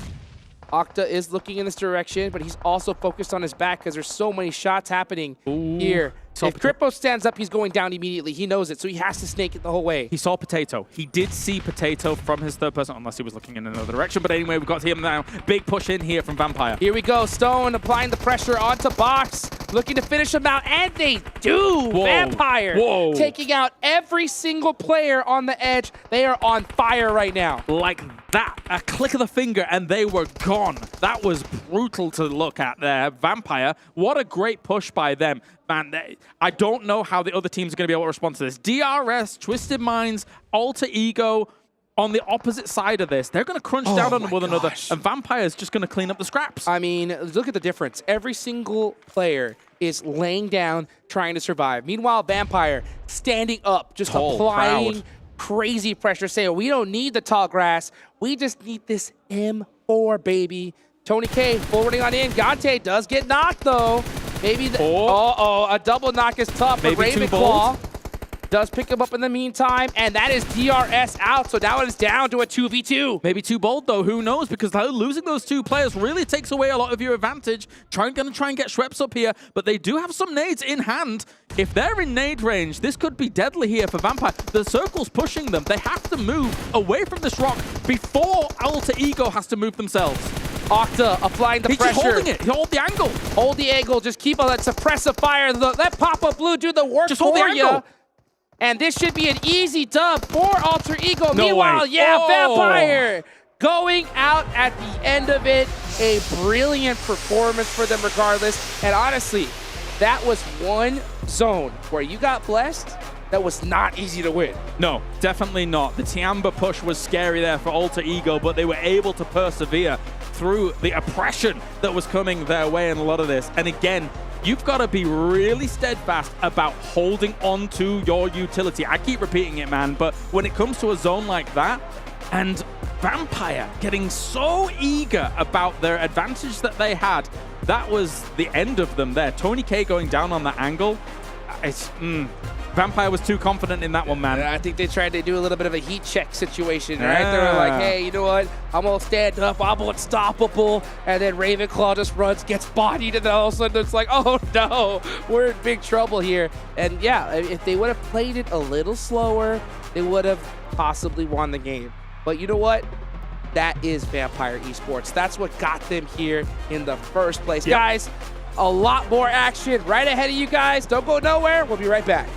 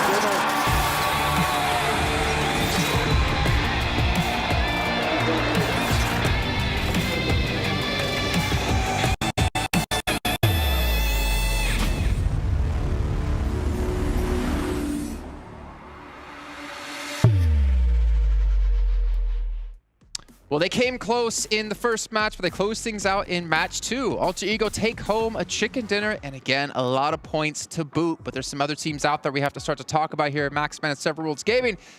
Well, other teams, it's pretty much just the same team. Yet again, Vampire, man, able to put in some serious work there, sweeping up the edge of the zone, while Alter Ego instead were cleaning up the center of the zone. And those two teams in tandem taking home a lot of points. Yeah, and that nade from Tony K, especially right onto 628, that was such a good play when they were trying to rotate around the southern western edge, and then they transitioned onto Falcon, a really good third party. And that's what we talked about on the pre-show, right? Vampire Esports playstyle we saw in the All-Star Stage can very easily be successful against some of the best teams in the world in the main tournament, and it's already been proven here on this second match. And I feel like you mentioned too, the grenade from Tony K allowed them to be able to pick up his teammate, then have all 4 players still alive, and being able to just run through everybody. We were able to see, I mean, when they went up against Box Gaming, they were able to get rid of them just so quick. Close my eyes, open them again, Max, and they were gone. Pretty much, they just disappeared, poof, and they're gone. Actually, I'm surprised Alter Ego did not die to nades, though, because there were so many teams close to them. Their position is so nadeable, but there's so many cards you can somewhat dodge that. How many cards were there? Like 6, 7? Jason asked me this, but I can't say it on camera. There was way too many. There were 7 cars on brand. 7. Yeah, nice. I'm surprised you missed out on that, actually, because I instantly caught on. Why am I hoping you can stay on brand? You will. Nice. Okay, well, the Honor Magic 5 Pro, powered by Snapdragon 8 Gen 2, an Honor self-developed GPU Turbo X is the device they're using. A big shout out to them for helping sponsor this event. As we take a look at the match rankings as well here in just a second to see how many points, obviously, all the teams here in this lobby did accomplish. And look at that, Vampire actually coming out ahead with 22. Now are we surprised? I'm like, are we surprised with that one? Because they were just going through everybody. Look at the point difference, though. 22, 21, 8. It is very top-heavy. I think it's fair to say that Alter Ego and Vampire Esports setting a standard here for the very first wrangle. But Alter Ego, too, we're talking about how they've wrapped up this game. We've got to talk about how they approached the early game, playing from heavens. If the circle went there, it was, I think, a possibility, again, for them to get the chicken dinner in case of an Eastern shift. So they were really making sure they were setting themselves up for success, because that position, heaven, impossible to breach in later stages. Yep, and with GK too, we saw once again getting into an early fight with Dplus KIA. That is the second time. That is back-to-back matches that they've been able to do that. And something that I wanted to mention too, we saw in the top 3, it was DRS. Even though they didn't have those crazy elims, I feel like they're just gathering information right now. This is what I was talking about. I feel like we're going to be seeing a DRS from day 1 All-Stars. That's exactly what they're going to be mimicking here today. And tomorrow, day 2, is when we're going to start seeing that firepower out of them. I'm surprised. How did they not see Giante when you had Vampire trying to cross the road? If Vampire don't lose that player and they're able to get the road cross, pretty much they have 2 angles onto Alter Ego. They win the game. But Giante just got that little surprise factor that was a bit too much to deal with at the time. Well, as we take a look at, obviously, Alter Ego taking home the bacon here, I guess the chicken, let's actually take a look at their player stats when we can to get an idea who was really standing out for the team, because we saw Potato do some serious work in the first match, obviously, the last man alive for his team, obviously able to close out the game. But we need to get an idea of, like, where are the stars? Where's the fragging power coming from? And we saw Rosemary as well, able to put up the big numbers, but this time it's Octa, the 1250 damage. Yeah, what's the transition from damage into eliminations I really want to see? Going to be 9 on the slow That is a serve. great conversion right there. I mean, most eliminations on the entire main tournament. He could be getting up there. He could try and beat top. From Star Wars. Yeah, we were just predicting at the start. It's okay. I read the script. We really want him to get it. Not just kidding. I look at Rosemary, yeah, and I think of one thing. Oh. But I can't say it on air. But you know what I'm talking about. Something related with the collaboration currently going on in PUBG Mobile. That's why I did the earlier. I was like, oh, that could be a reference. Wait, but that we can't use. We can't use. But it's a reference. There's your reference. I don't know what you're talking about. Everyone understood. Go ahead, Sam. What were you going to say? I cut you off. What? You were going to say something. I cut you off. No, that was the reference. Okay. Well, Rosemary, though, putting in some serious work this event. I do have something to say. They're playing the fight. This is what we're talking about. I wonder if these 2 teams are going to keep doing the same thing, because they just keep hot dropping each other. I'm going to put you on the spot, Max. Do we think they are going to hot drop each other again next match? Please not. Please don't. Just don't do it. They got to concede at one point, right? Yeah. I mean, the thing is, right, you're already 2 games in. You've got 18 matches. 2 times they drop on one another. Game number 1 in Paradise Resort. GK, unfortunately, falter. Do not make it out of that fight, and it's 4 eliminations going the other way. Now GK win it. But the thing is, you're just, by doing so, eliminating your average you can get, and you're just staying at the low end of the rankings. Something to keep in mind is, though, between those 2 hot drops, the team that won was able to keep all their 4 players alive. So that leads me to believe that they are probably going to hot drop each other again. And then after that one, they're more than likely going to end up conceding. It's a head-to-head on the day, by the way, between these 2 teams. Okay, all 3 right. damage difference. I mean, that's crazy. That's pretty much identical. Same with the limbs. Let me guess the heals. It's going to be probably the exact same, too. About 100 healing range, something like that. I mean, they didn't have time to heal. Over under. Oh, no, a little bit different. Okay. That's not bad. Yeah, but stop fighting. So, yeah, somebody's got to concede. I mean, Stop it! Stop it, Max! We've seen already 2 teams being able to concede a spot, and that is going to be G Gladiators. They actually decided to go with Severny, which was the big question mark for me, because we saw the playing path being towards the north. I was like, okay, is it going to be? Are we going to be getting into an ego fight here? And they went Severny. They did drop Severny, and Menzexis was there for think back to the All-Star stage, and then they lost a player to Menzexis.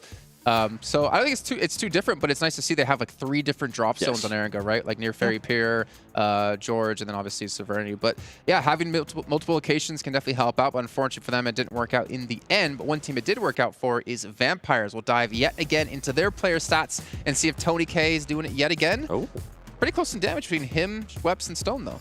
That is crazy. Yeah, and Ravenclaw once again getting those angles, trying to set up the team with some strong information game, trying to scout that intel. But Look at Stone. Man, Stone and Octa really just standing out heavily in this game here, 7 very clearly. And yeah, but that sweeping edge play style has been working so well. Action? Yeah, Mad Boy Action.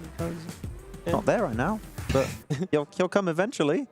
He was so proud to see Stalwart in the first game. Yeah. Well, there'll be more. There'll be more. He was like, we're gonna tap. He's like, no, leave my boys alone. Please, let them win. No. Are you wearing the jersey under? We'll have to see later. Maybe I do. Okay. You're Max, you realize you're doing something that can only like hurt you because either you have to prove it or you don't prove it. I'm not going to prove it. I never intended to. I actually stole it from his luggage. But what about a head-to-head between our top two teams, which actually should be our top two teams if I think about it, with Vampire and LG. Actually, no, Stalwart. Maybe Vampire is not top two just yet, but our stats overall here, and surprisingly enough, Vampire actually 2,900 damage. Which is interesting, right? Because Alter Ego, with the position that they had in this last Erangel, being on Heaven, the way they were able to actually position themselves was so impressive to me that I'm actually surprised that they don't have a lot more damage than that. But 11 Illims. Wow, 1,700 healing though. I mean, that kind of tells the tale of like how they played it out, right? Alter Ego's center and Vampire sweeping the edges. They were tanking really hard. But Alter Ego, I mean, I understand why they were not doing as much damage and getting as many eliminations as a Vampire Esport. They were actively sweeping the edges because they were in Heaven, then in a dip. They can't be seeking out eliminations too often because you're also going to be using your resources, right? That utility, bullets, and you can't loot it up, so you just got to hold on to those resources because if you use too much of it, you're just out and you just can't fight anymore. Jason, you were right. Do I have a what? You were right. I was right. Of course I'm right. I'm always right. What am I right about? Yeah, that's the team. Alter Ego in first place at 37. Vampire Esports at 28 in second. Stalwart at 22 here in third place. They did have a rough start. They lost a player to Agon XI8. No, sorry, Secret. No, Secret. Where did that come from? Infinity IQ. I'll get there eventually. The funny thing was, Infinity IQ had a player run over in the initial make, and then the remake, Stalwart lose a player to the run over, and it was done by Infinity. Looking down the list, Reject, only 2 points. You know, I'm hyped for Japanese teams, but unfortunately, we're not really seeing it here. Yeah, we got some big names on Reject too, but unfortunately, when it comes to international events, it's... I'm getting PMGC flashbacks. PMGC flashbacks. With Reject not being able to perform, right?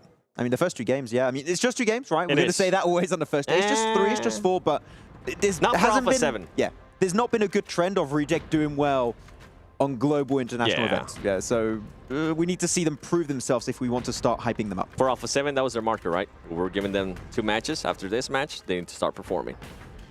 If they even want to get a chance at winning. Yeah, I mean, it was. We were talking about it earlier. I feel like 2 games is good enough for them because they already been playing.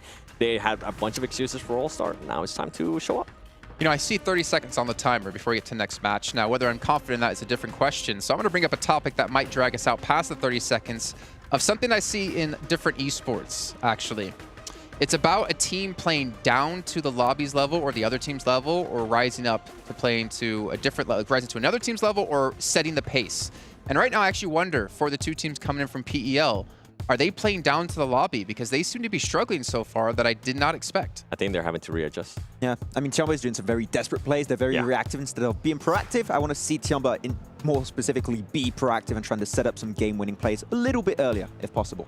I mean, 6-8, we talked before, they've had international experience before. Tiamba hasn't really had international experience. And when everyone talks about PUBG Mobile and talks about the top echelons of it, it's always China. It's always PEL. I mean, hell, you can win $700,000 for winning PEL. It's ridiculous. I mean, it used to be China #1, but before that was before PMGC, really, right? And now, currently, the competition is just so much tighter on PMWI, on PMGC, that I feel like that's not the case anymore. Now you actually have to fight for those top positions if you're coming through from PEL. So we'll have to see. But right now, these 2 teams need to prove themselves once more. I think they're going to need a couple more matches to adjust to it.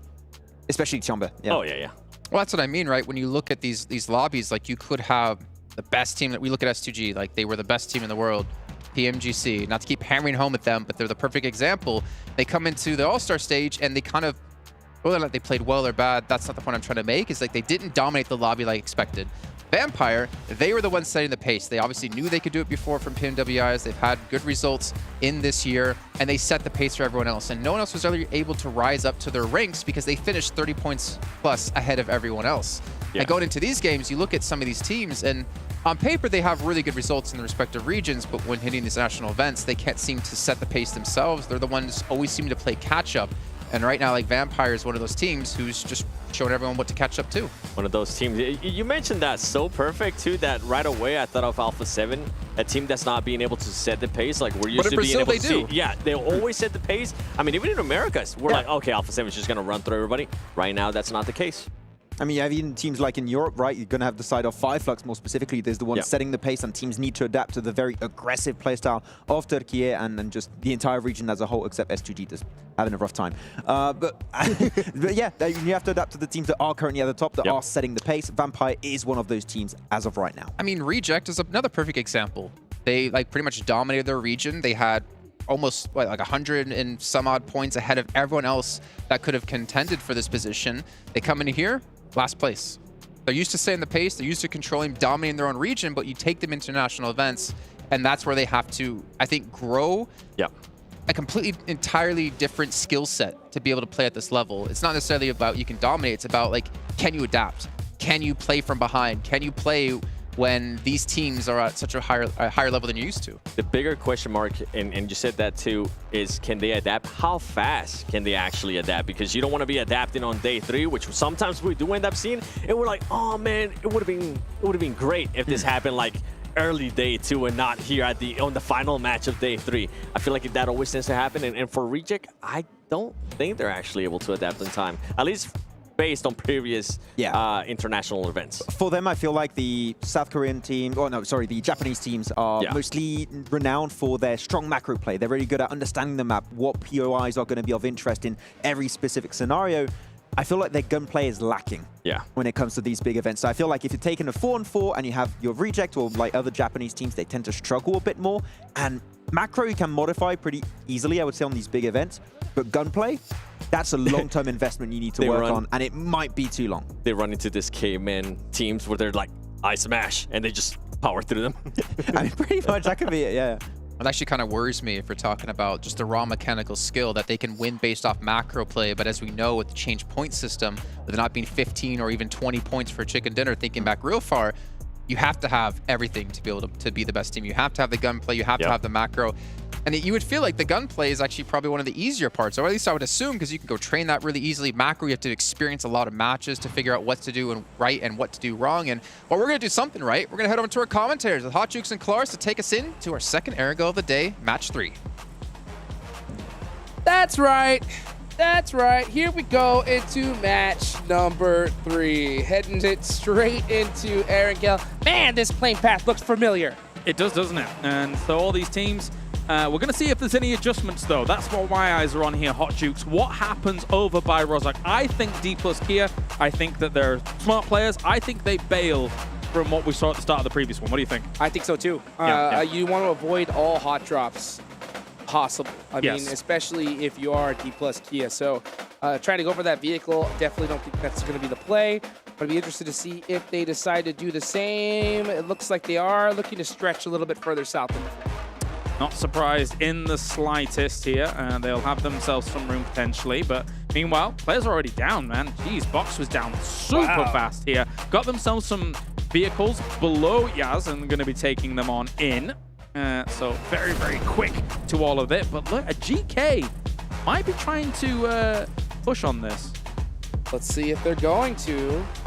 No, not going to happen. Yeah, Box is going to go ahead, get in their vehicles, head on over to Yaznaya. Ooh. Oh, boy! Look at that circle. Yeah, now this is an interesting one because whilst we see all these teams drop down, there is the potential, a small potential, but a potential that military could still be included here. There's so much water that it does accelerate the game pace a little bit. So most teams will commit to the mainland, but Vampire knocked. Where are you knocked? Yeah, that's going to be in Crates and South George. So Vampire having one of their players get knocked could be by either Alpha7 or by Flux. We'll find out here in a little bit. Maybe we might even see that deadly Primorsk water circle. Oh, man. No. Come on. Bring it down. Oh, jeez. Bring it all the way down to the south. It's been a while since I've seen it. It's scary.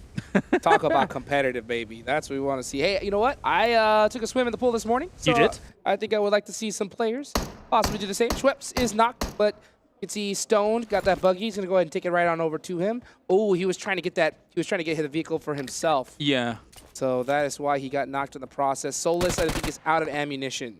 Yeah, and I also think he was working with just a red dot, so Schweppes is kind of far away for that shot to be perfectly lined up. So understandable that he won't be able to get the full confirm on that one, as we do have them still kind of posturing for the moment.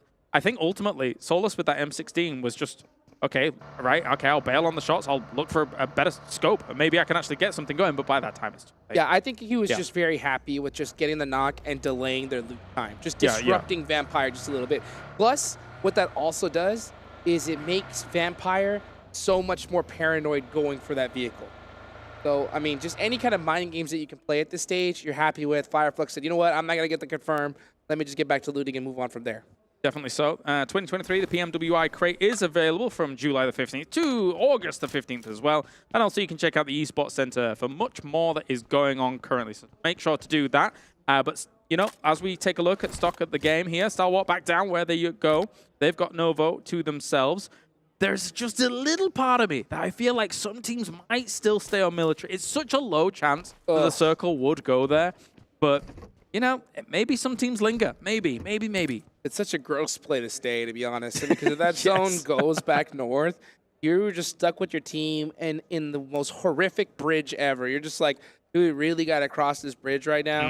And it's just so risky. So I wonder what Stalwart is going to do. Are they going to go ahead and stay in military? Yeah, it's inside the zone, but really? Is it really? Is it really?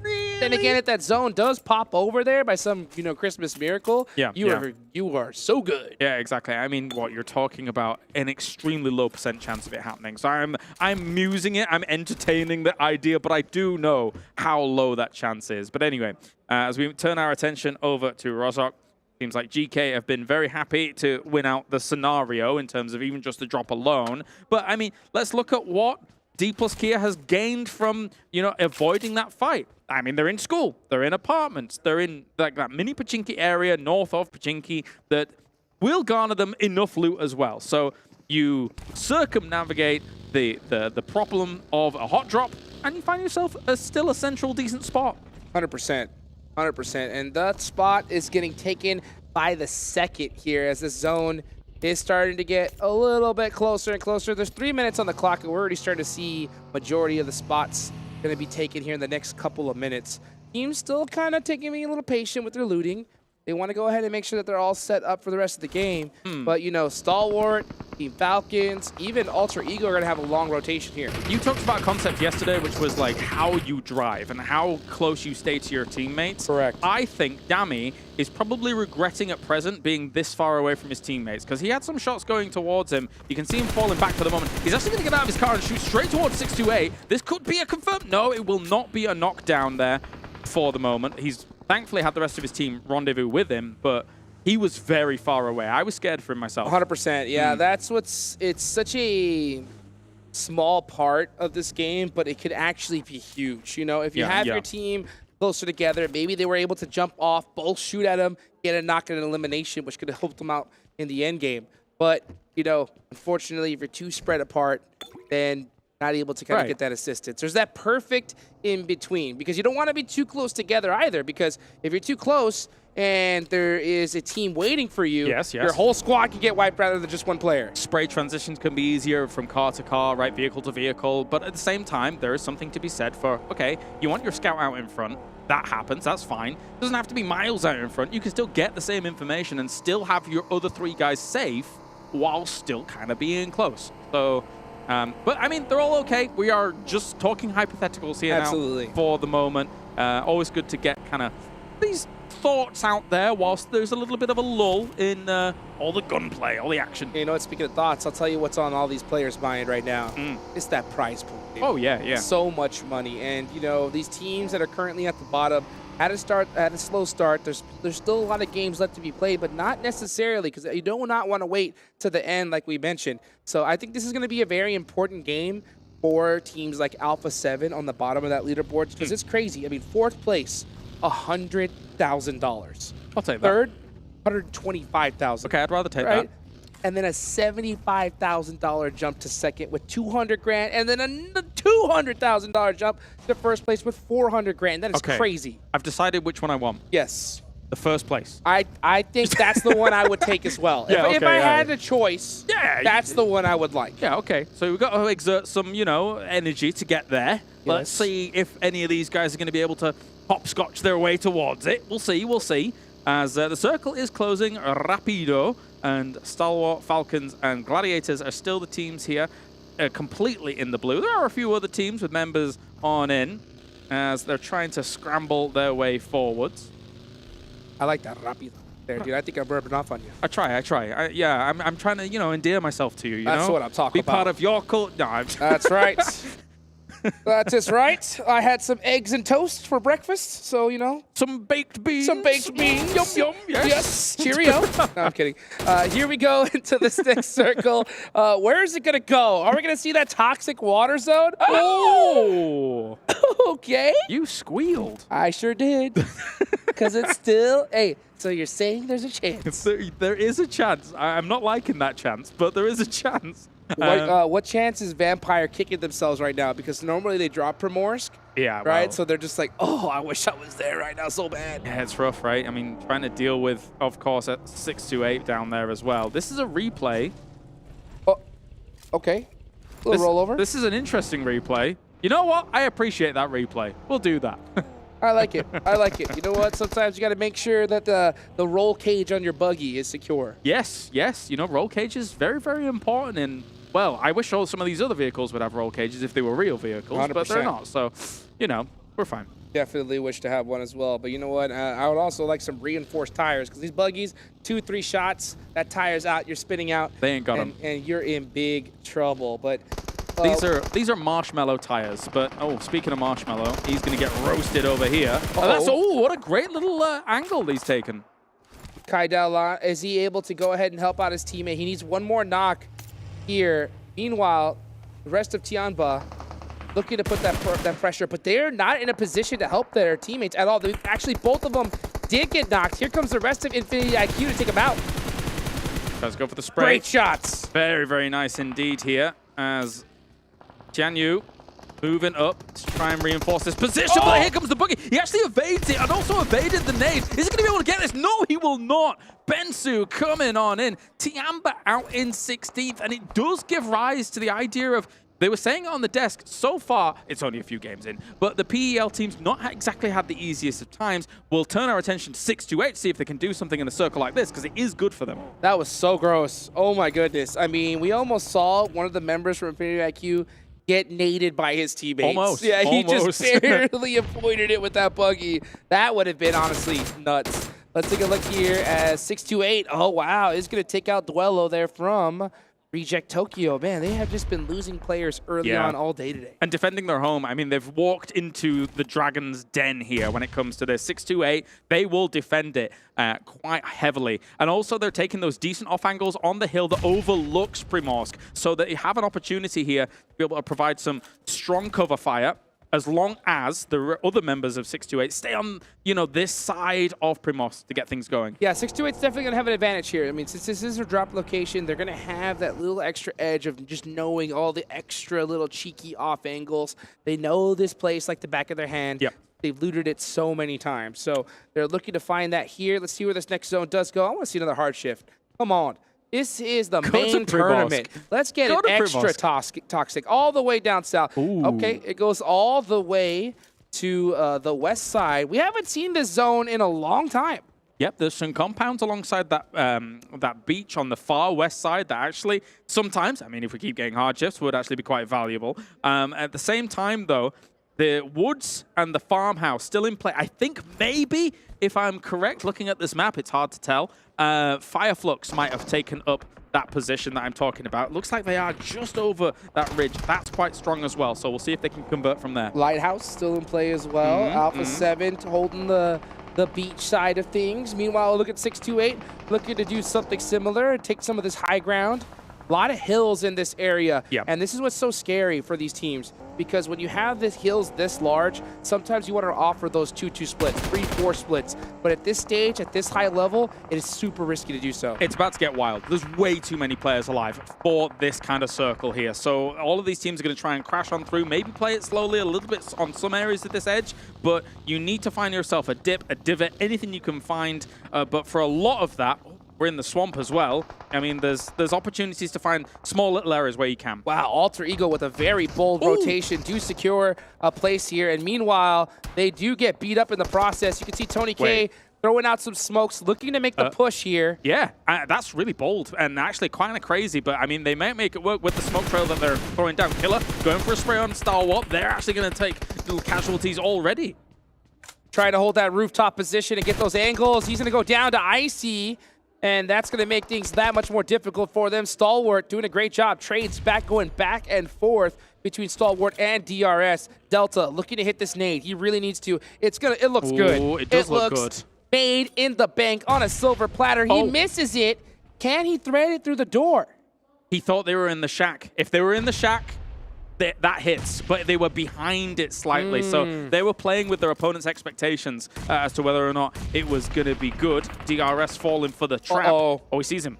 Dead to rights. Yeah, speaking of trap, I mean, just falling straight into it. Delta, can he get the 1v2? One more shot. Jump shot there from Stalwart. Does it hit? And Delta going to go ahead and use that broken wall to get a first aid off. So DRS Gaming absolutely crushing Stalwart Esports. Delta's played this fight really well, and Action's the off angle that just doesn't really have an angle on this from the long woods. So they've been kind of separated quite heavily in this fight. DRS has done a pretty good job of it. Icy's still here. Let me ask you the question, right? If you're DRS here, do you push and try to get that extra elimination on Icy, or do you cut your losses and try to get into this next circle? I think if you try and get into this next circle, you open yourself up to Action very quickly on the angles. So I think you probably have to finish this off and probably leave Action to his lonesome and then move. All right, well, we'll see what Carrillo's going to do. And I'll tell you what, he's going over with some nice runovers onto Reject Tokyo, which have had a really rough start here in this tournament. So far, holding up the goose egg. It's just Sara left, and he is wishing his team was holding the shack with him, but which would have been a really good spot in this zone. But unfortunately, all his team is out of there, and I'm surprised to see him actually even leaving that shack. Yep, gonna try for it as we see DRS here actually being blasted by Icy. Icy is able to deal with this so heavily. They tried to leave, as you posed the question, but you can't leave when you're leaving people on off angles, leaving behind. They will just kind of cause you absolute devastation, and Icy was able to do so. This is exactly why we talked about it a little earlier, right? If they would have just pushed, took out Icy, got the elimination, they would have had a clear push inside. But instead, they prioritized rotation, and now they're paying for it big time. They lost pretty much everybody. Action has a spot in the circle as well. Icy could maybe send to it. Depends if he has a vehicle. But anyway, we're seeing Infinity IQ trying to dislodge the position of Gladiators. A lot of nades going forwards. That one's way off the mark. They don't have full information, clearly, with a throw like that. DRS is gone. Oh, DRS eliminated. So a mistake coming out from them. Hopefully they're able to fix that in a future match. You know, every time I see these nades, I start thinking about what you talked about earlier, right? How important it is, yes, to hold on to them for that late game. Those blind nades just, oh man, they come to really bite you in the end. They can. They really can. Maybe he had some different information earlier and then trying for it, but as we look back, you can see a great play by Delta coming in. You can see on the minimap in the top right as well just how far Action was. He's trying to hit some shots against this wall, but when there's only so many small spots in the wall to try and hit that shot and your opponent's bouncing around with a DBS against a close-range opponent, it's hard to hit them. Yeah, and that's what really separates, I think, these insane top players versus great players, right? The ability to find that beautiful off angle that's able to support your teammate no matter what. Sometimes you can find a decent one, but if they're behind a broken wall like that, there's not really anything you could do. So, yeah, I think that he maybe figured that he had his teammate covered, but wasn't able to do so. So that's kind of tough. Let's see where this next zone's going to go, though. 1 minute left on the clock. We got a little bit of a standstill. This is the calm before the storm. Oh, yeah, definitely is. Icy's trying to thread the needle all the way through GK to get to Action. And it looks like he's going to be successful with it. He got quite far. And shot's going to be coming in, though, from Meku against Box. They still need to have a little bit of a movement themselves and actually get rid of Box before they can really make a meal of this. And let's see what Box is planning to do. They are holding the north side of that circle. They do have that entire road up ahead of them, a lot of different checkpoints that they can go to in order to do that, but they got to leapfrog. They got to cover each other and push little by little. Meanwhile, you got Gladiators, Kitsune on the other side of the north here with the rest of his team. Buggy's on fire. Gonna have to make a push, most likely into Infinity IQ in the next few seconds. Where are we going? If Fireflux gets this on their compound, I swear. That farm compound is so strong. The only vulnerability it has really is actually where Infinity IQ is, as the circle's about to pop. See where it goes.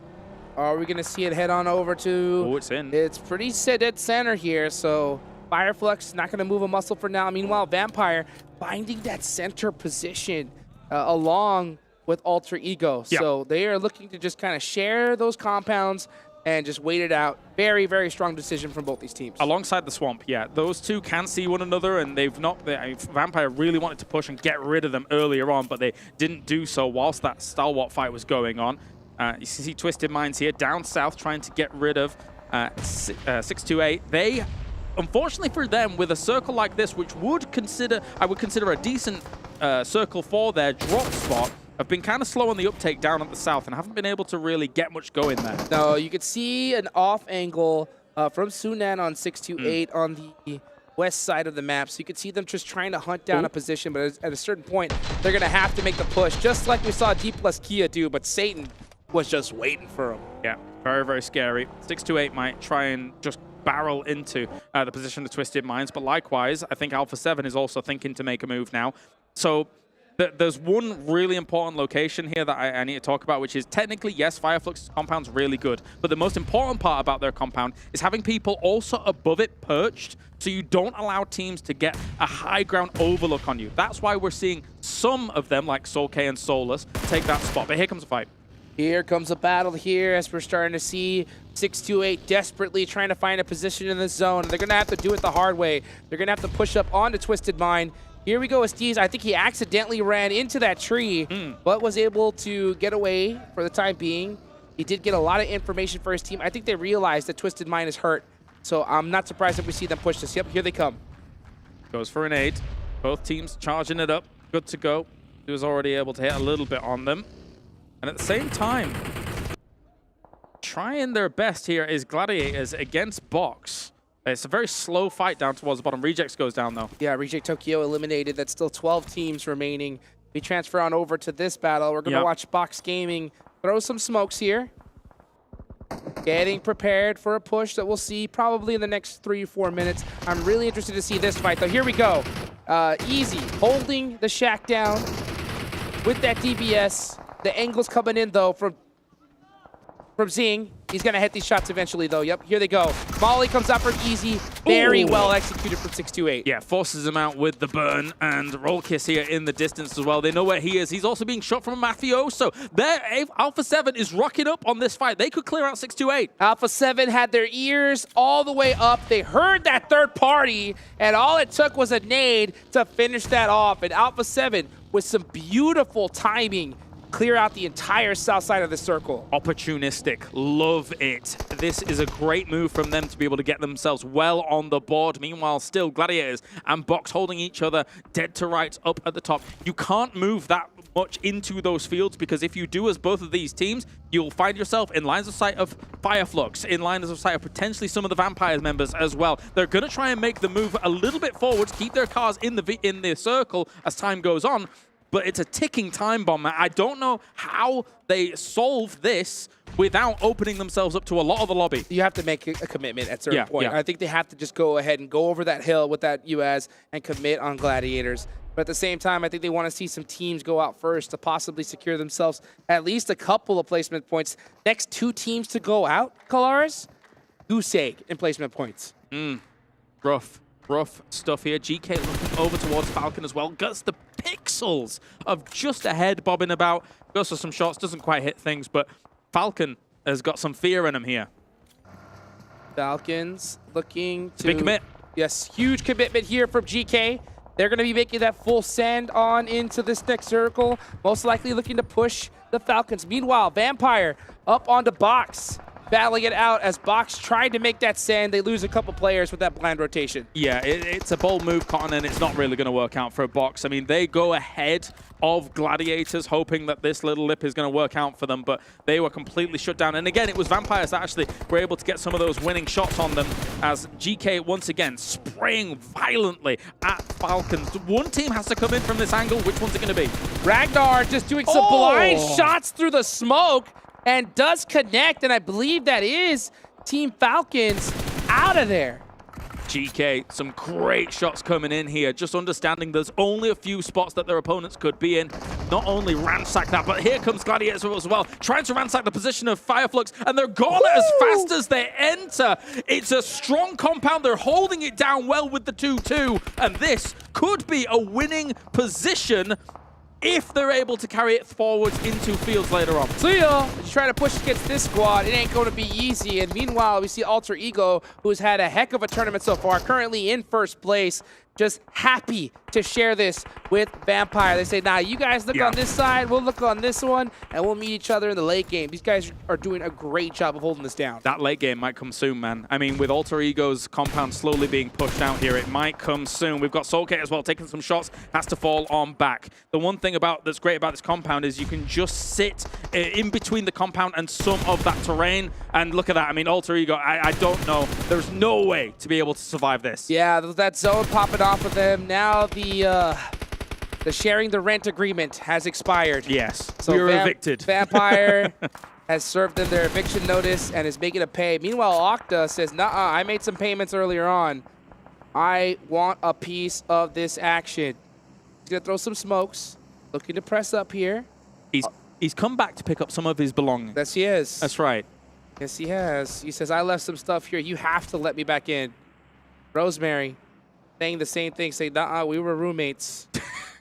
Come on. This is going far. Give us the keys. Give us the keys. But Vampire, cease and desist delivered. And there may be a cease and desist from Soulcate for a second. No, he's not going to take those shots. Ducks on behind. Rosemary's not willing to take the shot, the long-range shot from across. Probably could have finished him, to be honest, or at least knocked him, I should say. Yeah. But Solus still trying to hold this lip. As I say, this is the one vulnerability that this compound has. They don't have anybody on that side. They're going to be very concerned about how Alpha7 is moving. Are they going to move hard west into them is the question. Oh, Octa getting one. Meanwhile, Schweppes is right there at the tree. He does have a couple of nades. A beautiful Molotov comes out quick. That forces Octa to come out. And Schweppes serves the notice to Alter Ego as they're looking to possibly pass them up on the leaderboards. The final notice. That's right. Get on out of there. Get out of here. And for now, we have Vampire, one knocked. They're going to have to try and move into the field south of them. There is a lip in terms of actually going for this, but GK moving up. That's very bold. Flying on down the hill. And here comes GK with a full send. Meanwhile, Tony K looking to pick up some players on the action. Meanwhile, Action is holding down the shack, saying, nuh-uh, this is my place. This is my shack. He's insane. He's insane. The S12K was doing a lot of work. Then he actually saw the feet as he came out of the shack. He knows he's there. He's charging up an 8. If he gets this. Low toss? If he gets this. Oh, he moved.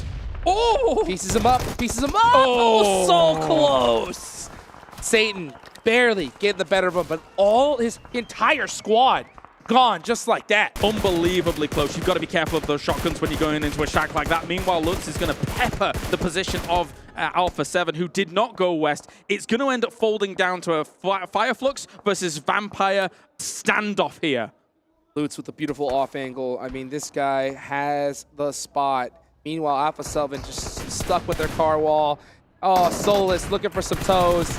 Okay. All eyes are on Alpha7. They're getting picked apart. Yep, and just like that, they're gone. And it was Vampire that shut it down. Already, Vampire seized the initiative. They moved up and took 2 hay bale locations against Fireflux, who have not seized any opportunity to try and get out of this compound. You can spray into these hay bales all you want, but if you get pushed by the blue here and Vampire survives behind those hay bales, it is going to be difficult for Fireflux to find a spot to claim that as their own in these fields. Vampire very focused right now on taking this last player from GK Esports, Satan, holding the shack. That smoke is just there to blind them from throwing nades into those windows. He's going to go ahead and get out of that shack. A great play because he knows that utility is most likely coming his way. So Vampire, 2-2 split right now. Yep. Two players focused on Fireflux. Meanwhile, one focused on GK right behind him. Exactly. You have to keep an eye on him. And Fireflux is going to move down with vehicles, use some of these smokes as well now to try and find themselves a spot. That looks like they're doing it successfully so far. Satan being in that spot makes it a little bit easier for Fireflux to make this move because they just don't have as many eyes on the Fireflux rotate. Oh my gosh, that rotation for Fireflux makes things that much more difficult because now you have to focus on them instead of Satan from GK. So they are within nade range. Here comes Soul-K. Throw in some util. He's got 3 nades and a Molotov to his name, so plenty of utility. Meanwhile, Satan left the shack. Where did he go? He's a magician. He's out of there. Look at him. Crawling along. Sneaky snake. Sneaky snake. He snuck out. He threw down that, almost like a ninja, throwing down that smoke and just ejected out of there. I will say there's a slight curve on this field that allowed Fireflux to get out of there a little bit more unscathed than I thought they were going to. So that has helped them considerably. Nice nade to open things up. Soul-K with a huge nade. That was an eviction notice. Here it comes to one more. Right onto Schweppes. Schweppes down barely to 20% HP. You know he's got to have another. Oh, no. Oh, the beautiful anger from Soul-K. Oh. Now it's down to 2 players left from Vampire. They fanned out fantastically in this field, and they are not giving them a second's notice as another nade will come in, finishing them off here from Ketch. Going to be wildly spraying towards that, but it's not going to work on out here. Ravenclaw goes down as well. Fireflux is all over this one. Tony K going down. That is Fireflux clutching up the win. Beautifully done for them. What a way to finish. I mean, Vampire Esports racking up a whole lot of eliminations, and not to mention Satan securing such a high placement. Those are some solid points for his team. Definitely, definitely. Circle 2-3. I'm talking about Fireflux and that compound. That farm compound is extremely powerful in this location. They were able to defend it well, making sure teams were coming from the west to try and encroach on their territory, and then towards the east, there's nothing. You're just able to finish it up here, Hot Jukes. Yes, beautifully done indeed, guys. What a match. 3 more matches left to go today. Don't go nowhere. We'll be right back.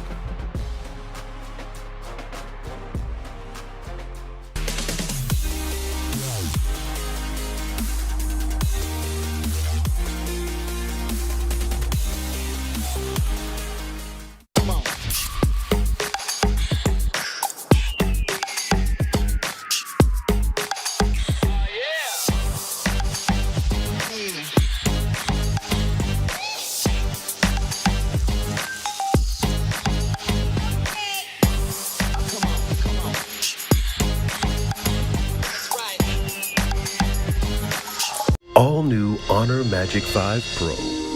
Freeze even fleeting emotions in just milliseconds. Take marvelous night shots with lightning fast exposure.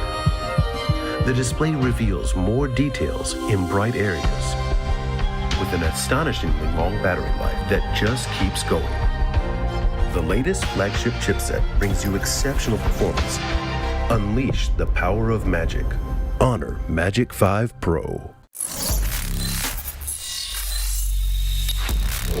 Open your eyes. When you look into my eyes, tell me what do you see? Tonight, I'm going to show you the wonders of the mall. Hey, I got nothing to lose. I got nothing to lose. I need warriors. So is this what you want in?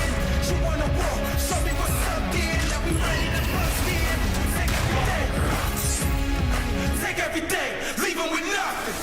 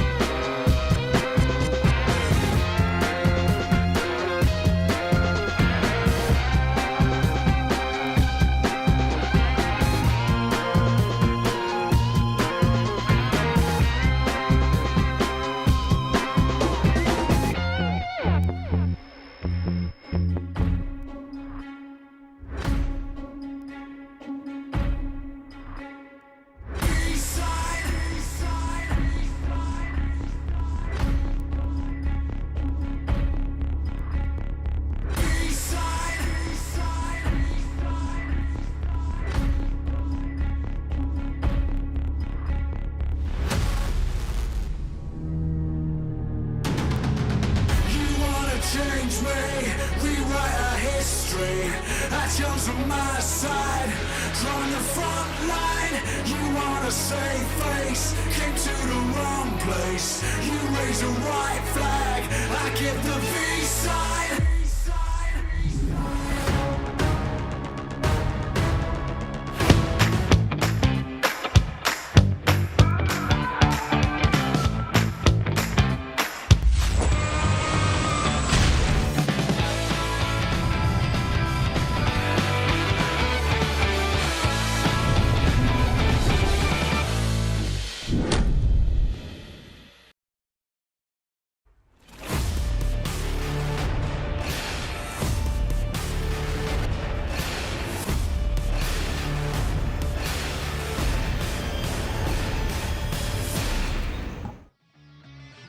Let's go Fire Flux as they take themselves a victory here in our third match of the day, but that does mean we have 3 more to go. But before we can get into this one, I got to give a big shout out here to one of our sponsors, Honor Magic 5 Pro, powered by Snapdragon 8 Gen 2 and Honor self-developed GPU Turbo X.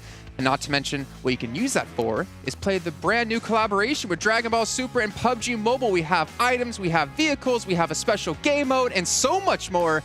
And Maxman, you and I, we tried to play before the show today. We didn't have time, unfortunately, but you did get as a squad match in, right? Yeah. Actually, I went with some randoms people and actually won. He won. How many Dragon Balls did you collect? I actually got 3. I didn't get all of them. Oh. That's fine. I looked for them, but didn't find them. 10. I got 10. MVP? Yeah. Bot game. Didn't want to say that, Jason. I didn't want to say that. But yes, that's fine. That's fine. It happens. But you know what? I'm excited to play it when we're done with the show, or maybe tomorrow before rehearsals we can get it in. But we also have a special thing for you to enjoy, for you at home to enjoy, for myself as well to enjoy. And if I'm not mistaken, it's a special survey we did with all the players here at PMWI. This is players only doing their answers. And we asked them questions like, who do they think the best player is at PMWI? And also, who do you think is going to win PMWI? And currently, the votes, as you can see there, they have Alpha7, Stalwart, and S2G as potentially winning, but unfortunately, didn't work out for them. They did not make it through. But Alpha7, that's interesting. It is, because, I mean, wait, hold up a second. What's this one saying? Best looking player? PMWI players. Well, if Paraboy was here, we know Paraboy would be there. They got that PMWI riz. Honestly, I respect that list right there. I'm sure a lot of people out there do. Let's see. I agree with the Tixie supremacy. Yes. What's our third one? We asked them a ton of questions here, and I'm curious, what was our third question asked? And it is, which 4 players would you choose to make a super team? We've got Revo in there, makes sense. Tony K, of course, with how he's been playing. Top in action. I feel like Maxman got in the back and actually changed some results here. I made 10,000 accounts. I made 10,000 accounts. That's a pretty strong team, to be fair. Yeah, you can't separate top and action. If you pick one, you got to get the other. Right. Yeah. You're going to have some synergy from the get-go. Like you go to like play, on the basketball court to play, and you choose like the older brother who's really tall, and of course he's not going to ditch his younger brother. What are you pointing at me? I'm not the tall one. I don't know. He's like the older brother that's really tall. I actually. mean, I am older, but I'm not tall. Stone cold face right away. Well, it was also Stone Cold Fire Flux at the very end there as they close things out up against Vampire. They get themselves 17 much-needed points. But Vampire starting to run away with this one yet again. 19 points for themselves, and GK, I'm going to point out, they had 5 points going into this match. They over triple it, getting 17. And they eliminated another teammate, Jason. Oh, they did. Yeah. We have been keeping a track record here, Maxman. Who's that team? The poor guys, Dplus KIA, once again. Forest, but not in the good way. We've had 3 matches, and these 2 teams have eliminated each other every single time. Currently, GK's winning 2-1. And it's always 4-0 too. It's always one squad completely wiped away, and the other team just completely outliving the other. 4 players alive, 4 easy points coming their way. But GK currently, 2-1 currently, but they should just stay away from each other. If they come on, get past the start of the match here, guys. The thing is, it wasn't even the drop. They just rotated after like 2 full phases. So like the odds of that happening are super slim, and it just keeps happening. I mean, are they super slim considering that they keep kind of hot-dropping on each other? Maybe they are just so used to having those paths that they don't want to change them, and they're just gonna keep on running into each other. Maybe. I mean, it was not a very obvious circle, so like there were different entry points, but the fact it was them again is like pretty funny. I like it. Yeah. Okay, well, you know what? Let's take a look at Flux here. We need to talk about too much with the Turkish team, though. We did, obviously, well, you guys didn't hear. We heard it here. The Turkish casters screaming from their boys from Turkey. You can see Ketch here getting 626 damage done across the board. Pretty even, though Solo's going to be taking the back seat here with only 200. But still, Ketch and Sol K. 6 eliminations apiece, or combined, I should say. Yeah. 7 elims total on the match, and a very needed closeout as well. I would say here, Ketch and Solis are the 2 players that did allow their team here, Flux, to get themselves the chicken dinner, because that mad dash over to the hay bale in the field, if they don't do that, they don't have the off angle, and they can't pressure Vampire Esports as effectively as they were doing in that game. So those 2 players in particular, that off angle just gave them the win pretty much. The utility out of Sol K too. He continues to does it year and year and year. Over and over again. I know you want to talk about this, but I'm still going to make you talk about Vampire's player stats, because we got to hurry. We see 36 seconds left on the timer, and we can see Tony K again, 1,268 damage. I mean, let's ignore. Like, I don't even want to ignore that one play he did, because if he can consistently play like this, then maybe that was just the one time he doesn't make that play work, thinking back to the Erangel. He might be able to actually, I think, if he continues to perform like this, he might be able to pass Stone, even though Stone might currently have the most elims, but I feel like Tony K, once he got used to some of the other teams, on day 2, he was able to actually excel. And something that I do want to point out with Vampire Esports is the way they were able to just control their gameplay. At one point, I kind of blinked my eyes, they had 0 elims, and all of a sudden, they went to like 8 elims. The timing too was really good. Yeah. I'm starting to believe it. I'm starting to feel it. I feel like all the tech problems we've had are in the past, and we're starting to get our matches in one after another. And gentlemen, things are starting to heat up here. I mean, I'm starting to look really towards Vampire quite a bit. I'm really excited to see if they can do the 4-peat. Do this not only 1, 2, or 3 tournaments won at PMWI, to win 4 across 2 years. Come on, they got to give other teams a chance. If they win both events, that's $500,000 right, for that team alone. It could literally happen right now with the track record of last year and how they played so far on the All-Star stage, and already at the start of today. I'm telling you, the odds are really looking in favor of Vampire. I was talking about this with Blank, and we both agreed. We kind of want Vampire Esports to win both. He does. He's nodding. He's nodding over there. Yeah. It will be good to have a dominating team here at PMWI. Maybe this year they'll be able to transfer those skills to PMGC if they're able to make it there. Yeah, I was gonna say. I mean, obviously they could potentially win an extra slot for their region. It's not them getting the slot; it's the slot for the region, which could be massive. But then we also have some special invites still to come out. Curious to see where exactly it will go. But there's still a lot of teams out there fighting, though. There's still a lot of teams like Alter Ego we've seen have a good start. Not as great as the 3rd match, I believe, but they still have more chances to come today. Yeah, it's going to be really important to secure that extra slot for your region, of course. I mean, if Vampire do get it, they might also secure themselves a spot thanks to that extra slot for their region. So it could be working out. Yeah. I don't think most people actually understand that if they were watching the solos matches we had yesterday. Special moments. Yeah, we actually, if you guys didn't know, we last night we had 2 show matches, solo matches, $100,000 total prize pool. You win 30 grand just for getting a chicken dinner. IQ ended up winning what, like $65,000? He made bank. He won at least 30,000, I can confirm for sure. In an hour and a half. That's what it took. That's the best prize pool to game ratio we've had in a long time. That boy making that Mayweather money. Yeah, Revo too, actually, they're pretty decent. Got himself some good stats, some good damage, good elims and everything, but yeah, it was looking pretty close. True. It's also looking pretty close. Time to get in the game. I think I saw about 18 seconds, and we have some new casters coming in as well. Honestly, Kalaris and Hotchicks, they deserve the break as well, because we've had such amazing games so far. There's been not a single letdown here at PMWI, the main tournament. And I don't know what else is to come. We still have a lot of matches left. I want to continue to see good performances out of Vampire Esports, actually. I want to see Alpha7. Oh, because we were gonna go into some of their stats, but you know what? We don't have time for it. So we're gonna head into the match with Jana and Blank to kick off our final Erangel of the day.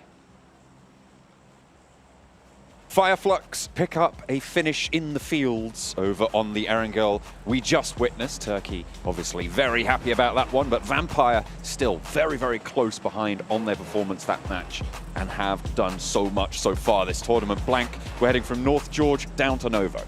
Yeah, properly fair little playing path here for everybody in the circle, which is always nice to see overall. Down towards Novodobnoye, obviously that eastern side a little bit out of the way, but I'm pretty sure most of these teams should be able to get over towards there. If they find their vehicles, the ones they need. We're looking out for GK as well as Dplus KIA, seeing if they're still going at it here on our angle. I would be surprised to see it for a third time, but it's certainly possible to be happening.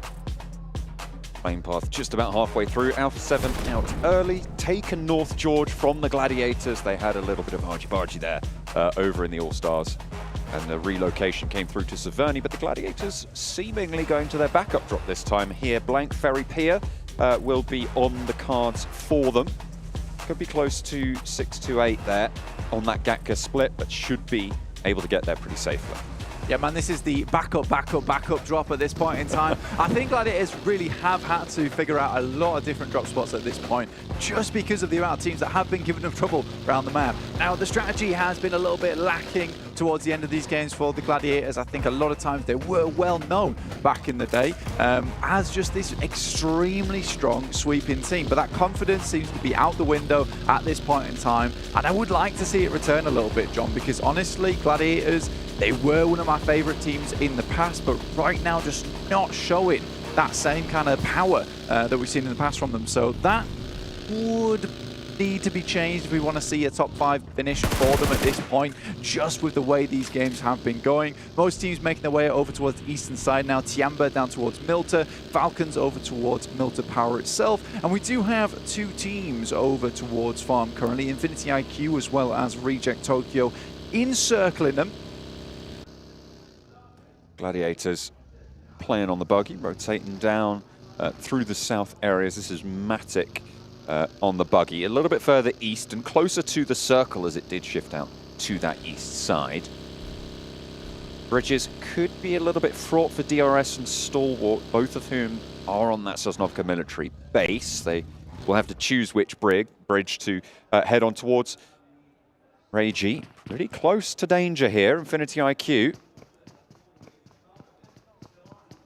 holding close, has got the firepower to dispatch someone very, very quickly, but could in turn just get out of dodge in the buggy, head to that cover. Here's the gunshots, but he's already pretty safe here, has plenty of cover and teammates as well to back up on this south coast near Farm Blank. Yeah, Kaidalan doesn't find anything off the back of that. Reiji actually comes back in for a little bit more. Doesn't really have much of anything to be playing around with. Has the pistol, pulls it out, takes some shots. I think he's got the K9 in the back as well. Kaidalau moving forwards, but cut out as Sara is on that flank, and Infinity IQ still have their outpost on the inside, sure, but they can't confirm this flush just yet. Ferrari on the inside, nade from Reiji, does a little bit to displace him, and 3 players move in. They haven't managed to find it. Slightly messy, but do manage to get the flush in the end. Nobody goes down from Reject Tokyo.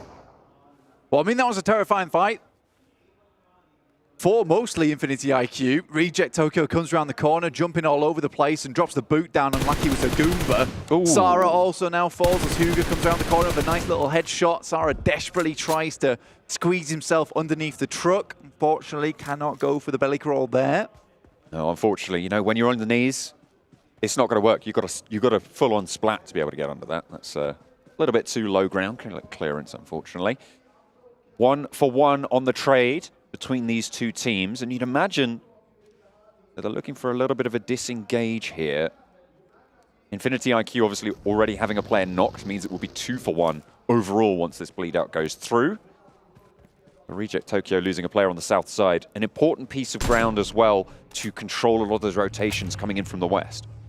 Yeah, man, it's an interesting play from Sara. I don't think it was a necessary one, to say the least. I'm pretty sure he did get caught on the burnt out UAZ at the end of the day. Kaudalan does fall, finally bleeds out there. Bensu and Hugo off in the distance. Bensu really has made up the majority of Infinity IQ at the moment. He is the powerhouse on the team. But losing 2 of their players right off the get-go, not an ideal start for them. And I think Reject Tokyo realized that, you know, this is not worth it. Most likely will need to start getting some loot on board. 628 actually stealthing their way over towards Gladiators. Matic, once again, on his journey in the buggy, gets away, and I think he has heard the vehicles rocking up towards the forested area. Certainly have heard that one. Yang unleashes the magazine, pops the reload to try and catch him in the open field. A tire, L2 actually go out there for Matic, but he's still got the momentum to get across to Kitsune and to relative safety. with the rest of the team. But Meku and Tixi still a little bit split and a little bit behind, could still be cut off by 6-8 lane. Yeah, they'll need to regroup, and I think for the guys on 6-8, they'll want to perhaps follow that one. So I am assuming that the rest of Gladiators should be able to get up towards the rest of their teammates fairly quickly on that Furry Pier side. In the meantime, Dplus KIA over towards the east. They don't go down early to Geekay. Happy days. I think, honestly, for Dplus KIA, coming into the 4th match of the day at 7 points, very irregular for me, right? That's super irregular. They were very good over in All-Stars, and I think they are a decent team. I just think that those first couple of games were really not so fun for them right at the start. I mean, as Max was saying on the desk, it was either 4-0 or either way, it was just a full squad wipe. So I do think for Dplus KIA, getting over towards a different position on the map wasn't necessary because you have missed out on a whole boatload of points. Vampire already at the top with 47, Alter Ego with 40 points. The Indonesian representatives doing absolute wonders. Absolutely. Vampire also just making sure that that title is defended of theirs, the PMWI potential, as you and Seven, and I'm sure a lot of other people are supporting for the 4-peat. Vampire have gotten off to a good start. They're currently playing towards South George. They're pretty late on leaving the rotation. Given that the plane path started over towards North George as well, they will have been on the ground for a very, very long time. So they're going to try and isolate some late rotations potentially. They should be as looted as pretty much everybody else in this lobby. Yeah, I think over towards North George, South George, Crates as well as Hospital, it's a pretty cramped zone in terms of the amount of teams that drop in that area. The good thing about this circle, though, is that it does really enable that long rotate up towards the northern side of the map, past Yaz Lake as well to move in there. It allows all these rotations underneath. So I think for Vampire, who were around the Hospital way, they wait a little bit for the teams up towards their north to move out, to get out of that location, and then start getting on their merry way. Alpha7, not particularly a team that you want to get into early on. They are very good when it comes to those early team fights. Got some incredible mechanical skill on their side. Some of the macro definitely leaves something to be desired at the moment, but they're a team that starts slow and then gets a little bit momentum as they get through the games and get used to the teams they're playing with. That is really not what you need in a 3-day sprint in this kind of tournament. But I do think Alpha7 can catch up. And after that last game, a little bit of momentum has been found, a bit more of that confidence as well. They had a big elimination count. So this is interesting for them. Plus, with this circle, the Stalber rotate has worked out fantastically well, holding almost 40% of the circle for themselves on that northern side. It's a great place to start sweeping through a lot of areas where you can stay fairly hidden in the forested areas, some decent compounds to chill out at. So I think for Alpha7, this is an excellent decision that they will be benefiting from in the future. The ever-treacherous Yasnaya Fields encompassed by this next circle blank. They are such a difficult bit of terrain to navigate. We'll have to see if teams are going to be able to find any sort of sanctuary in that area should they opt to cross them. Don't have to go into them just yet, but certainly possible to see the finish there. The East Bridge from the military island for Stalwart and for DRS, actually, both looking to get across near Milta. DRS allowing Stalwart to go first. I don't know if allowing is the right word, but Stalwart did get across first, is the upshot of it all. And the Gladiators are pushing him from the south as well. Yeah, Gladiators actually making that rotation from Ferry Pier now, have squeezed along that coastal edge and now making their way up towards Shelter Side. A little bit of a barren position on the map, but getting past this area is probably one of the most treacherous bits of land that you can go through, purely because it's very easy to get caught up in an engagement over Shelter, where suddenly you're just stuck in this almost a standoff between two teams. So it's not ideal. Alpha7 look to start sweeping now. They find the elimination over towards Tiamba. Infinity IQ lose Bensu, just one player left remaining on that team now. Very unfortunate after their start versus Reject Tokyo earlier on. Reject Tokyo currently over towards Lipovka, trying to swing in from that east side. Box Gaming playing on the east point of Yasnaya. Resed up for Tianba. They can get some healing done now. Might take a couple more bullets, but only one player. You don't want to make yourself too much of a target here for Infinity IQ. We got trying to just stay alive and maybe make teams think that there's more than just him inside this building. Yeah, he needs to have presence, realistically. I think this is a compound that a few teams would like to get their hands on. So Hugo, if the circle does move over towards that northern side, likely to get crashed. So the amount of nades he's got in pocket will be very important, but not likely that he's going to be able to survive versus a four-man squad coming his way. Alpha7, though, did find that compound over towards the eastern side of the map. Decent stuff for them. Reject Tokyo over towards the eastern coast. A little bit easier to move through this position as well, because the eastern coast has this nice little ridge that you can play around. It will depend on this next circle, though, but scouting-wise, that's a decent place to start from. So many teams already in, and this just speaks to the level of the lobby at the moment. The rotations are very clean. Being able to get into position. The amount of teams we have in this final circle with the amount of fielded area that's still in, we're looking at a Yaz finish potentially, but it is leaning down towards that southeast side, towards Lipovka. So more of those grassy pastures, playing around the divots.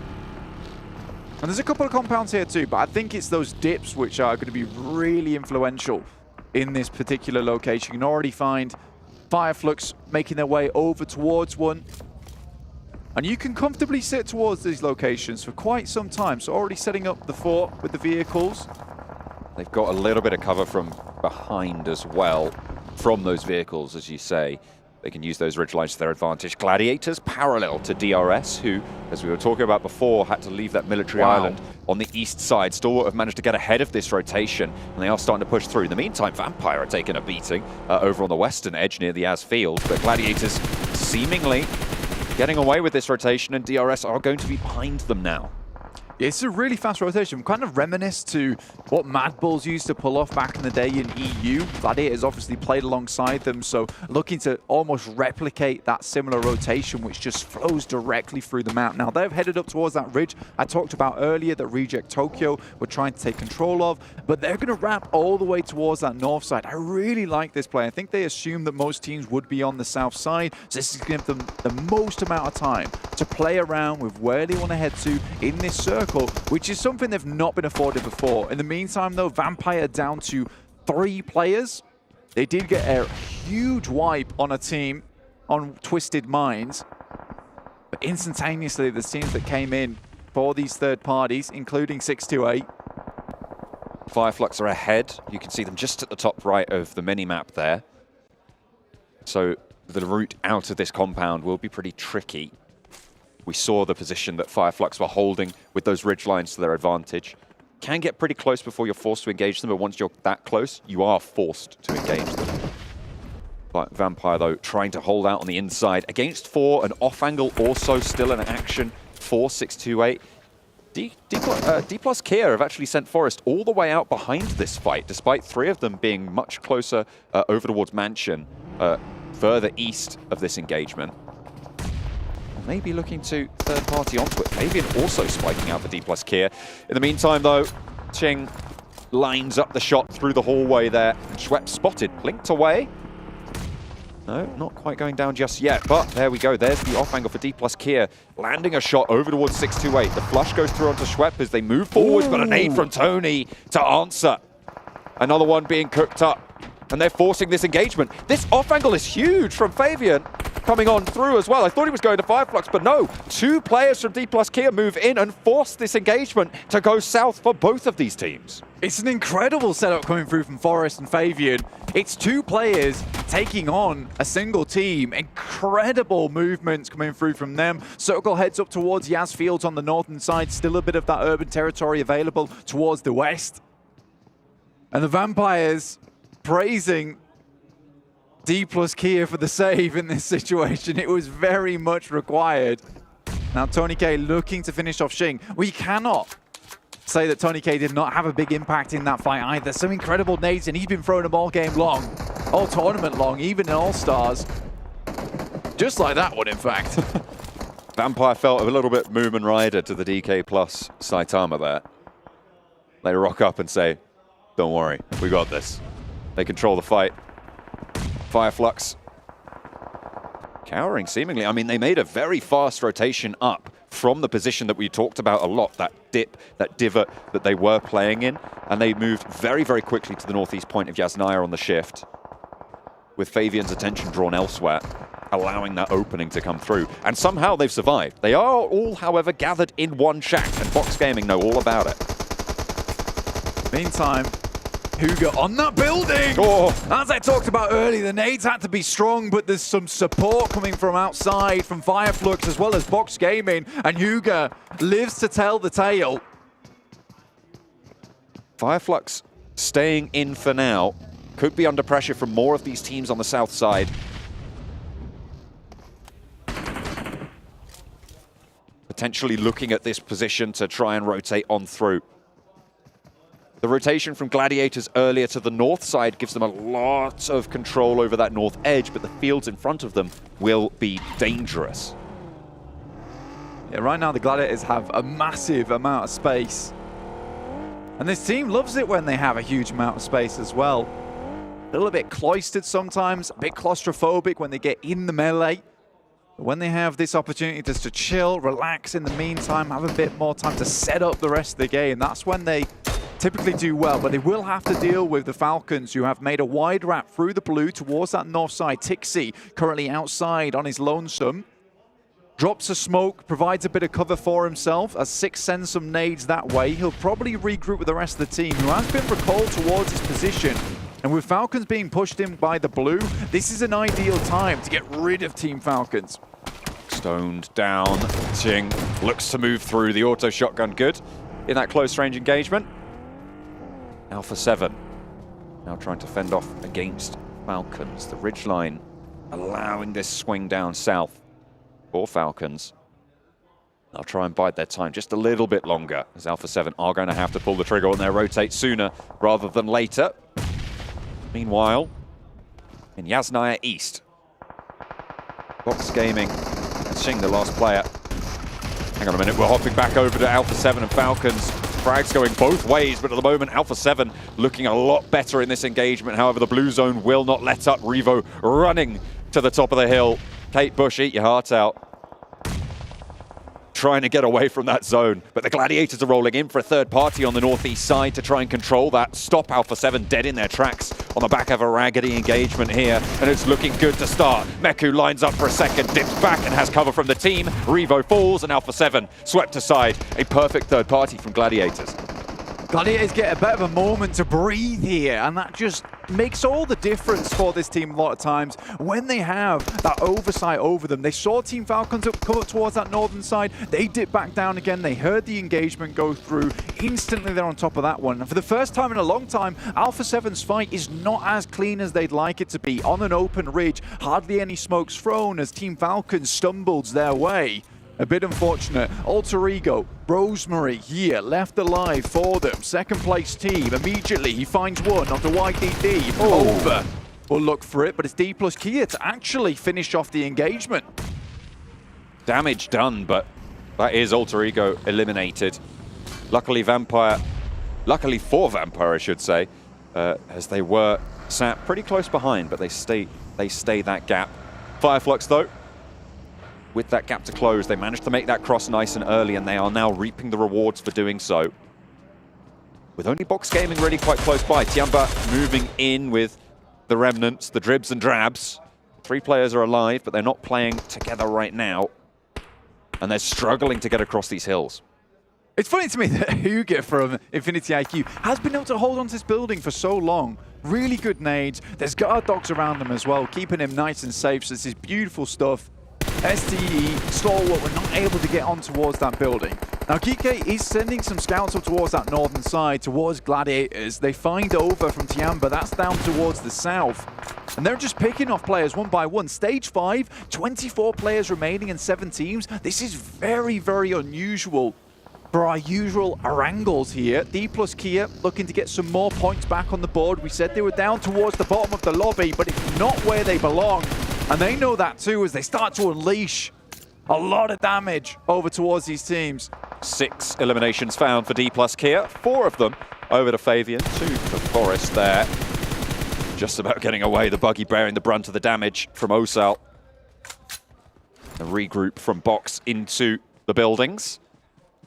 They'll stack themselves up to go for a push further north because this is looking like a field finish. You can see here on the sweeping shot blank, it is pretty much just hay bales as cover. I mean, and Hugo's building. That's true. Apart from, okay, fair enough. I mean, to be fair, the fact that no one's been able to pick that up, and I think it's just because there's so many angles around this location, it's hard to make that rotate up towards that building because it is so open without feeling about 18 different players just sighting you at that point in time. You can feel it in that moment, and Stalwart certainly did. They tried to make that fight come through quickly. Hugo was able to keep them away with some beautifully placed nades. Now, for the Gladiators, this is a really incredible game, all things considered, particularly because they were in very peer. Making this rotate was not easy, but they picked the right direction and the right rotate, which obviously has encompassed some research into these games. And it feels like a similar kind of playstyle that we've seen in the past from them is coming through. And their gunfights are good, as you see on the screens right now. Not sure what happened between last and now, but it's good. Flux under pressure as Box Gaming finally turned their attention out that way. They've stayed in the shadow for too long, and they will fight there no longer. Box Gaming take them down, seemingly without too much effort. To be fair, they were all in one building in a very nadeable position, so you got to feel it was a little bit of a ticking time bomb.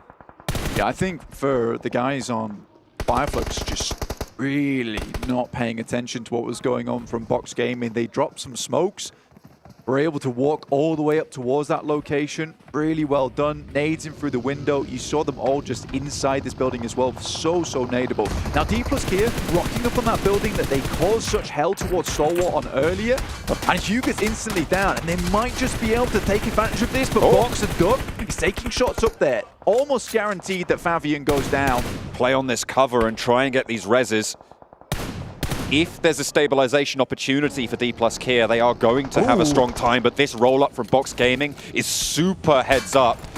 They managed to find their feet and run straight on in, but GK aren't going to allow them to just get this for free. The nades through Fine Forest, and now just one player left standing for Dplus KIA. Saden in the corner with a DBS, but he's not even going to get the opportunity. The chance denied. Dplus KIA swept aside as Gladiators chime in as well. A potential third party, but Box Gaming are just too healthy as well. Kitsune sends a nade down that way, but it's Ragnar to start things off strong for him. Tixie's looking for another nade as the smokes are all unleashed. Keeping this position shrouded by the clouds of smoke. Kitsune's got 3 nades in pocket, sends one over the top. Box Gaming not likely to be inside the building, so tosses it a little bit over towards that left-hand side. Now Tixie goes down, it's really bad news. Oh dear, that is unfortunate. There is an answer. Matic, fantastic. Just about staying alive. And the knock went over towards Tixie on the front line. Slowing down GK on those sides. So important for Gladiators' route forwards here. Yeah, Matic is doing a fantastic job. Definitely pulling a Matic classic here, but more akin to when he's a solo at the end of the game and he's just taking names and numbers. Oh dear. Meku spotted and taken down as well to a cheeky little spray. A push forwards, and Box Gaming once again move in just the right time. Kitsune really can't do too much. He's only going to try and get these trades. He cannot save his teammates in this scenario, and Matic has to roll in to try and get something for this position. But Box Gaming looking good on their route out of Yasnaya. They found the openings and they took them with both hands. Man, right now, Matic is untouchable. The way he's moving, ethereal. The bullet's just passing through this man at the moment. Haith now from PMWI Esports does spot this location, will drop some smokes up towards that northern side after they did suffer that casualty from Matic earlier on. But Box Gaming has a lot of cover for themselves. Unfortunately, they're not in the circle, John. They'll have to move in. And how many more smokes do they have left? They have been on a smoke train for some time now, but the coal has got to be running dry. They will have been able to get a pretty decent resupply of Fireflux, you'd hope. But there can't be too many more in the back pocket. 3 there and quite a few nades, to be fair. I mean, it looks like they're going to do okay for the time being. The question is, how long do those resources last? As you say, out in the open, you do need to invest quite a few of those repeatedly. Matic looking to reposition now as he also is not in this next circle. A lot of damage felt towards Duck, but not the knock. Broadside for Kitsune over towards PK. You'd imagine they should just have a full view on this. Matic also out in the open. A the Gladiators just trying to survive 1-1, a big split, but really don't have much choice about it. Matic goes down, and now it's just Kitsune, but he's fending off Box. Not for long. Nade pings over the top above his head like a light bulb, but doesn't give him any ideas, just sends him straight back to the lobby there. Gosu from Box. The fact that Duck is able to be here is absolutely madness, John. Should not have been able to get up, but some funky driving took him into the location. One on the back. Hope looks to hit those shots. Now it's a 3 versus 4. 3 for Geek, trying to move in. 1G. Just getting these shots down range, but not really landing on the mark. That's what you want. Duck finally able to take down Ragnar. 2 players now standing. Box on a little bit closer to the edge of this next circle. See where the shift ends up going. But the team's forced into these fields, left open. A wide swing up to the north from Gosu gives them a huge off angle. Yeah, I mean, for Box Gaming, they have to take these angles on towards GK. They know that they're limited on players, and taking these 2 angles on the sides leaves them very thin on positions that they can play now. Gosu moves down towards another hay bale, and I'm pretty sure this is all but over right now for Geek. They would have to pull something miraculous out of the bag here. Oh, another nade over the top from Duck. Leaves just the 1 player. DBS in hand, he's waiting for the pushes, trying to get a little bit of an answer, but not given the range advantage on the spot. Gaith has more trouble to deal with, but he just can't hold it out. Box Gaming make move after move after move. Precise, efficient, devastating.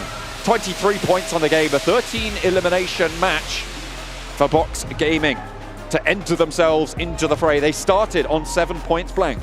They're up to the big 3-0. I mean, Box Gaming certainly not playing the Box Gaming of the past, who just sat in a compound and won from there. Now they're moving from compound to fielded area. What is this? This is a change of pace for me. But good to see, honestly. I am really excited to see more of this kind of playstyle coming out from Box Gaming. They made some really good moves, took some very good fights with the information they gathered as well, John. And I think that's the big thing. They saw Hugo as well as Stalwart. They went down. They noticed that Fireflux hadn't moved out as of yet. All the vehicles were primed and ready to go, but they took their chance. They saw it. Smoke trains are down. Nades are out. Easily done. So a really nice game from Box Gaming. Gladiators, I think, could have maybe gone a lot further in this match, but they just could not step up to the task versus Box Gaming. They just went down in that close engagement there. I think the Gladiators still did very well. We saw a glimmer of the Gladiators gone past of that third party onto Alpha7. Really very well timed. They knew exactly what they wanted to do. Again, they tried to third party onto Box Gaming. It just didn't quite work out that way. Maybe they thought there was more presence inside that shack from the Infinity IQ. Yeah, I mean, Matic's angle up towards that northern side as well, looking down towards Geek, yes, it provided them a little bit of support, but I think in that location, that time where you hear that fight go off, I think you just localize all your players on that side. Yeah, it was just a little bit too lackluster. Didn't have the pressure to keep Box Gaming in the box. And instead, it was Box Gaming to be able to take it home in the Yasnaya Northeast Fields. Fantastic chicken dinner for Box Gaming. Let's head back over to the desk. Box formation, close things out. You don't see Max dancing on the screen. Close things out and get themselves a chicken dinner on the board, and do it in quite a fashion as well, picking up a lot of eliminations behind this and really setting themselves forward with a good step to win a lot of money. But before we can break things down, you know what you have to do, Max? It's time to talk about Honor Magic 5 Plus, powered by Snapdragon 8 Gen 2. An Honor self-developed GPU. Turbo X. Nice. Look at that. One of these days we'll get 7 in on it as well, but I think last time he did a sponsor call out, it ended with him drinking an entire Pepsi can. I just... leave that there. At some point. It's a prop. It's not. It's not? No one can see it except me, but I can indeed confirm he almost opened it and almost drank it. This one, right here. Oh, I could. We actually do have security like next to us on these cameras to make sure he doesn't steal this headset as well. Chug it if Alpha7 win. It's fine. You won't be chugging it. So let's start to talk about this last match, though, because Box had to fight their way through quite a few different teams. One of those in particular, Max, you're pointing out, Dplus KIA. Yep. And that fight with them allowed them, in a certain way, to close things out. Pretty much, we know that the South Korean team, Dplus KIA, love their utility. Smokes, grenades, molly, they have all the time, a ton of it into the late game. The fact that Box Gaming actually eliminate the entire team and survive as a 4-man squad, they're like, wait a minute, that's actually a lot of really useful utility that we might be able to wrap up the game against GK Esports at the end. So the fact that they took down Dplus KIA in particular did also kind of seal that game for them. It really did, and I love the way that they were actually able to rotate pretty much from being able to defend a push from one of the players from 6 to 8. Once they defended that, they were like, oh, you know what? Dplus KIA is over there. Let's actually fully send it, and they were able to do that, and they were able to do that in such a great way, such a synergy way that we're kind of talking about this when we talked about Vampires earlier, right? How they were able to all push together at the same time. Guess what? Box Gaming was able to do just that in that last game, and we were able to see the performance out of it. Yeah, I'm not going to lie, a team that entering this event, I was having them a little bit under the radar, not sure what to really expect on a PMWI stage, but out with an absolute bang here on this game in particular. And Flux, one of the most aggressive teams, with all the smokes that were like, what the hell is happening over here? Couldn't leave the building. Then nades and mollies just pretty much ended the fight instantly. Yeah, and I also like the push that they ended up doing on GG. Once they got those 2 knocks, they were like, you know what? Let's fully send it over there too. They got rid of them very quickly. And Maddox like, I'm out of here. I'm gonna go away. He was already out of there. He's always out of there. I mean, there's a lot we actually want to talk about in this match soon. We'll get to the rankings in a second as we continue to see Box close things out on the final moments. Confidence was definitely reigning for them, and they looked as confident as ever, taking home 23 points. I mean, the second highest team was 11 with Dplus KIA, and we'll get into how they got those in a moment's time. But a fantastic game out of them, and also GK realizing we just avoid Dplus, we'll have a decent game. Well, GK was super quiet pretty much throughout the whole match. That's why they ended up only with just 2 LMs, but they were able to set themselves up in such a great place where they can at least secure a two-place finish. Oh. Hey, Alpha7 6 eliminations. They don't get the placements, but proving they can fight. Yeah, but which everybody knows that they can fight. They need to start getting those placement points at some point here. We know they can do that, right? But it's just at least they're not falling too far behind by picking up a few eliminations. But we need to see Alpha7 reach the late game, which as of right now have yet to do that really efficiently. Max? Am I seeing that right, Max? No, you're not seeing what I'm looking at. You're not seeing Stalwart with 0 points. No? I didn't see that. I don't have my glasses, so it didn't happen. I think it's because he said he's not wearing the jersey. I think we're rehosting this game after it actually ended. So, okay, this game never happened. Don't say that. You're giving people nightmares at home. We've had very smooth matches so far, Max. Don't jinx this, okay? I don't think the curse is that strong that I can curse an event. Let's not find out. Hopefully not today. Yeah. Oh, okay. All right. Well, let's take a look at Box Gaming's player stats here because we have yet to be able to focus in on them as individuals. But we do see Kwang coming through with 864 damage done. I mean, T-Duck's the only one, under 500 damage. But to be fair, didn't necessarily need to, as he had some stars on his team to help carry the weight. Yeah, Goso and Kwang going to be the ones to able to pop off here. And especially their sprays onto Gladiators, the way they just snap onto them instantly, right through smokes too, was really effective. Because it's kind of predictable.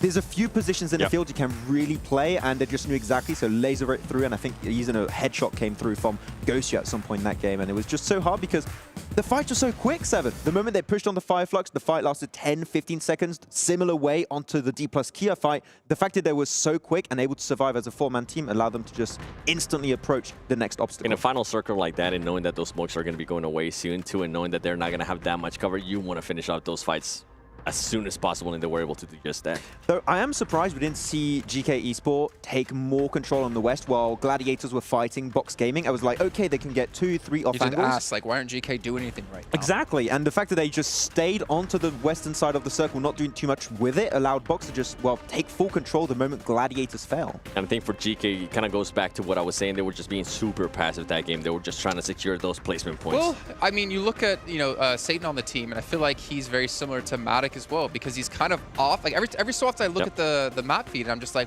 it's nowhere near his team. And maybe that's one of the reasons why they're not getting aggressive and pushing, though at the end, I don't think that was the case necessarily.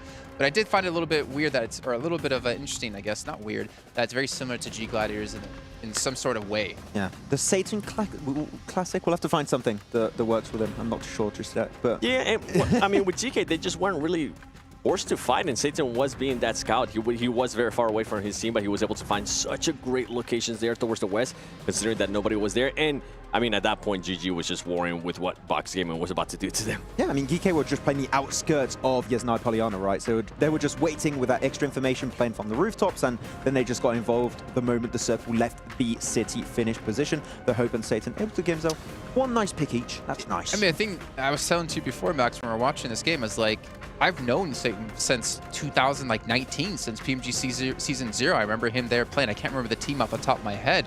He's got a wealth of experience, and we know GK can be a strong team, but they need a little bit more. Maybe that solo play of him, he needs to try to get a little bit more out of it, or maybe they need to switch some things up. Yeah, and Gaith has had an amazing season last year back in Arabia, and Ragnar is actually the MVP of the MEA Championship of Spring 2023. So when it comes to fragging power, we have 3 players that are looking really good. Hope is a player I have a few questions about as to how he can perform on this kind of event, but the 3 of the players, I feel like they can definitely bring the heat. With Satan, kind of feel like we're talking about Carrillo again, right? He's always the one that's away from his team. He's always the one that's really maybe needs to start putting up more numbers. And I think if they're able to do that, if Satan's able to become a little bit more aggressive and start confirming whatever knocks he ends up getting, or maybe stealing some illims, that might be the push that the team needs. Okay, well, speaking of pushes, there's one team who had a lot of pushes coming their way in this last match that we did want to touch on, Dplus KIA. They had a very interesting moment. It was quite a few teams. It was, how to start off, Max? It was Alter Ego crashing onto them. Yeah, so it was Alter Ego fighting versus Dplus KIA south of the road when it was going towards Yasnaya Fields. And Tiamba being like, okay, we don't want to do a mad rush anymore. We want to try and go for a smart play. Let's just third party that fight. Alter Ego fall down is looking great so far. Then Dplus KIA start to say, no, actually, we're going to start pushing back. And Tiamba instantly regret their decision, thinking, let's just zoom back onto the other side of the road and just bunker down. And Dplus KIA like, no, you're coming back over here. Chase them down, get all the squad wiped pretty much instantly. So it's pretty comedic, but you don't want to fight Dplus KIA if you're not ready for the heat. Which is crazy, right? Because with Tiamba, it's something we've been mentioning. I feel like they're just being too passive. And the moment where they actually had a chance to be aggressive, they decided to back away. All right, well, we're going to back away here from the stage. We're going to throw it on over to our commentators to kick off our first Miramar of the day. Mirror, more of that, please. Let's go into the first of the day in the desert, over from the east coast down to the southwest in Minas del Sur. Let's chop the southeast quadrant. I didn't like that. I did not like that one bit, I'll tell you that right now. But nothing. Absolutely nothing. What did you like? I think I've blocked it. I blocked it from my memory. It's fine. What are you talking about? Los Leones, though, down towards Minas del Sur and Los Higos. Most teams should be able to get up towards that northern side, honestly, just because they drop out straight away. It does mean we might have a cluster of teams up towards that north, in which case you're probably going to see a couple of these squads dropping a little bit later and going far north from that position. Bots Gaming down towards Puerto Paraíso, well, Impala for them. Dplus KIA down towards Puerto Paraíso themselves. And this is the first time we've seen Miramar in the main tournament, so it'll be interesting to see how a lot of these teams play. They've done the tried and tested over in Erangel. Now they've got to play on a bit of a bigger playing field. Now, for a lot of these teams, this is going to be quite different, especially those who qualified from All-Stars. We're back to 16 teams. This is going to be far more easier to hit these rotates. There are going to be less players crowding up the match and the map itself. But Circle heads over towards that western side now, John. Power Grid, Monte Nuevo, San Martin. A lot of high ground to be played around with here. I'm looking for the rest of Alpha7 because I've spotted 2 of them on the northeast side. Revo and Senatexa both breaking up towards Tierra Bronx. Oh, it looks like they're all in that vehicle on the, on the south vehicle. Okay. I was wondering, is there really 2 of them there? Are they playing super split drop? But no, they're going to be playing up towards Campo Militar and Tierra Bronca. Picardo, looks like that's going to be GK's for the time being. Reject Tokyo playing Los Leones on a bigger split. And that south side, Gladiators. Split position there. Miramar, very much more common to see these split drops on non-large POIs. You can get quite a lot of loot on board that way. Twisted Minds, smokes being dropped and close to Infinity IQ, but nobody going down just yet. In fact, not even any damage found. Maybe that's about to change as Dami plinks away, but safety found for the time being. Yeah, actually the only player that's taken even a lick of damage is Alter Ego. Over on that side up towards El Azahar, probably dropped out just a little bit too quickly. Hit the ground with a bit of a crunch. You rub those ankles and get on with it though.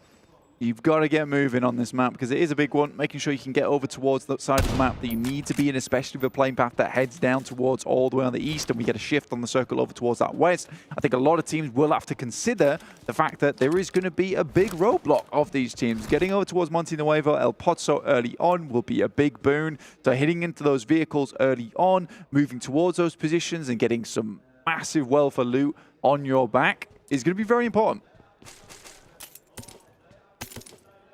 Alpha7, as we talked about before, on that northeast side, so paths available to them to get in, to maybe circumnavigate all of those traffic jams, that roadblock that will come into effect for a lot of these other teams. 628, the westmost front of the line of players that spans the middle of the map. We'll look to push probably further west. Aren't seeing too many early rotations out to that western side just yet. No one's swinging for El Pozo. Yeah, I think most teams are going to try and bleed a lot of this land dry of loot, right? And I think for 628 in particular, this is going to be a case of taking North Picado drop, transitioning to Power Grid, and then maybe heading to Monte Nuevo or one of these high ground positions up towards Crater Fields. That would make the most sense to me. Most teams just trying to get as looted as possible, understanding that, you know, towards that western side there's going to be more loot available to them. So it's a smart play, and I think a lot of these teams that headed west nice and early will have the lion's share of the loot going on in this game. Teams like Box will have to just do with Impala, albeit that is a big place. With our esports setting in play, you will be able to get as much loot as you need. I think the difference for Box Gaming is that they'll have to get moving a lot earlier than some of these teams. They don't want to get caught up in that crunch. You know, even a heavy north rotation could work out for Puerto Paraíso and then Impala. Dplus KIA, though, are going to head on that south side. Maybe try and move up past La Driera, or we see Team Falcons play on that south edge and buy them up. Very much a reasonable play, in my opinion. We do get that heavy shift on stage 2, so a lot of teams will most likely be waiting for that. Not too sure what he thought he saw on the top of that building, but whatever it was, it's not there anymore. DBS shots making sure of that, but no points found for it. Nobody going down just yet, and of course, a return to a little bit of normalcy with the 16-team lobbies. Not only is the first time we're seeing Miramar in these in the main tournament, it is this first 16-team lobby from this whole tournament as well. We haven't seen any of it over the past 3 days. It's good to see a lot more spacious positions in these first drops, a lot more what we're used to seeing, a lot more what teams are used to playing as well. It looks like we have our first breaks to the west. It's Twisted Minds moving towards Monte Nuevo, and 628 just started to eke west of Power Grid. Yeah, sort of interesting we are seeing Stalwart not really pumping the damage meters and those points meters as much as we sort of expected. I think there was about 4 of us over here that predicted Stalwart to win this tournament, in fact. It's true. At the end of the day, it's just not coming to fruition. I think it was only Barney who predicted Vampire. Yeah, he's a smart guy. He's a smart guy. He knows what he's talking about. And you guys at home would be smart as well to pick yourself up some PMWI special awards. You could pick that up in the 2023 PMWI Crate, and that's only available through July 15th to August 15th. You do see some of the players in-game actually sporting some of that equipment. You should be able to get an eye on what you could potentially snag, because it does look very cool. I'll tell you that. For nothing. For nothing. Wow. That's pretty good value. I get free information. I don't even have to give a cent. Amazing. Perfect. Big fan of that one. Yeah, man, I'm just giving out free advice. Left, right, and center. That's what I'm all about at the end of the day. If you had some advice for gladiators right now, I'm thinking this is the team that we've watched for in the region that we've covered for so long now. And they just aren't performing quite at the level that we've expected from them. We did see a little bit from them in that last game, but if you had any advice for them, what are you thinking is the best sort of thing that they could look to address? Honestly, advice-wise, in terms of like rotations, there's really not much to work on. I think they still make these smart rotations. They get caught up in that end game, though. It's that last 10 minutes. And I still think it's confidence, which is the issue right now for Gladiators. And some of that mechanical skill is just lacking sometimes, because I have seen this squad perform marvelously well in terms of those gunfights. Unfortunately, it's just not working out at the moment. But you do say, we see those glimpses now and again, but just not as frequently as I'd like to see them at the moment. It feels like some of the synergy is a little bit lacking here and there. And Matic isn't as effective on this Alfango a lot of times, and he's just becoming a little bit of a burden. Needs to be pulled along a little bit. Yeah, but I think at the end of the day, they're still making the moves that they would generally make. It's just because it's not being as successful that we see it as maybe a mistake or a problem. And I think realistically for Gladiators, it's just tightening some of those screws on their side. Because a lot of times you see their rotation, you're like, you know what, that is a decent rotate. Now you just need to follow through, and maybe you get further into the end game. Because honestly, that last match, they made a bunch of smart decisions. A great third party over towards Alpha7. And that end game, again, just a little bit lost between figuring out whether they should be fighting DK, holding them off, or should we be fully focusing down on towards Box. And I think it's because they've got so many ideas in their head, because they're very aware of what's going in the lobby, that it leads to a little bit of indecision. So I want to see, you know, Gladiators just look a little bit more decisive, a bit more confident, and that would change a lot of things. Because honestly, at this point in time, I don't think even I'm qualified to give them much advice. I really like that breakdown. I think you hit the nail on the head. I don't think there's much more I can add to that. Hopefully we'll see those problems being addressed by the Gladiators in the future, because I think we had, did we have a Gladiators prediction to win in the talent rotation? I'm not sure we did. I don't think so. It was certainly on my mind as to whether or not to predict them. But no, it was Alpha7, I remember, because I was like, oh, regional champions, things like that. You know, it's easy to predict Gladiators getting into a main stage international tournament. Yeah. Qualification, 100%. Doing well in the actual tournament, that's a different story. They have a lot of times run into some unlucky moments. Vampire, on the other hand, they've got their lucky break here in PMWI. PMGC, not so much. PMWI, on the other hand, that's where it's at. Why would you talk about Vampire like that and immediately they lose a player? You did that. That was look, you. man, it's fine. I think Vampire has their ups and downs. They still get relatively far in a lot of these games. True. Every single team is going to lose a player here and there at the start of the game. Vampire is not impervious to that, unfortunately, for themselves. But 51 points, they've still got a nice little buffer, a nice little lead between them and third place. Alter Ego with 45, trailing behind them by not a lot whatsoever. And I think you have to congratulate Alter Ego as well. Really, really good stuff. Some great pickups for that team too. Rosemary, an absolute boon to them so far. Certainly displaying plenty of skill so far, nice and fresh for the roster. And they are certainly ultra eager to perform. Oh, 100%, man. 100%. I think that they've been traveling a lot recently too, so it is nice to see them all come back together and still do very well on a stage like this. Reject and Geek, though, currently at loggerheads, both sides. You've got Geek on the high ground and Reject desperately trying to get through this pass, which is difficult. Circle heads out off towards that western side. You can see that on the top right hand of your screen. With 628 currently holding some extremely strong spots. Great scouting position from Xing. And Yang Won and the rest of the squad, they're all in a very, very prominent compound that sits right on the edge of the fielded area.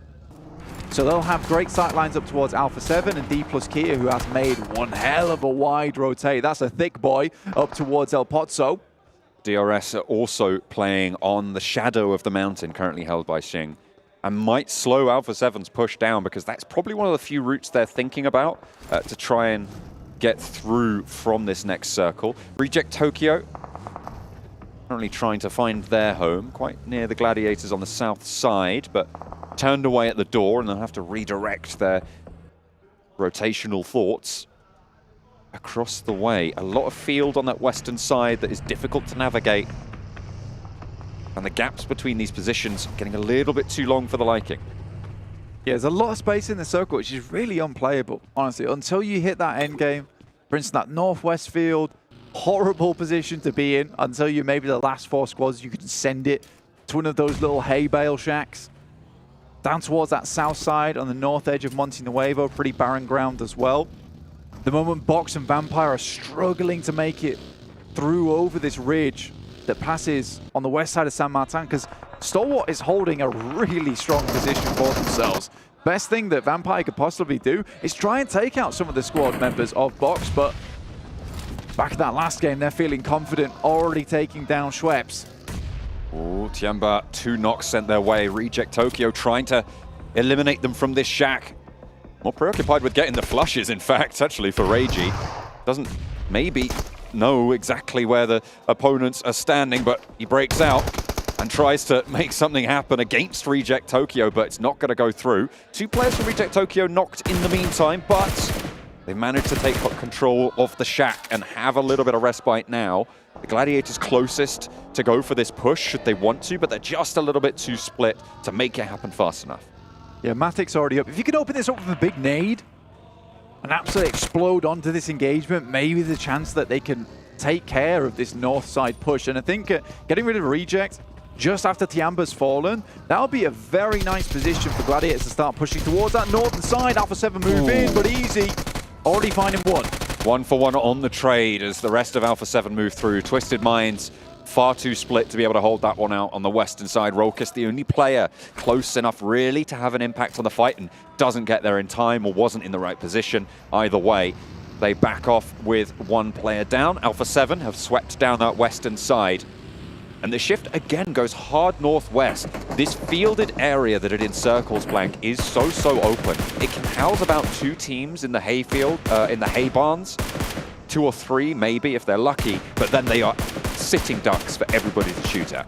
Yeah, you kind of have to wait for it to confirm itself up towards that northwest side before you really take advantage of that, which is why you'll see so many teams rocking out on the edges of that ridge and on towards the mountain on that northeast side. We've got DRS, we've got Alter Ego, 628 in a position to do it. Twisted Minds to an extent, they did just lose a player. Alpha7 right now in a really strong spot to actually translate this game into a win. They don't have anyone at their backs. They can just play this one safe, play it calm, keep control over Twisted Minds and Falcons down towards their south. And if this does move in towards that field, they have an instant position to shoot towards one of these middle arenas. Stalwart staying in the conversation on the overall standing. 6th place, 29 points. Nothing stand out from them just yet, but certainly still there. Box, however, kind of the flip side. We saw that in the last Erangel, earning 23 points, 13 elimination game. Now they've taken down top from Stalwart. Action, the other side of his coin, trying to keep a little bit of suppression on the position, and the rest can come through from Stalwart. Dami moves off the top side, very low. Most likely will fall there, and he does. Reiji have to pick up that kill. Gets the elimination on board. Really well done. UMP just blast the vehicle. Gets rid of that.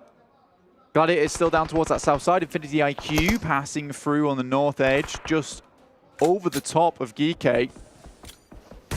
This southeast side needs to conclude fairly soon. With the pressure that's felt outwards from that field position, it really condenses that southeast side and makes it so much harder for these teams. This east edge as well. Box trying to push in behind Stalwart. Just trying to keep this one out. Action, ooh, going very low and finally knocked out by Duck.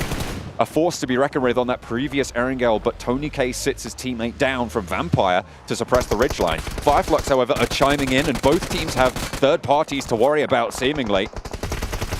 It's not fantastic, but the spray is good, and Gosu under a lot of pressure here. Reload comes through, and the UMP finally finds the mark. Took a little bit too long for their liking. Duck launches a nade, doesn't quite get the knock in response, and the flush hasn't come through just yet. Stalwart getting the worst end of this deal. 1 player down from Box, and there's only 1 still active. Icy on the ridgeline spotted. Really hot stuff from Duck again. Playing strong for Box Gaming. Now with the blue at his back, needs to put pressure on. Spray to the legs, 15 bullets in the mag. DBS is there as the secondary, needs to close the distance before swapping. Gets it out now and has got that advantage in this close range trade, but the blue zone's tickling. It's doing more than that. And it is Vampire to chime in as well with the points. Stalwart on the east side, stay alive. Desert the player to watch over on Stalwart. It certainly is so. Able to get his team out of a sticky situation, but their power has been drained like the colour out of Top's hair. A little unfortunate. Alter Ego do move in with 2 to scout out the position from 628. In the meantime, Kitsune taking shots over towards EK, but another team chiming in that we talked about earlier. It's Infinity IQ. Meku to try and keep his IGL safe. Kitsune crawling back behind the headland. The blue zone, 20 seconds to move. Infinity IQ eliminated in the meantime, and Kitsune can get rest here. No threat from that southwest side. A lot of cover found. Now, can the rest of Gladiators move in? Because there is not a lot of cover forwards. There's not a lot of positions that aren't already occupied in their path. Yeah, I think for Gladiators, really might genuinely have to take a gamble. I think at this point in time, you just send it into the fields. It's going to be very difficult in this position. You already know there's going to be a whole clump of teams waiting on the edge side before they have to confirm on the field finish. Right now, it's looking like it could even head over towards 628's compound, which is incredibly good.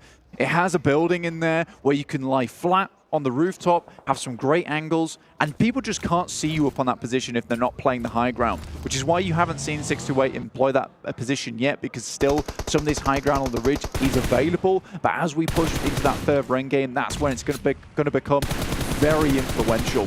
Rules takes down Stone from Vampire. The fact that they've made it this far is a testament to the skill of this team alone. I think Stone and Tony K are probably the 2 last players I would want on Vampire, to be honest. Final player as well for Alter Ego, Octa on the north flank near DRS. As Alpha7 clear up Twisted Minds on the southwest side. 1 player for both of the top 2 teams, and Flux do have to push in a little bit further. There is a chance for them to come out swinging from that southeast side. The Gladiators to contend with ahead of them. The remnants of Dplus KIA, two of their players still alive. Oh, this is nasty from Satan. Hiding in the building with the Grozer as well.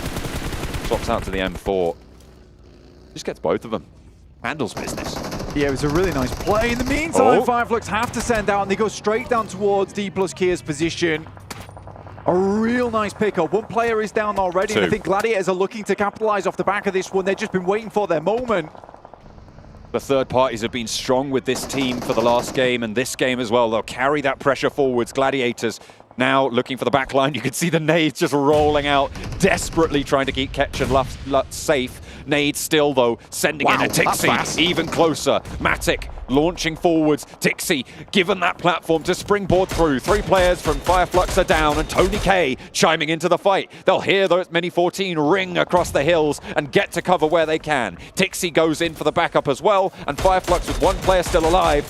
Not going to be too much of a threat on their flank. The crawl back from Solke slowed down, in fact, dispatched by Reiji. Such a funny position that Tony K's playing, because you see so many teams actually head up there and get a lot of success from this position, especially when the circle's a little bit further towards that northeast side. What he can do is just pick up eliminations from this spot. He's fully aware that he's not going to get a very high placing finish here, but what he can do is steal away some of those points. Killer also in a similar situation, but he's got way more players on side. Matic takes a tumble. Kitsune is in position to try and go for this res. The ridgeline is pretty solid for cover from this high ground, even with the elevation that DRS are operating with. DRS moving into a 2-2 split. Gladiators know how to play this position as well that DRS are in. They are aware of the threat points. They know where has cover from it, because this is their normal drop spot. Moving down from La Cobreria into this area is some of their bread and butter rotation play. Still taking shots here. A lot of bullets for this Mini 14. Pulls out the scarf. Oh my goodness me! Pulls him out, wrestles him to the floor, and Giante's not getting away with that one. Out in the open though, he's got pretty happy knees there. Being able to wibble and wobble his way around to stay alive a little bit longer. He's had enough. Tony K though expending a lot of ammunition, and in fact his life, to get that flush. Yeah, frustrated, slamming the desk there. And it's fair play. I think right now for Gladiators, realistically, they just need to wait for these players to come off the high ground, and then they can start thinking about assaulting this position that 628's holding. They just want to get rid of these angles before they move in. A lot of teams down towards that south side, though, and Meku, on his approach, gets exploded in the vehicle. Luckily, it's just a knock. It is resable. And they have the cover to do so. Reject Tokyo can't swing onto this position with Falcons in the way, with Alpha7 just over that ridgeline as well. The main fight for me, as you talked about just now, Blank, is Gladiators into 628's position. Yeah, realistically, it's the winning play for Gladiators. Unfortunately, this spot is quite difficult to assault, especially at this late in the game. I think their main boon is the fact that 628 only have 3 players. So moving on to that spot, it's not as covered as it could be. But again, those angles you gain from this building, which is such a prolific compound here on Miramar, is really, really big. And moving across this road with the sight lines coming down from the teams on that southwest, like Team Falcons, Reject Tokyo, as well as Alpha7, that's what makes it tough. Reject Tokyo healing up, getting ready to make their move. Reiji, unfortunately, takes a lick of damage there. That might slow his roll just a little bit, but they don't really have too much time to worry about that. 5 eliminations so far, sorry, 8 eliminations for Reject Tokyo. Miscounted there on this game already. So they've been successful no matter what. With 6 teams remaining, they'll want to ladder up a little bit further. I mean, getting the hydraulic press between Team Falcons and Alpha7 is never an ideal situation, though. And the best they can hope for is for both these teams to take shots towards one another, just scare them off from this position. And now it's confirmed. That compound is a winning play. 628 have been so happy with the move that they made up towards this position from San Martin. Alpha7, though, Carrillo steps into the fire just a little too close. Gets burnt, forced back. Reject Tokyo taken so low, but they can just get these heals up. Falcon may be looking to actually move further out and in for a third party. Alpha7 with Carrillo down, maybe looking to move forwards and get this res, but the nades from Falcon are trying to get a third party onto both of these teams. Pretty prime real estate for them, but the damage hasn't really been done either way to facilitate that for Falcons. DRS in the meantime move up towards that compound in the center. Reject take a knock towards Sarah. Alpha7 look fairly healthy. Carrillo got just a little bit too close, right? And I mean, the hair gel, it is quite flammable. Ooh. Reiji taken low, but his teammate not so lucky. 2 players now for Reject Tokyo. Delta also, DRS, sorry, from the northern side for DRS, trying to move in. And 628 rebuffing them as Reject Tokyo getting cleaned up on the southwest side, unfortunately. Their run will be drawn short, but they did get a whole helping of points there. Gladiators, they're swinging out wide. They're not going into the compound, Blank. We thought that was the winning play, but they move out and go for a third party. It is a refreshed Gladiators playbook, and they are playing it to a T. I mean, you would have thought they'd go for the third party between DRS and 628 whilst their attention was compromised, but they think that this position and the side swipe is way more important. Nade actually a little bit closer on the smoke goes down. And Alpha7 sent away. Matic out into the blue will swing back towards a position they know is clear. Now it's just one team. I think they're going to rock back up towards their original spot on that eastern side. Ooh, really smart stuff. 628 move out. This was much needed from them. The respite that they got from hearing that third party, they just wanted to clear up the remaining players. The north side of their compound now just kill it, nowhere near to assault them. This position for Matic and Tixi is dangerous. There's not really too much cover. You can see they are just going to go down the lowland to regroup with the rest of the team. For Gladiators, they know the push they have to make. They know what they must do, but do they have the strength to do it? They've played a very similar circle before over in Europe. Weren't able to make their way through. They actually assaulted this from the north side because they usually drop in La Cobraria, but to come all the way from the south of Los Leones to make it here is pretty impressive. They're clearing out the longhouse at the moment to move up towards that spot. In the meantime, the players are also holding down Alpha7, who are being pushed in by the blue. So information being gathered over towards 628, who have all repositioned over towards that south side. They're above these players of Gladiators, provide a bit of a better defense. In come the nades, though. They know they need to clear the close angle because they need to cross this open ground fast. With Alpha7 on the side swipe, you saw the open angles that Carrillo had. You cannot waste any time out in the open worrying about 6-8 players. Push them back off these windows, get into the building, and try and take that fight linearly. It just doesn't work if Alpha7 are third-partying you and spraying you down on the side. They force you into a losing fight. That was a gorgeous nade coming through from 6-8. I think the good thing for Gladiators at the moment is that while all this is happening, Alpha7 continues to be pushed in. More utility used. They have to pour everything into this push. Absolutely critical that they get at least one player in. All the smokes are through and they go for the crash with the DBS. No one's down as of yet. Matic leaps up to avoid the licking flames at the heels, but Tixie's down in the meantime, flushed as well. And Yang now pops another molly out the side. Groza in hand, and it's just the one player for the Gladiators alive. The crash has gone catastrophically wrong for them. Matic tries to drop, but it will not be enough. All three of 6-8 survive, and now Alpha7 can start to march forwards, but Mafioso down. The Cenetex are going for the res. They have to delay somewhat, but they can push in now. But Killer's still here for DRS, the MVP of the squad. A huge elimination count from the All-Stars stage, Blank, and he's still got more in the tank.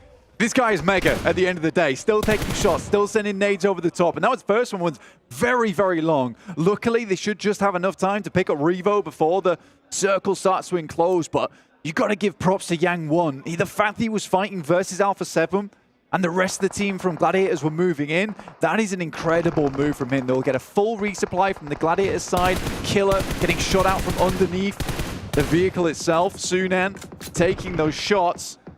But Carrillo picks up easy from that side. This is not good. Alpha7 able to get an opening knock, but Yang1 again!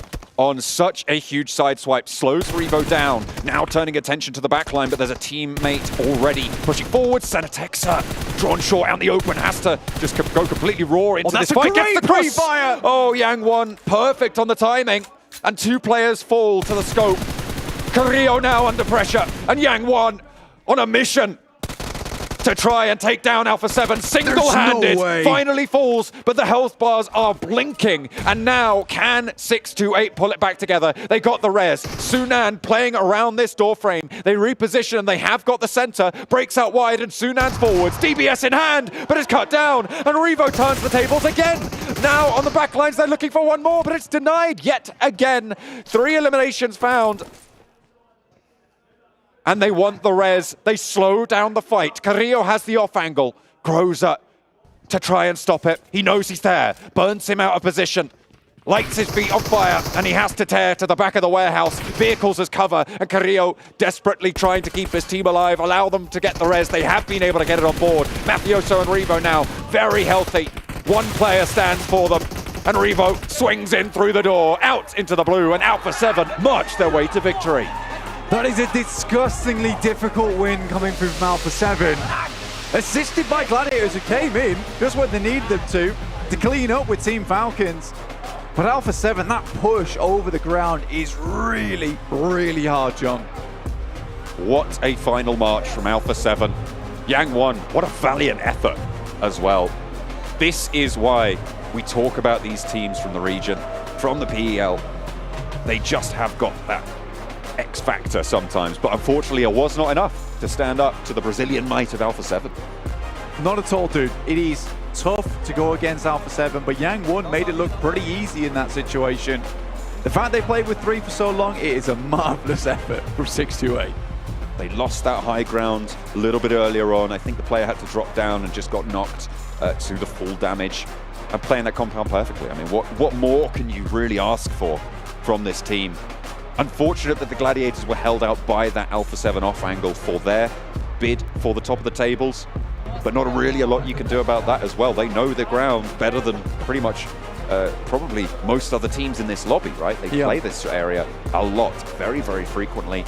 They should know exactly what opportunities they would be given. Stomp's very curious to the Death's thoughts on, why the Gladiators go for the Team Falcon push versus 3 teams instead of going for 6-8. And I guess we'll find out as we head back over to the desk.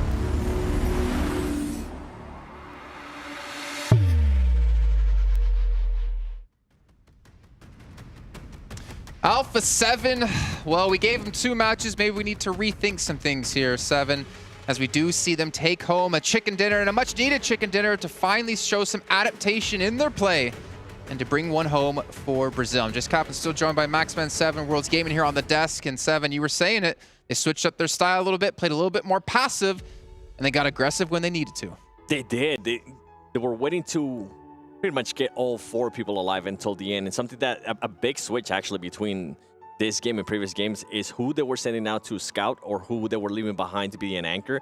And it was actually between Mafioso and Rebel. It wasn't Carrillo. Carrillo was actually within the pack. They were always doing a 3-1 split, and it was either Mafioso or Rebel being either sent out or being set back to be an anchor. And I felt like that really worked in their favor, and something that I really enjoyed as well is pacing their game. It wasn't just being A7 aggressive. And I feel like this is something that we kind of notice in Americas as well.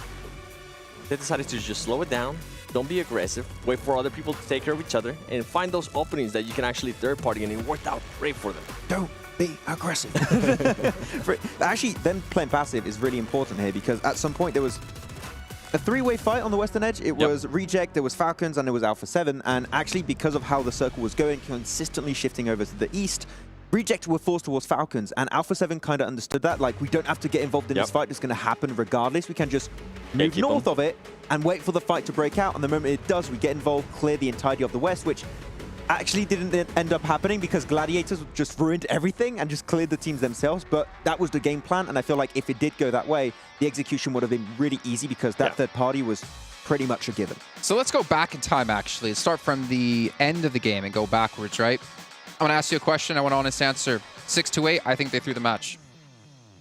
I don't remember who the player was because he caught Carrillo on the transition, I believe that was. Or was it He caught Mafioso. Yang. Yeah. And he caught, was it Mafioso or Carrillo on the transition? Got him through the slit of the doorway and caught him just barely as he knew he was going to be running through. As you can see here, Alpha7 at 23 points. But then he like overcommits on the peak. He pushes by himself. He gets caught. He gets knocked. And it felt like a downward spiral from there. Yeah, it was Yang. It was Yang. Unfortunately for 6-8, they was just not quite able to capitalize after that opening knock.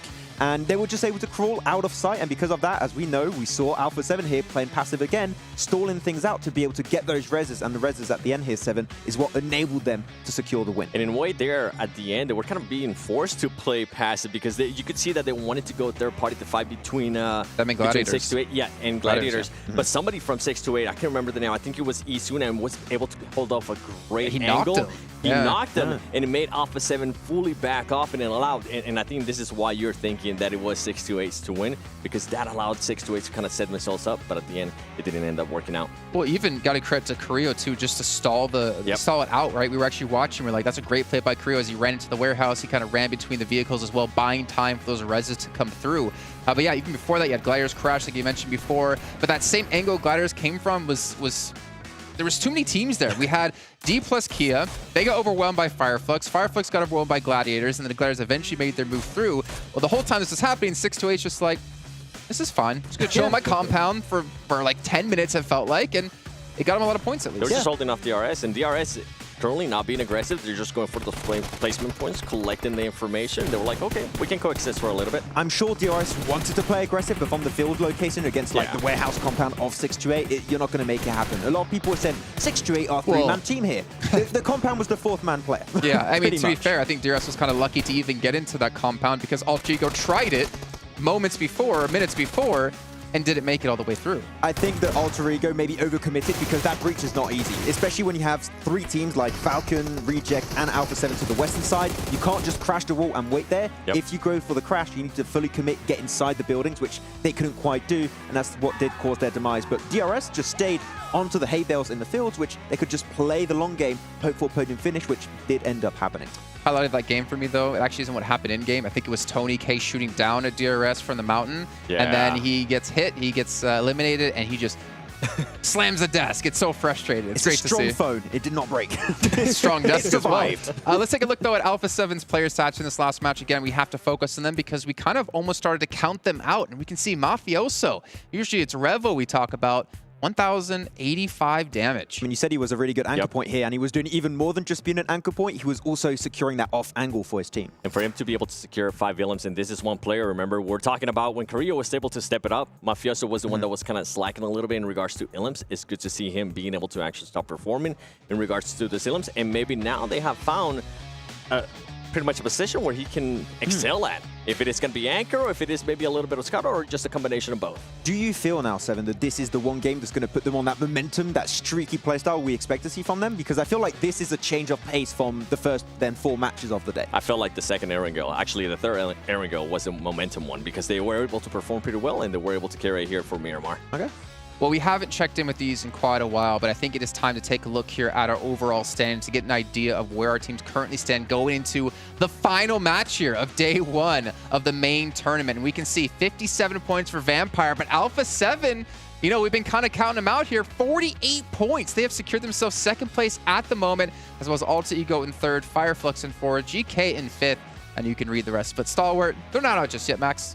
Yeah, they had that one good game. It's fine, though. I'll give them a little bit of a break. They can come back the from last time we talked about a team having only 1 good game. Careful, Max. We didn't talk about that. There's a big drop-off, though, between 9th and 10th. You can see Gladiators at 30 and Falcons at 19.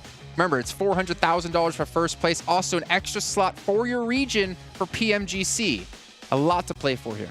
Where is Dplus KIA? Where is Forrest? I need to see more of him. That's all I really have to add. Yeah. Well, it is time to head into our final match of the day. It's our 2nd at Miramar. Not going to mess it up this time, and neither will these two gentlemen. John Allen and Blank, take it away. No messing, Blank. We're getting into Miramar for the final time today, for the 2nd time today. We're going from middle of the west side of the map down to Puerto Paraíso. Yeah, we basically got the same playing path, just opposite. Just switched it around a little bit. So the completely different playing path. Yeah. Opposite. It is different. That's what opposite means. Yeah. Yeah, oppositely different. Okay, yeah. Same but different. Is that Same, okay? Same but different. There you go. You're on board now. I like it. We're all on this plane together. We're all feeling good. It's the final day. Final match of the day. Goodness not the final day. Goodness not me, the final day. Not the final day yet. All right, we've still got 2 days to go. All right, I'm getting ahead of myself big time. Trying to go to the future. I don't want that. I want to see all the games because I know they're all going to be just as good and as action-packed as last one. I think the funny thing is for me on that last game is that the 3rd party came through over towards Team Falcons from Gladiators. And I think the Gladiators actually kind of ruined their own game for themselves. Because if they hadn't helped with that engagement, they would have had more time to get in towards that compound for 628. Alpha7 wouldn't have been able to 3rd party because they would have been still dealing with Team Falcons at that point. Because Alpha7 actually played a big role in that engagement between 628 and Gladiators. There was a lot of firepower coming their way that Alpha7 were able to capitalize on. So I think that is just an unfortunate scout, really. I think you don't expect 3 teams to be existing in that area for such a long time. So you hear the 3rd party, you assume it's just 1 team remaining. So I think Gladiators, again, making some correct decisions. Just a little bit further into this game this time around on Erangel. They had a great game there as well. So Gladiators starting to warm up just a little bit. But I think for Alpha7, fantastic match. Once again, Revo bailing them out with the auto shotty. Doesn't have the DBS, doesn't matter. Still does work. It feels like Gladiators have very consciously decided more 3rd parties. That's their whole sort of shift that I think I've seen over these last couple of games. I don't know if you'd necessarily... You're looking like you want to say something about that. I mean, that has been some of their playstyle for a long, long time now. They've been very good at it. I think it was quite difficult to do in the All-Stars just because there are so many teams there. It's difficult to go for a 3rd party without inviting another. That's probably, yeah. I get that. Which is a struggle, but I think Gladiators have always been a very opportunistic team, and they're great at it. They did it in European Championships. They did it over in PMPL as well for EU. I think they can certainly keep going with that, but I think we've harped on about Gladiators long enough, so let's take a look at some of the teams in the lobby. Fireflux at the moment makes some good initial rotations, but they seem to be suffering exactly from what Alpha7's maladies were over in the Allstars, which is a case of great first 15 minutes, man. The rest, questionable. I think they are just sitting around in compounds a little bit too much, and I think it was acceptable on the map where they won, where they just sat in a compound and the circle came to them. I think they'd love that every single time. Oh, that'd be great. That'd be great, but it doesn't always work that way. So I think for Fireflux, it's just those extra couple of minutes on top of there. What's your next rotation? What's your next move? Low, almost landed it. Almost landed it. Nearly stylish. Yeah. Unfortunately, he didn't stick the landing. Scuffed on the hems. Yeah, not great. That is actually in style, by the way. Scuffed hems? Yes. Is it? I have some T-shirts like that. I don't define myself as the epitome of style, though. Yes, you do. Don't try. Don't. No. Don't. No. You can't back down now. People can't even see me on camera. It's fine. Blank thinks of himself as the height of a fashionista. And I can't say I disagree most of the time. I'm pretty tall. What is the height of a fashionista? Well, 188. 6'1". 188. 6'2". 6'2". Yeah, I'd say. I'm like bordering 6'2". 188. You're never 188. I'm probably taller than that. It's been a while. What do you mean tall? No. Pull the other one. What do you mean? There's no way you're that tall. Okay, fair play. You're smaller though. Fireflux, on the other hand. I'm a perfectly appropriate height. Thank you very much. Okay, fair play. Let's get 7 in here to talk about Whatever this. you say. Yeah, 7 would make me feel better right now. Let's get Kalaris to talk about this. Yeah, that'd also be nice. Twisted Minds not having the best of tournament so far. 16th place, 10 points. I think we've seen a lot of these names. It's a little unfortunate because we've seen Rollkiss over in EU. We have. Has done great work over there. He did. Obviously never on the top of things. Crypto, on the other hand, an amazing player. Real clutch factor coming through from this guy, but they are just not matching up to the weight of the teams in this lobby, which is pretty crushing. There is some incredible teams here at the PMWI Main Tournament. The best teams in the world. Which is to be expected, honestly. I think we've invited a real good slew of amazing teams that we could probably expect to see through to the PMGC, at least some of them. The majority of them, maybe. At least 2 of them. A medium amount. Maybe 3. Maybe. And one of these teams will win their region another PMGC slot. That's true. And I feel like that is, as the desk was talking about earlier, right? That's probably one of the biggest factors here. It's pretty big. Is it's going to introduce more, quite frankly, prize pool into the region, allowed for more investment in their region over the long run, not directly, but to indirectly boost that region's longevity would be such an incredible asset. And if you have a bad tournament, you have a bad PMPL or a championship, and you come second place in the point standings towards PMGC, you still make it in. True. So you secure yourself another break point. Because some of these regions, I think they've got 5 slots. So you pull it up to 6, which is really, really nice. But then you can also suffer from the fall-off factor. You could be an S2G. The S2G factor. The S2G factor. The Game Lord factor before that. It can be a real problem when you have these rosters, these teams who come through, perform incredibly well, grab themselves one of these spots. I'm not saying that they underperform because they feel the pressure's off, but they, for some reason, don't do as well as they did in the previous season. Then they turn up to PMGC or to the next global finals, PMWI for S2G, and they just don't perform in the manner that you expect them to. And it takes a real strong-headed team to be able to try and carry that over and ride that wave through, because it's not an easy thing to do. It's a lot of, it's a mental task. Absolutely. And you can make some waves at home on your own PUBG Mobile with winning some of these PMWI special awards, because people will be taken aback with the height of the fashionista you will be with these items. They're only available, though, from July 15th through to August 15th. You were wearing that yesterday. I was wearing that yesterday. You couldn't see, but I was all spangled up. I was good to go. I was good to go. Obviously, I wasn't carrying the large weapon around with me. Light blue's your color. It could be. It could be. I maybe could pull that off. I did pull it off, actually, yesterday. Keep it on. I will. Yes, of course. Fireflux, though, back to the game anyway. Back to the game at hand. Fireflux find themselves another little dip to play around. Tiamba off in the distance. Those dips that Fireflux currently find themselves in, they're very, very dangerous. The nades just funnel themselves into your pockets. Yeah, Fireflux is just a tortilla chip team. They love the dips. They love the dips, man. 100%. But it works well. It does work well. They find themselves some good scouting. They don't always stick in these positions for a long while, and then they move on. I think it's quite a good play style. Again, that first 15 minutes is really nice. They obviously have very good knowledge of a lot of these maps, and it's to be expected with Solke being on the team, who has been around in PUBG Mobile for a long time. And I kind of expect Flux to continue doing well. I mean, they're 4th place at the moment, 37 points, which is fantastic. Tixi close to danger. Bensu, the powerhouse of Infinity IQ. Neither of them pulling the trigger. They're playing do-si-do around the car, and Bensu's got the better end of the trade so far. Tixi overzealous, split from the team, not playing with them, and pays the price. That is really unfortunate. I think that at the moment, Tixi is probably one of their best mechanical players on the squad. It's really unfortunate losing him because you lose a big amount of that clutch power on the side. Winning out those fights a lot of times has come down to Tixi making some real good moves. Not as impactful as we've seen him been before though, John, which is a little bit sad to me.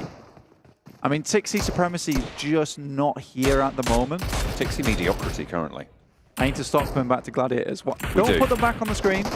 Stop that. Well, when they're taking a fight, it's fair enough. But when we're looking at Vampires trying to hold a central position and Fireflux taking blink shots at the compound, certainly talk about that. Dplus KIA sent into the Labendita crater, and they might have some neighbors to worry about. Goodness me, Reject Tokyo don't want to let them get away with this one. Fabian is a little bit isolated, but the rest of Dplus KIA, they are establishing a high ground, and that is what you want to execute with. Forest able to suppress that close range position and keep his teammates safe.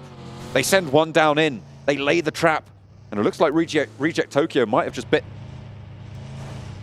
Yeah, Lufa tries to scrub Forest off the top side, not able to quite make that one happen though. Forest finds that cheeky little angle. I think they expected all of them to be heading in towards Labendita Crater. Not to be. They gave them the old fake out there. Sunan, 628, taking the shots over towards Geekate. Taking a bit more stock of this circle as well. Hacienda del Patron involved, Saint Martin. So some real big amounts of elevation inside this circle from the eastern side over towards the west. So we are going to cut a lot of these teams off into their own individual battlegrounds for the time being. 6-8 again in a pretty solid position. We saw Yang Wan, be a devil in his own right. Tianba able to use the backup with the DBS and the auto shotgun. Really not much you can do about that. Duello goes down. Reiji trying to get away from it. Last player standing for the squad. They were able to get quite a few eliminations. I think it was 8 overall, Blank, in that last Miramar that we just saw. This time around, they're not so lucky. Reject Tokyo, it feels like a team that has always consistently had that chance, but just never quite pushed past the line. Now, for Reject, I think they've been a consistent esports team making it towards these international events. And absolutely. They obviously are performing very well in their region of Japan, but right now, it's not able to put up those performances on international stage. But it's always great to see them here, and I think that the Japanese teams are constantly improving. And I'd say that they probably are at the level of some of the they deserve to be here. SEA teams as well as European teams from about a year ago. Because I do think that PUBG Mobile teams in general have just leveled up in such a gigantic way over the past year. It's really crazy. When we've had more and more coaches move in to the scene, providing really valuable knowledge to these teams overall. Providing infrastructure, I think, or even, well, equally as importantly, right, is providing that infrastructure. When you look at teams that just play with themselves, the players are the ones doing the analysis, doing the coaching, and trying to figure out and execute on these plans. It's not as, it doesn't have the longevity that having a coach, having a real infrastructure behind a team gives. You see that with teams like Vampire. Coming into PMWI, they have got that position. Obviously, Satani, we talked to him quite a lot on the English broadcast. We love to hear from him. He's got a lot of valuable insight, and I feel like he's a great staying hand for the roster. Yeah, I think I said it last year as well, is that he has just brought a bit of, and what we kind of need a lot of times is a bit of discipline, because you always hear him right? They're on to win a lot of cash already. Absolutely. But he comes in quite humble every single time. I think that's what he does for his team a lot. He keeps them humble because you see them in game. They are an aggressive team. They really like to take the highlight. They love being that center of attention in game. But at the end of the day, they still have these moments where they play it slow before they really unleash absolute madness on the lobby towards the end game. And it's difficult to put them down at that point. So it's really, really good to have that person that keeps you grounded a lot of times. 628 still looking over towards GK. 628 haven't moved far at all. We know they like to drop over towards this north side of Picardo in the first place. Didn't transition over to power grid. Circle didn't really require it to happen, but a lot of teams on that side. Alter Ego trying to push their way in. Do find an initial knock. Not much more than that. It's northwest side. Troublesome. Rosemary isolated on the back. Cooked away there. Oh, wow. Taken out of the running. This central ridgeline. That's a circle and a half. Is the most important feature in this circle, as generally these ridgelines will be. But yeah, you're right. A lot of open ground nearby. Yeah, this is going to be like the yin-yang circle because we will just have a line of players through the middle of this ridge. It can hold a lot of teams in there. Stalwart found initial bit of damage over towards Alpha7. They have recovered. A nade goes back, and Icy's got to be very careful because a double nade there's great, but one comes back. Top's on the top side. In fact, KIA just has to hug the wall as best he can, become one with the rock here to get that first aid kit off. Trying to stay alive. The heals need to come through. Icy is far more isolated than the player knocked. I think that's Revo. Some great nades, actually. Getting taken down, which means that Icy can't get rezzed. Wow. The numbers are still in the favor of Alpha7. Top taken low with the nades over the top bursting perfectly. Mafioso just about tickles the ridge, which stops it going further with the next nade, but looks to put more up there. Can't quite get the angle that they got in the first time. And finally, Nerzed moves in for that res onto Icy. In the meantime, Twisted Minds, third party from the west. It's a well-placed smoke on the top side. Really denies a lot of the sight lines coming through from top, looking down towards this team. Kind of invalidates this position that top's playing. Action's still playing backstop for them. Nerzed now comes up with a nade of his own, sends it all the way across. There's a little dip that currently Alpha7 is holding in. They can't step out too much with Twisted Minds on these angles over towards their way. In the meantime, 628 have moved up towards the central area of the ridge. Team Falcon's also there. Dplus KIA have sent a couple of players towards that position, or at least just one. It's Favian, last remaining. And Fireflux now need to think about getting in towards the circle, because this is where we do see them start to falter a little bit, get a little bit too concerned with that outer edge, and we know that they have some extremely good splits in the end game. But it's getting towards that position in the first place to start controlling stage 7, stage 8. That's where they're really efficient. DRS pop a shot over towards Stalwart.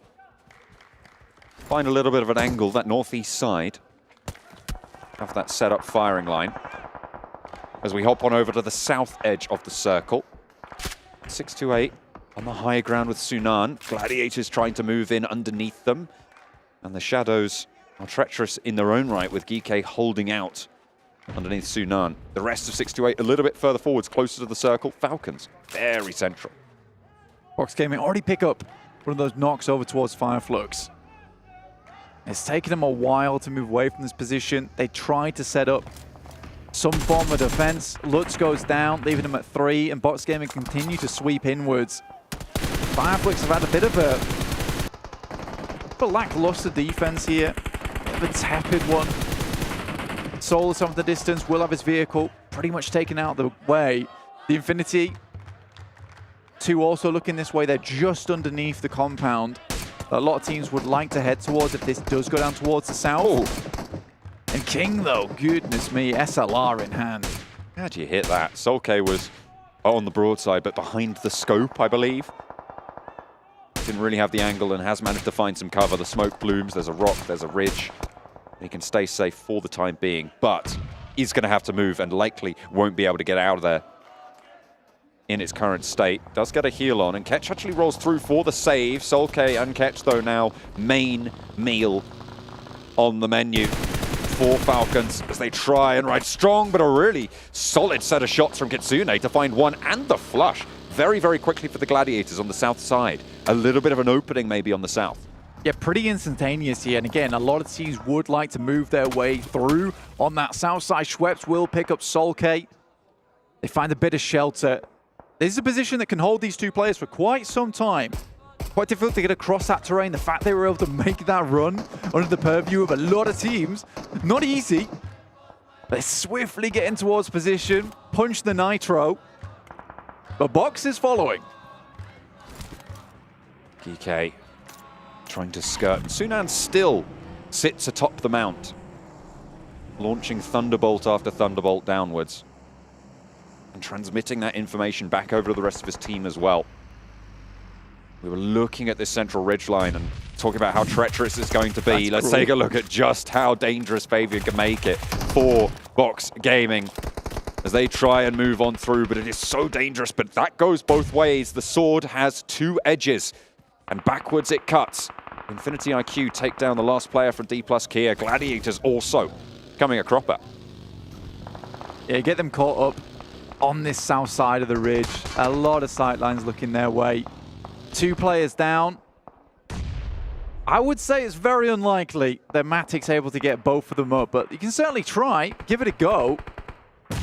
Falcons did move further up towards that north side, and Box just sidled in on the east. Vampires yet to move as of yet. They did take down a player from DRS earlier on. Meku is shut down. Still pretty tricky to call this game. There are so many teams yet to conclude their embroilments. Gladiators will conclude their game here though, 13th place. Middle of the tables is where they will end their day. 9th place, unlikely to be leapfrogged by Falcons. Currently quite far behind them. The Falcons do have a high ground position. They can run along this ridgeline and maybe prove to be troublesome in this lobby overall. Good shots from Sunan. Oh. Satan takes a fall to the depths of hell there.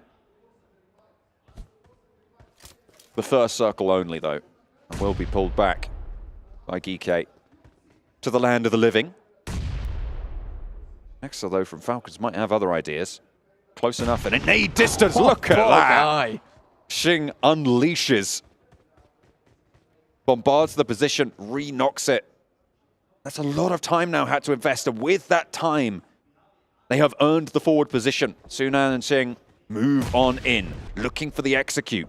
Nade's downhill from Falcons as well, as Ferrari goes down. Teams. A lot of teams trying to vie for this south high ground. Vampires taking out players coming through from DRS. Killer notably out. Best player currently on the squad of DRS too, so unideal. Vampires have had eyes towards that position for a long, long while. Waiting for them to make their move. Solkate will equally be shut down by the Vampires. They snatch more of these eliminations away, but they will have to move. And I think Fireflux's position is probably one that you would be looking up. Might head over towards that north side as well, as they all jump in towards vehicles. Fireflux get taken out in that position. Box Gaming on the east side of this mountainous ridge. Will have quite a lot of control there, but they have to get up if they want to get to the west side of the circle at all. They want to have that access. As we hop to the northwest, Stalwart, all 4 players alive. No eliminations though so far. Close to Alpha7 with one of their own. Just a little bit south of that, also got Alter Ego to worry about, who have managed to rack up 3 eliminations, but they're playing with 3. Better than nothing though, holding on to that second place position. 628. Still going strong down towards the south side despite losing a member. Sunan was split off from the team a long, long while, but constantly providing information back. Finally, the rest of the team did regroup with him. And Alpha7 will remove Alter Ego. They have been stuck on that position towards the western side for quite some time. Just 2 players left alive for them as Revo falls. Harassment from Falcons up in their nest atop the mountain. 628 have not been able to dismount them. The high ground just a little bit too unassailable. Maybe not completely, but certainly with the opportunities that they've had. The chance might present itself though, and the next few minutes as teams start to move a little bit closer to the circle. Box are starting to expand their influence as well. Vampire's just tucking themselves in, actually, on that northern edge. Not to go too far. I think that this is a position where you'd imagine a lot of teams would take up residence as the circle pushes a lot of the squads that will have squeezed themselves in on that south side forward. 10 teams in stage 6, Blank, almost stage 7. This is really, really close, and these ridge lines are providing sanctuary for teams that most likely you wouldn't see alive at this stage, given any other circle. Tony K spots a DRS player, and they snap up the back line. Look at his split. Yeah, there's instant clapback coming through from Vampire. And Rule steps a little bit too far backwards and feels the brunt of some of the teams on that northwest edge, like Stalwart, as well as Alpha7. Creo out in the blue, try and readjust. Meantime, the Stalwart's players, I think that is Action. He's down towards the south, all is lonesome, really holding up Twisted Minds and the final player from Alpha7. Creo towards the blue, needs to be careful. Icy has got the opportunity to swing out should Action get into trouble as well. Circle goes very central here, Blank Box. Will be able to hold out all these teams on the south. Well, they'll certainly have the chance to. Vampire probably looking pretty good to try and push on in if they can get past DRS's sightlines. I think DRS is a little bit preoccupied with Stalwart, currently taking that 2-2 split on the northwest edge to deal with Twisted Minds, Alpha7, and DRS. So I think for Vampire, taking that long stroll up the slope to perhaps try and third-party versus this would be a really smart idea. Currently, Box Gaming, though, they're about to get a whole heap of eliminations if they play this one right. As a lot of these players on the south side will have to drop off from their high ground down towards Box Gaming sightlines. Scary prospect. Okay, trying to move past, but Axa has other ideas. Wow. The pump action. This late in the game, still having that in the arsenal is a risk, but it's going to work out here. Falcons hold out a push, and still there's more to do as GK Esports trying to stop the push from the south of 628. Axa continues his bombardment, his barrage of bullets as they roll downhill. Unfortunately, his teammates not so lucky. His opponents either. 628 moving through, swelling the ground on the south side. Just to put that in perspective as well, Axa had to miss 0 shots on that SG to make that happen. Yang's got plenty more shells to unleash from the auto shotgun here, though. And it will be good for 2 knocks. Falcons dismounted. And now 628 can play on with 3. We saw what they could do on the Erangel. Can they in the previous map on the Miramar, can they convert it this time around? The 3-man 628 buff. There's no 3 in their esports title. There's certainly 3 in the game here, and they're doing fairly good work. Infinity still alive. Vampires have now taken control of that northern side. If they win out this game, they will have found themselves a massive buffer going into day 2. It feels like a repeat of the All-Stars. Finished that first day off with 78 points. Bear in mind, there was a lot more eliminations available with the 18 teams in the All-Stars. So can they break their own record on a day 1? Already up to 5 eliminations. An extremely good spot for themselves. Finding Yang 1-2. Wow. Really, really solid stuff from the north side. Stalwarts drawn a little bit short here. A knock sent their way as well. They're grouped up. They don't really have any forward position. They will have quite a lot of info over the ground, and it's quite a flat area that they have to push across. Vampire also going to have to breach that ridgeline. Who's going to be able to get forwards first, get that stranglehold over this next part of the circle. Stalwart cut apart. There's 3 players from 628. Take aim. Shing finds Ravenclaw from Vampires, though, and Bensu, once again, that powerhouse from Infinity IQ, will pick up one of the players from Box who have just not held onto this spot very well. Stoned is sent back as they res their player, Ravenclaw, and Stalwart will be finally forced out of the blue, and I think Vampire most likely will turn a lot of their attention over towards Stalwart. In the meantime, 628 descend upon the guys from Box. They need to take care of the threat from downhill should they want to move forwards. Boyga and Bensu for Infinity IQ. trying to play even further below that. Another shot sent over towards Stalwart, and another knock from a nade on Vampire's squad. Flush is coming through, and Vampires can really start to isolate this team now. Very, very difficult to move forwards with the threat of Stalwart there, but once they have removed that, they can start to march in. Icy falls next, and the Vampires yet to lose a player. 6-8, dastardly daring in this lobby at the moment. They're just taking fights all over the place. Oh. A lovely nade over the top will do a good amount of damage, and just top remaining now. Not long for it, I'd imagine. The blue zone will push him in if nothing else. 3 seconds until it goes in. The fire not quite touching him there. He does get lit up. Has to hit the deck and go for another heal there. Doesn't really have anything left in the back pocket. Action crawling forwards, trying to get info. And Vampire need to move in along this ridgeline to stop 628 from getting control, Blank. Luckily for Vampires, it's such open ground that a lot of these teams have to push towards, but they have been lacking on these elimination points, and 628 is lapping them up themselves. Stalwart finally taken down. No further will they go. Gosu from underneath does damage, but no more than that. Yang Won stays alive. Vampire get the final knocks there, the final points. 2 teams now remain, and there's knocks already. Jing trying to stay alive, but Vampire looking to shroud the lobby in darkness, and they'll be able to take everybody down. From the northern side, they play slow, they play efficient, and they devastate the lobby. 20 points on the final game of the day, and their day one here mirrors that of the All-Stars, Blank. Goodness me. They go for the 3-peat, and now the repeat on the day one of All-Stars. 78 points accrued total. I mean, that is perfection, right? That's the way you want to start it. Satani probably told them, can you just do what you did on day one? And they were like, exactly what we did on day one? No. Just do what you did on day one in terms of strength and power.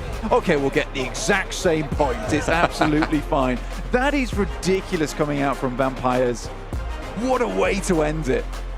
That was a masterclass of terrain control, of biding your time until the right opportunity presents itself. They saw a Stalwart player go down.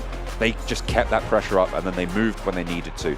That's what I've praised them for so far today, over the course of the All-Stars as well. And I'd love to see it come through in the final game of the day. Man, you can't count out 628 as well. True. That was ridiculous stuff coming through from them. I didn't quite catch the amount of eliminations they had at the end, but they were blasting out of their minds. That 3-player buff for 628, really coming in clutch for them. I just wonder what they could do with 4 players at the end of the day. What is your final Whoa, don't be ridiculous. That would be too much, That would right? be unnecessary. Either way, we are going to close out the day. We're going to go over to the desk after a short break. Thank you so much for watching. That's Vampire Esports showing us exactly what they're made of. We'll see you in a bit. All new Honor Magic 5 Pro. Freeze even fleeting emotions in just milliseconds. Take marvelous night shots with lightning-fast exposure. The display reveals more details in bright areas with an astonishingly long battery life that just keeps going. The latest flagship chipset brings you exceptional performance. Unleash the power of magic. Honor Magic 5 Pro.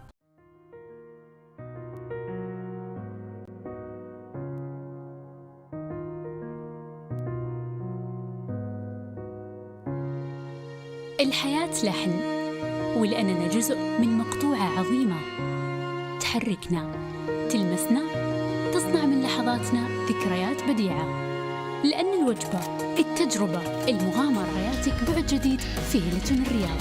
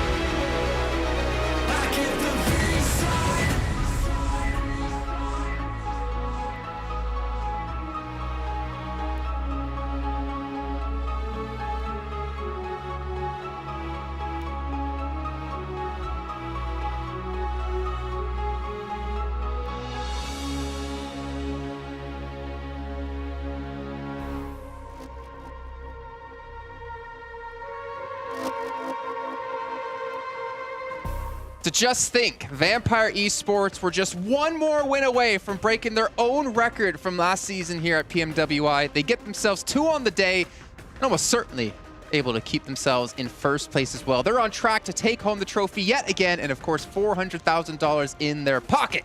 Jason Kaplan, we got Max Severals Gaming to help break down this last Miramar, our last match of the day. And gentlemen, that was indeed a clinic yet again by Vampire. The kings of third parties, I think it's fair to say. Once again, they're like, all the fights happening, and it's in the late game circle. We're just going to full send it, get themselves like a few eliminations on board once again. A lot of control on the circle to make sure they have all the angles they need to secure themselves. Once again, another win. And I mean, Vampire, we expected them to do well here, Seven, and they proved it once again. They are worthy of being the champions. Not gonna lie, I kind of wish they would have broken that would have been nice. That would have been nice. And you were saying the kings of third party. There's still 2 days left.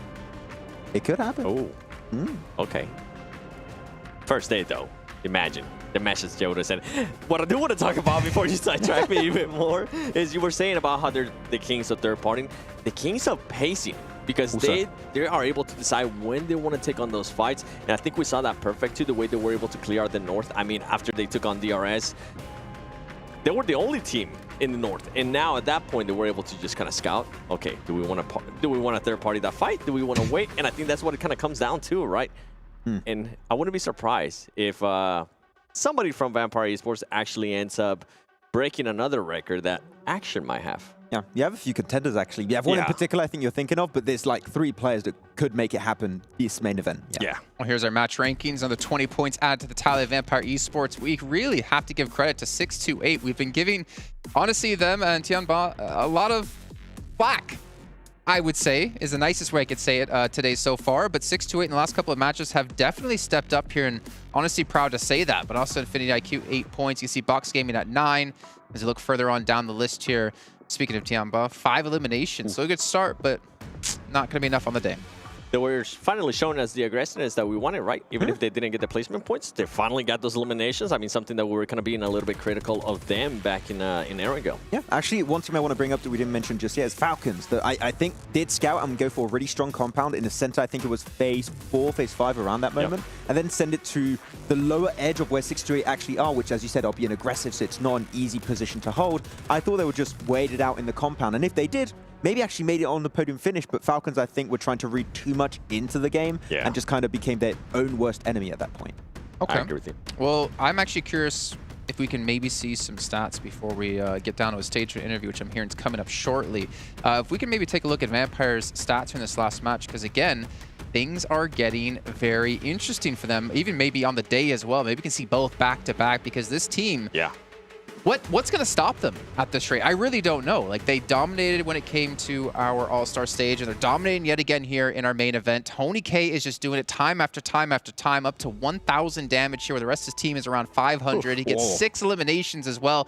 Maybe Tony K is going to be the one to break the record. Man, having one player potentially breaking the record is like, okay, that's impressive. Having 3 potential contenders to break the record in Tony K, Schweppes, and Stoned, that's so impressive, Seven, right now. The fact that they are just consistently bringing points in as a 3-man squad, and Ravenclaw setting up the team, as always, with the off angles and the scouting. Is, like, the synergy, the team coordination is just ever present in every single map. And once again, if it wasn't Stone being able to get those elims, then it's going to be Tony K. If it's not Tony K, then it's Schweppes.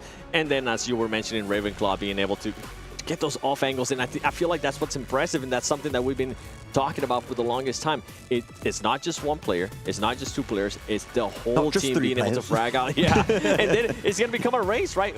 I feel like if at one point they're all very close to that record, you think it becomes a race between them? They're like, I'm going to break it. I made you. Oh, misclick. Oh, sorry, guys. No. I don't think it's going to happen. Well, yeah, if for $400,000 on the line, it might not happen, but I feel like it's still on the back of their mind. It's like, hey, I want to hold that record now. Hey. I don't know. I think Sertani's going to get out the belt and be like, I need my other Rolex, son. You guys better focus up. Let's take a look, though, at 628 here in their stats this last match, because, again, this is another team that's rivaling for this top place position. Sunan going to be coming in with the 1,100 damage, so we do have that one standout player at the moment in terms of damage between the 2 teams here in that last match. But Zing's going to come in with the 5 eliminations, and, again, a majority team effort. Yeah, and Yang has been, though, even though it has been, as you said, Jason, a team effort, I would say Yang currently is the player that stood out a little bit more to me, especially on that previous Miramar match number 5, but match number 6 has also been good presence from Yang and from Benson, and of course seen his stats as eliminations and damage ratios. But yeah, good on Miramar. Yeah. But it's what we said about Dplus KIA after day 1 of the All-Stars. We want to see more presence on... Are you Erangel. saying that this could be our new Dplus KIA? No, okay, that's that. Maybe not that far. But we want to see more from them on the Wrangle because Miramar is just not going to cut it. And I feel like they have showcased their fragging power though, right? Because if we went back and look at their games, I don't think they have averaged less than 3 elims per match. It was at the beginning of the day where they just weren't able to get those placement points. And at the end, they were able to get those placement points and those elims. So we could see something along the lines of what DRS was able to do on the second day, and also Dplus KIA. Yeah, some teams just need to take their shot and just stop waiting, just go for it. You know, when you feel like the vibe's there, just make it happen. And hop on your Ferrari and go for it. Yeah, hop on your Ferrari and just take a ride, and maybe you'll find someone else with a Ferrari. Who knows? But you know what? We are talking about teams who have done well. Flux, unfortunately, hasn't done amazing so far today, but at least for us, we do have an interview on the stage with Barney to actually check in with the team. We are joined by Lutz from Flux. An impressive performance today, we have to say. You know, the desk have been talking about it, we've been talking about it backstage, but we want to hear from you. Obviously, a difficult final map, but how do you feel your performance went today? Thank you for the question. We are actually feeling, because of we had a good games and we had a bad games, we just, for say, feeling a middle. I don't know, I don't exactly know what I say, because it was standard day for us. سألنا لوتس من فريق فاير فلوكس كيف كان اليوم الأول بالنسبة لكم، كيف كان الأداء فيها، واللي ذكر أنه كان اليوم كان شوي صعب. في مباريات كان أدوا فيها بشكل مرة ممتاز، في مباريات كان شوي صعبة، لكن بعد بغض النظر بإذن الله راح يرجعوا لنا بكرة بشكل أفضل. A question that we're quite curious about, just from your point of view, what are the main differences between competing in your region and also then competing against the best teams from all around the world? In the first, the play with the in front of the spectators, it was exciting for us, like every time. But and like that, how I say? Sorry. So we're thinking about things like, is the skill bigger? Is it just like the rotation's different? Yeah, rotation is different, and gun skills is so much powerful in this because of we meeting with the best players in the world. That's the reasons, I think, yeah. سألنا لوتس إنه كيف التنافس بالنسبة له هنا في PMWI ضد أقوى الفرق العالم مقارنة في الريجن اللي هو فيه، لكن وذكر إنه صحيح إن المنافسة تختلف شوي، وصحيح إنها برضو متعبة وأصعب، لأنه بشكل طبيعي إنه جالس يلعب ضد أقوى الفرق في العالم، وكان جدا ممتعة، لكن بإذن الله راح يتعلم منها وبيرجع لنا بشكل أقوى بكرة بإذن الله. Now, before I let you go, you know, the past 3 days, we had the All-Star Stage. It was tough, and S2G didn't make it through to the main tournament. So how does it feel being the only Turkish team representing Turkey here at the main tournament? Actually, it is the hard part because of we need to present so well because of Turkey. I hope we will present so well. سألنا لوتس إن صحيح إن قبل كانت في مبارياتنا في الأول ستارز كان في فريق S2G كان مشارك في هذه المنافسة وكان عنده الفرصة إنه يتأهل، لكن ما حالف الحظ. لكن فريق فلوكس هو الفريق الوحيد، هو الفريق التركي الوحيد اللي مشارك معنا في هذه البطولة الحين. فكيف شعورك وأنتم الحين ممثلين للمنتخب التركي؟ قال إن بصراحة إن حمل ثقيل في هذه المنافسة، وبإذن الله راح يشرف، وبرضه إنه سعيد في مشاركته هنا على هذه المنافسة، وبإذن الله راح يشرف المنتخب التركي أو خلينا نقول الريجن التركي بشكل كامل في هذه المشاركة. Lutz, thank you so much for joining us here on the main stage. An impressive first day, and we cannot wait to see what you bring on day 2 and day 3. Thank you once again. So, Atik, I can't believe it, day 1 is over. PMWI, day 1 of our competition. That's it. 6 maps in the bag. But you know what? Thank you so much to everyone who took part in building and creating this incredible tournament. Thank you so much to the players, the talent, and all of the production. You've been absolutely fantastic. And most of all, thank you to everyone at home and here in this arena, the fans. You are the driving force behind this esport, and we cannot wait to bring you more action over the coming days. Tomorrow, we'll be here at the same time to bring you day 2 of the PUBG Mobile World Invitational. And my name is Banks, and this is Atik. And we're going to throw it back to the studio to round out the day.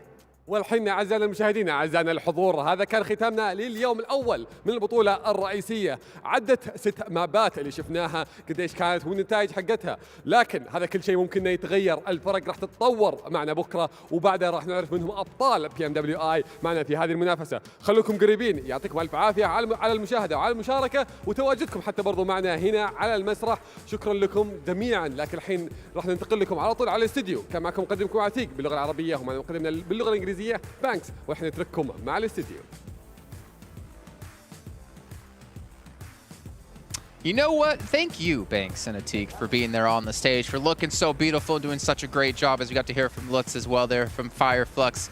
It's always great to hear from them, and you know what? We've been talking about them, so why don't we see where they currently stand here on our overall rankings to get an idea of where they go into on day 2. We can see Flux going to be in 6th place, so not too bad here, as we can see, coming out with 37 points. But Vampire, 77, leading by 24 points compared to any other team out there. They do have 2 chicken dinners, if you got to keep that in mind, not just the one there.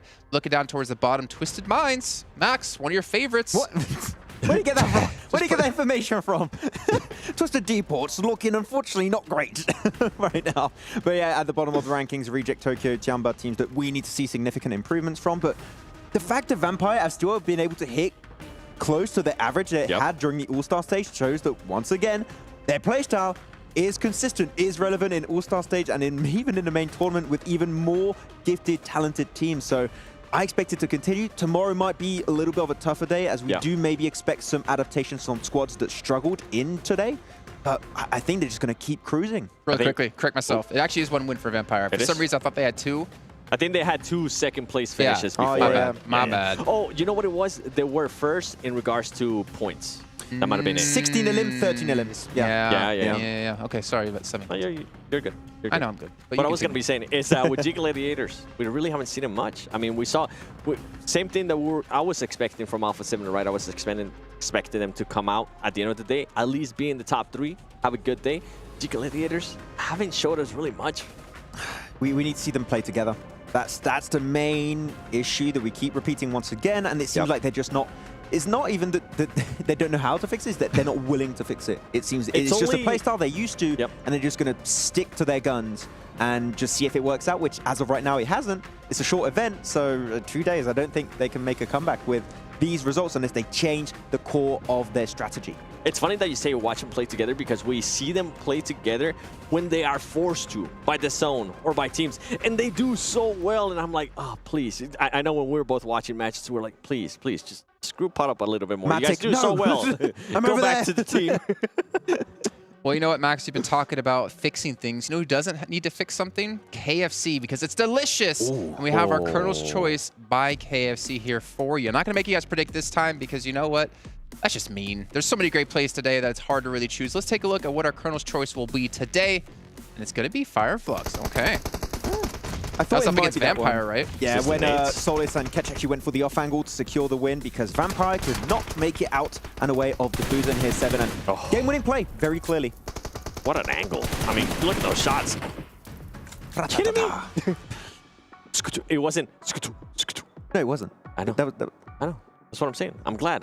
We finally got something different than the DBS. Oh, okay. I thought, what was the sound you made? That's not. Yeah. Yeah, well, I like how we're all 3 making just all different depends sounds. on where in the world you're from, right? Well, when we go into our save of the day, presented by Dr. Suleiman Al-Habib, I think we know what it's going to be. I think it was the Alpha7 res against 628 on the first Miramar. It has to be. There's no way. I wasn't going to make you predict, Max, because you only can set yourself up for failure here. If you get it, you look good, but if you don't get it, it's like, eh. It has to be that. I don't see what else. What is it going to be? Our save of the day here. Let's take a look, as Max Man seems quite confident. It's not. What? I have been bamboozled. Who's selecting this? Who picked this? Dr. Suleiman Al-Habib, of course. Oh, okay, I'll allow it. Okay. Well, there you go. I'll have to go. We can each have our own choice. That's fair. Yes. Yeah. That would be my save of the day. But what about our ride of the day? By Abdul Latif Jamil Motors. That one, I think we did have a choice earlier today, didn't we? Yes, there was one. Which one was it? It was at the start of the day. Oh, I can't remember. We had a rollover from Stalwart also right after the parachute. It might be that one. Well, it doesn't matter because it was actually, every time we've done this, there's been multiple ones. Let's take a look at our rides of the day here and get an idea of all the crazy action we've had in our vehicles. That was Affinity one. getting revenge, of course. That was up against Stalwart. And then there was the rehost. No, that was the rehost. That was the rehost, yeah. It, yeah. The buggy More as fire well. flux action. Oh! That's how all the cars piled up in that day. Yeah, we had like 7 cars all piled up, and we never knew what happened at the beginning. You get a car, you get a car, we all get a car. Ah. We finally found out how it happened. There was great lore there. I don't even need to ask you guys who the MVP, the KIA MVP of the day is going to be, because we're all going to say the name on 3, right? It's going to be 1, 2, 3, name. Yeah, it's not as close. Actually, 1, 2, 3. Tony K. Okay. Who'd you say? Stone? Stone. Yeah, I wanted to go for another one. Yeah. Let's take a look. Who's our KIA MVP of the day? Okay, fair enough. Yeah. Good job. Well, I had to jump right there. Oh yeah. You know what? To reach and go. It was so nice. We're going to have to do it twice here. 3 average eliminations for Tony K. I mean, obviously coming into the roster as well, like he has been a fantastic pickup here for Vampire. I mean, he said, sorry, not Tony K. Sertani said he wanted to have more aggressive players on the team. I think he got it. Definitely the great pickup right now. And one of the most impactful pickups of 2023 without any doubt in my mind. And successful at that. And as we said, I think they're just going to keep cruising. Their playstyle is so successful that they might already have in the bag. It's early to say, but who can contend right now because they're just so consistent? What I love to see out of him too was the survival, right? The survival time, because we always see players being able to perform really well, but when their team is actually not performing that well. And right now, Tony K, we're having one of the best fraggers in the best team. It's like he couldn't ask for anything better, and that's why I was saying he or Stone could probably end up breaking actions. But you didn't. You said Tony K, and we got to do a little. You actually had to jump. Poor Max, man. You had to have it happen twice. Just get good, Max. Just get good. Predict the MVP. Well, that's going to round out our day here, but not before, once again, I give a big shout out here to Honor Magic 5 Pro, powered by Snapdragon 8 Gen 2, and Honor self-created. Yeah. Self-developed GPU with Turbo X. White shot, please. White shot. Come on. White shot. White shot. Please. Come on. White shot X. Yay! Well, that's going to do it here. I need to work out. You couldn't hold the pose? What? My legs hurt. Oh, no. Well, if you weren't on a box, you wouldn't have had to squat. That's going to round out our first day here of PMWI Main Tournament. Remember, it's $2 million on the line. The best teams from all around the world competing for their lion's share of that $2 million. We'll be back tomorrow, though, at the exact same time for some more PUBG Mobile action.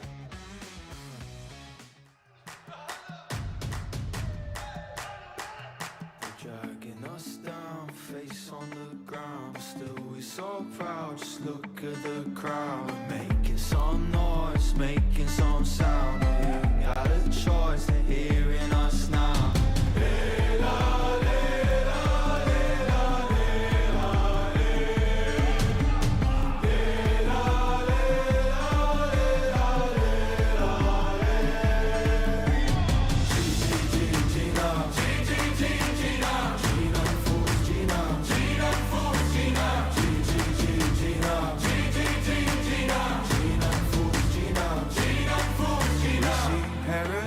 Through dirt in our eyes for us.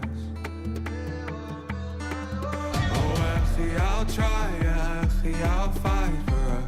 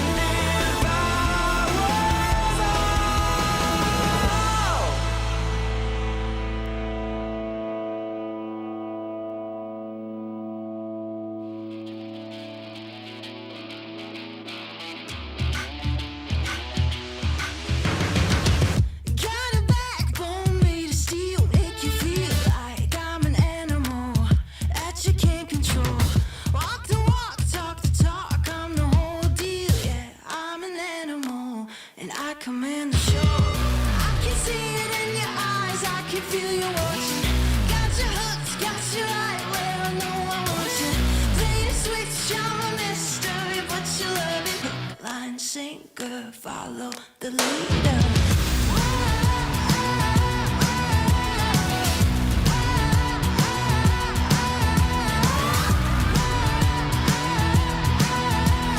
Hook, line, sinker, follow the leader.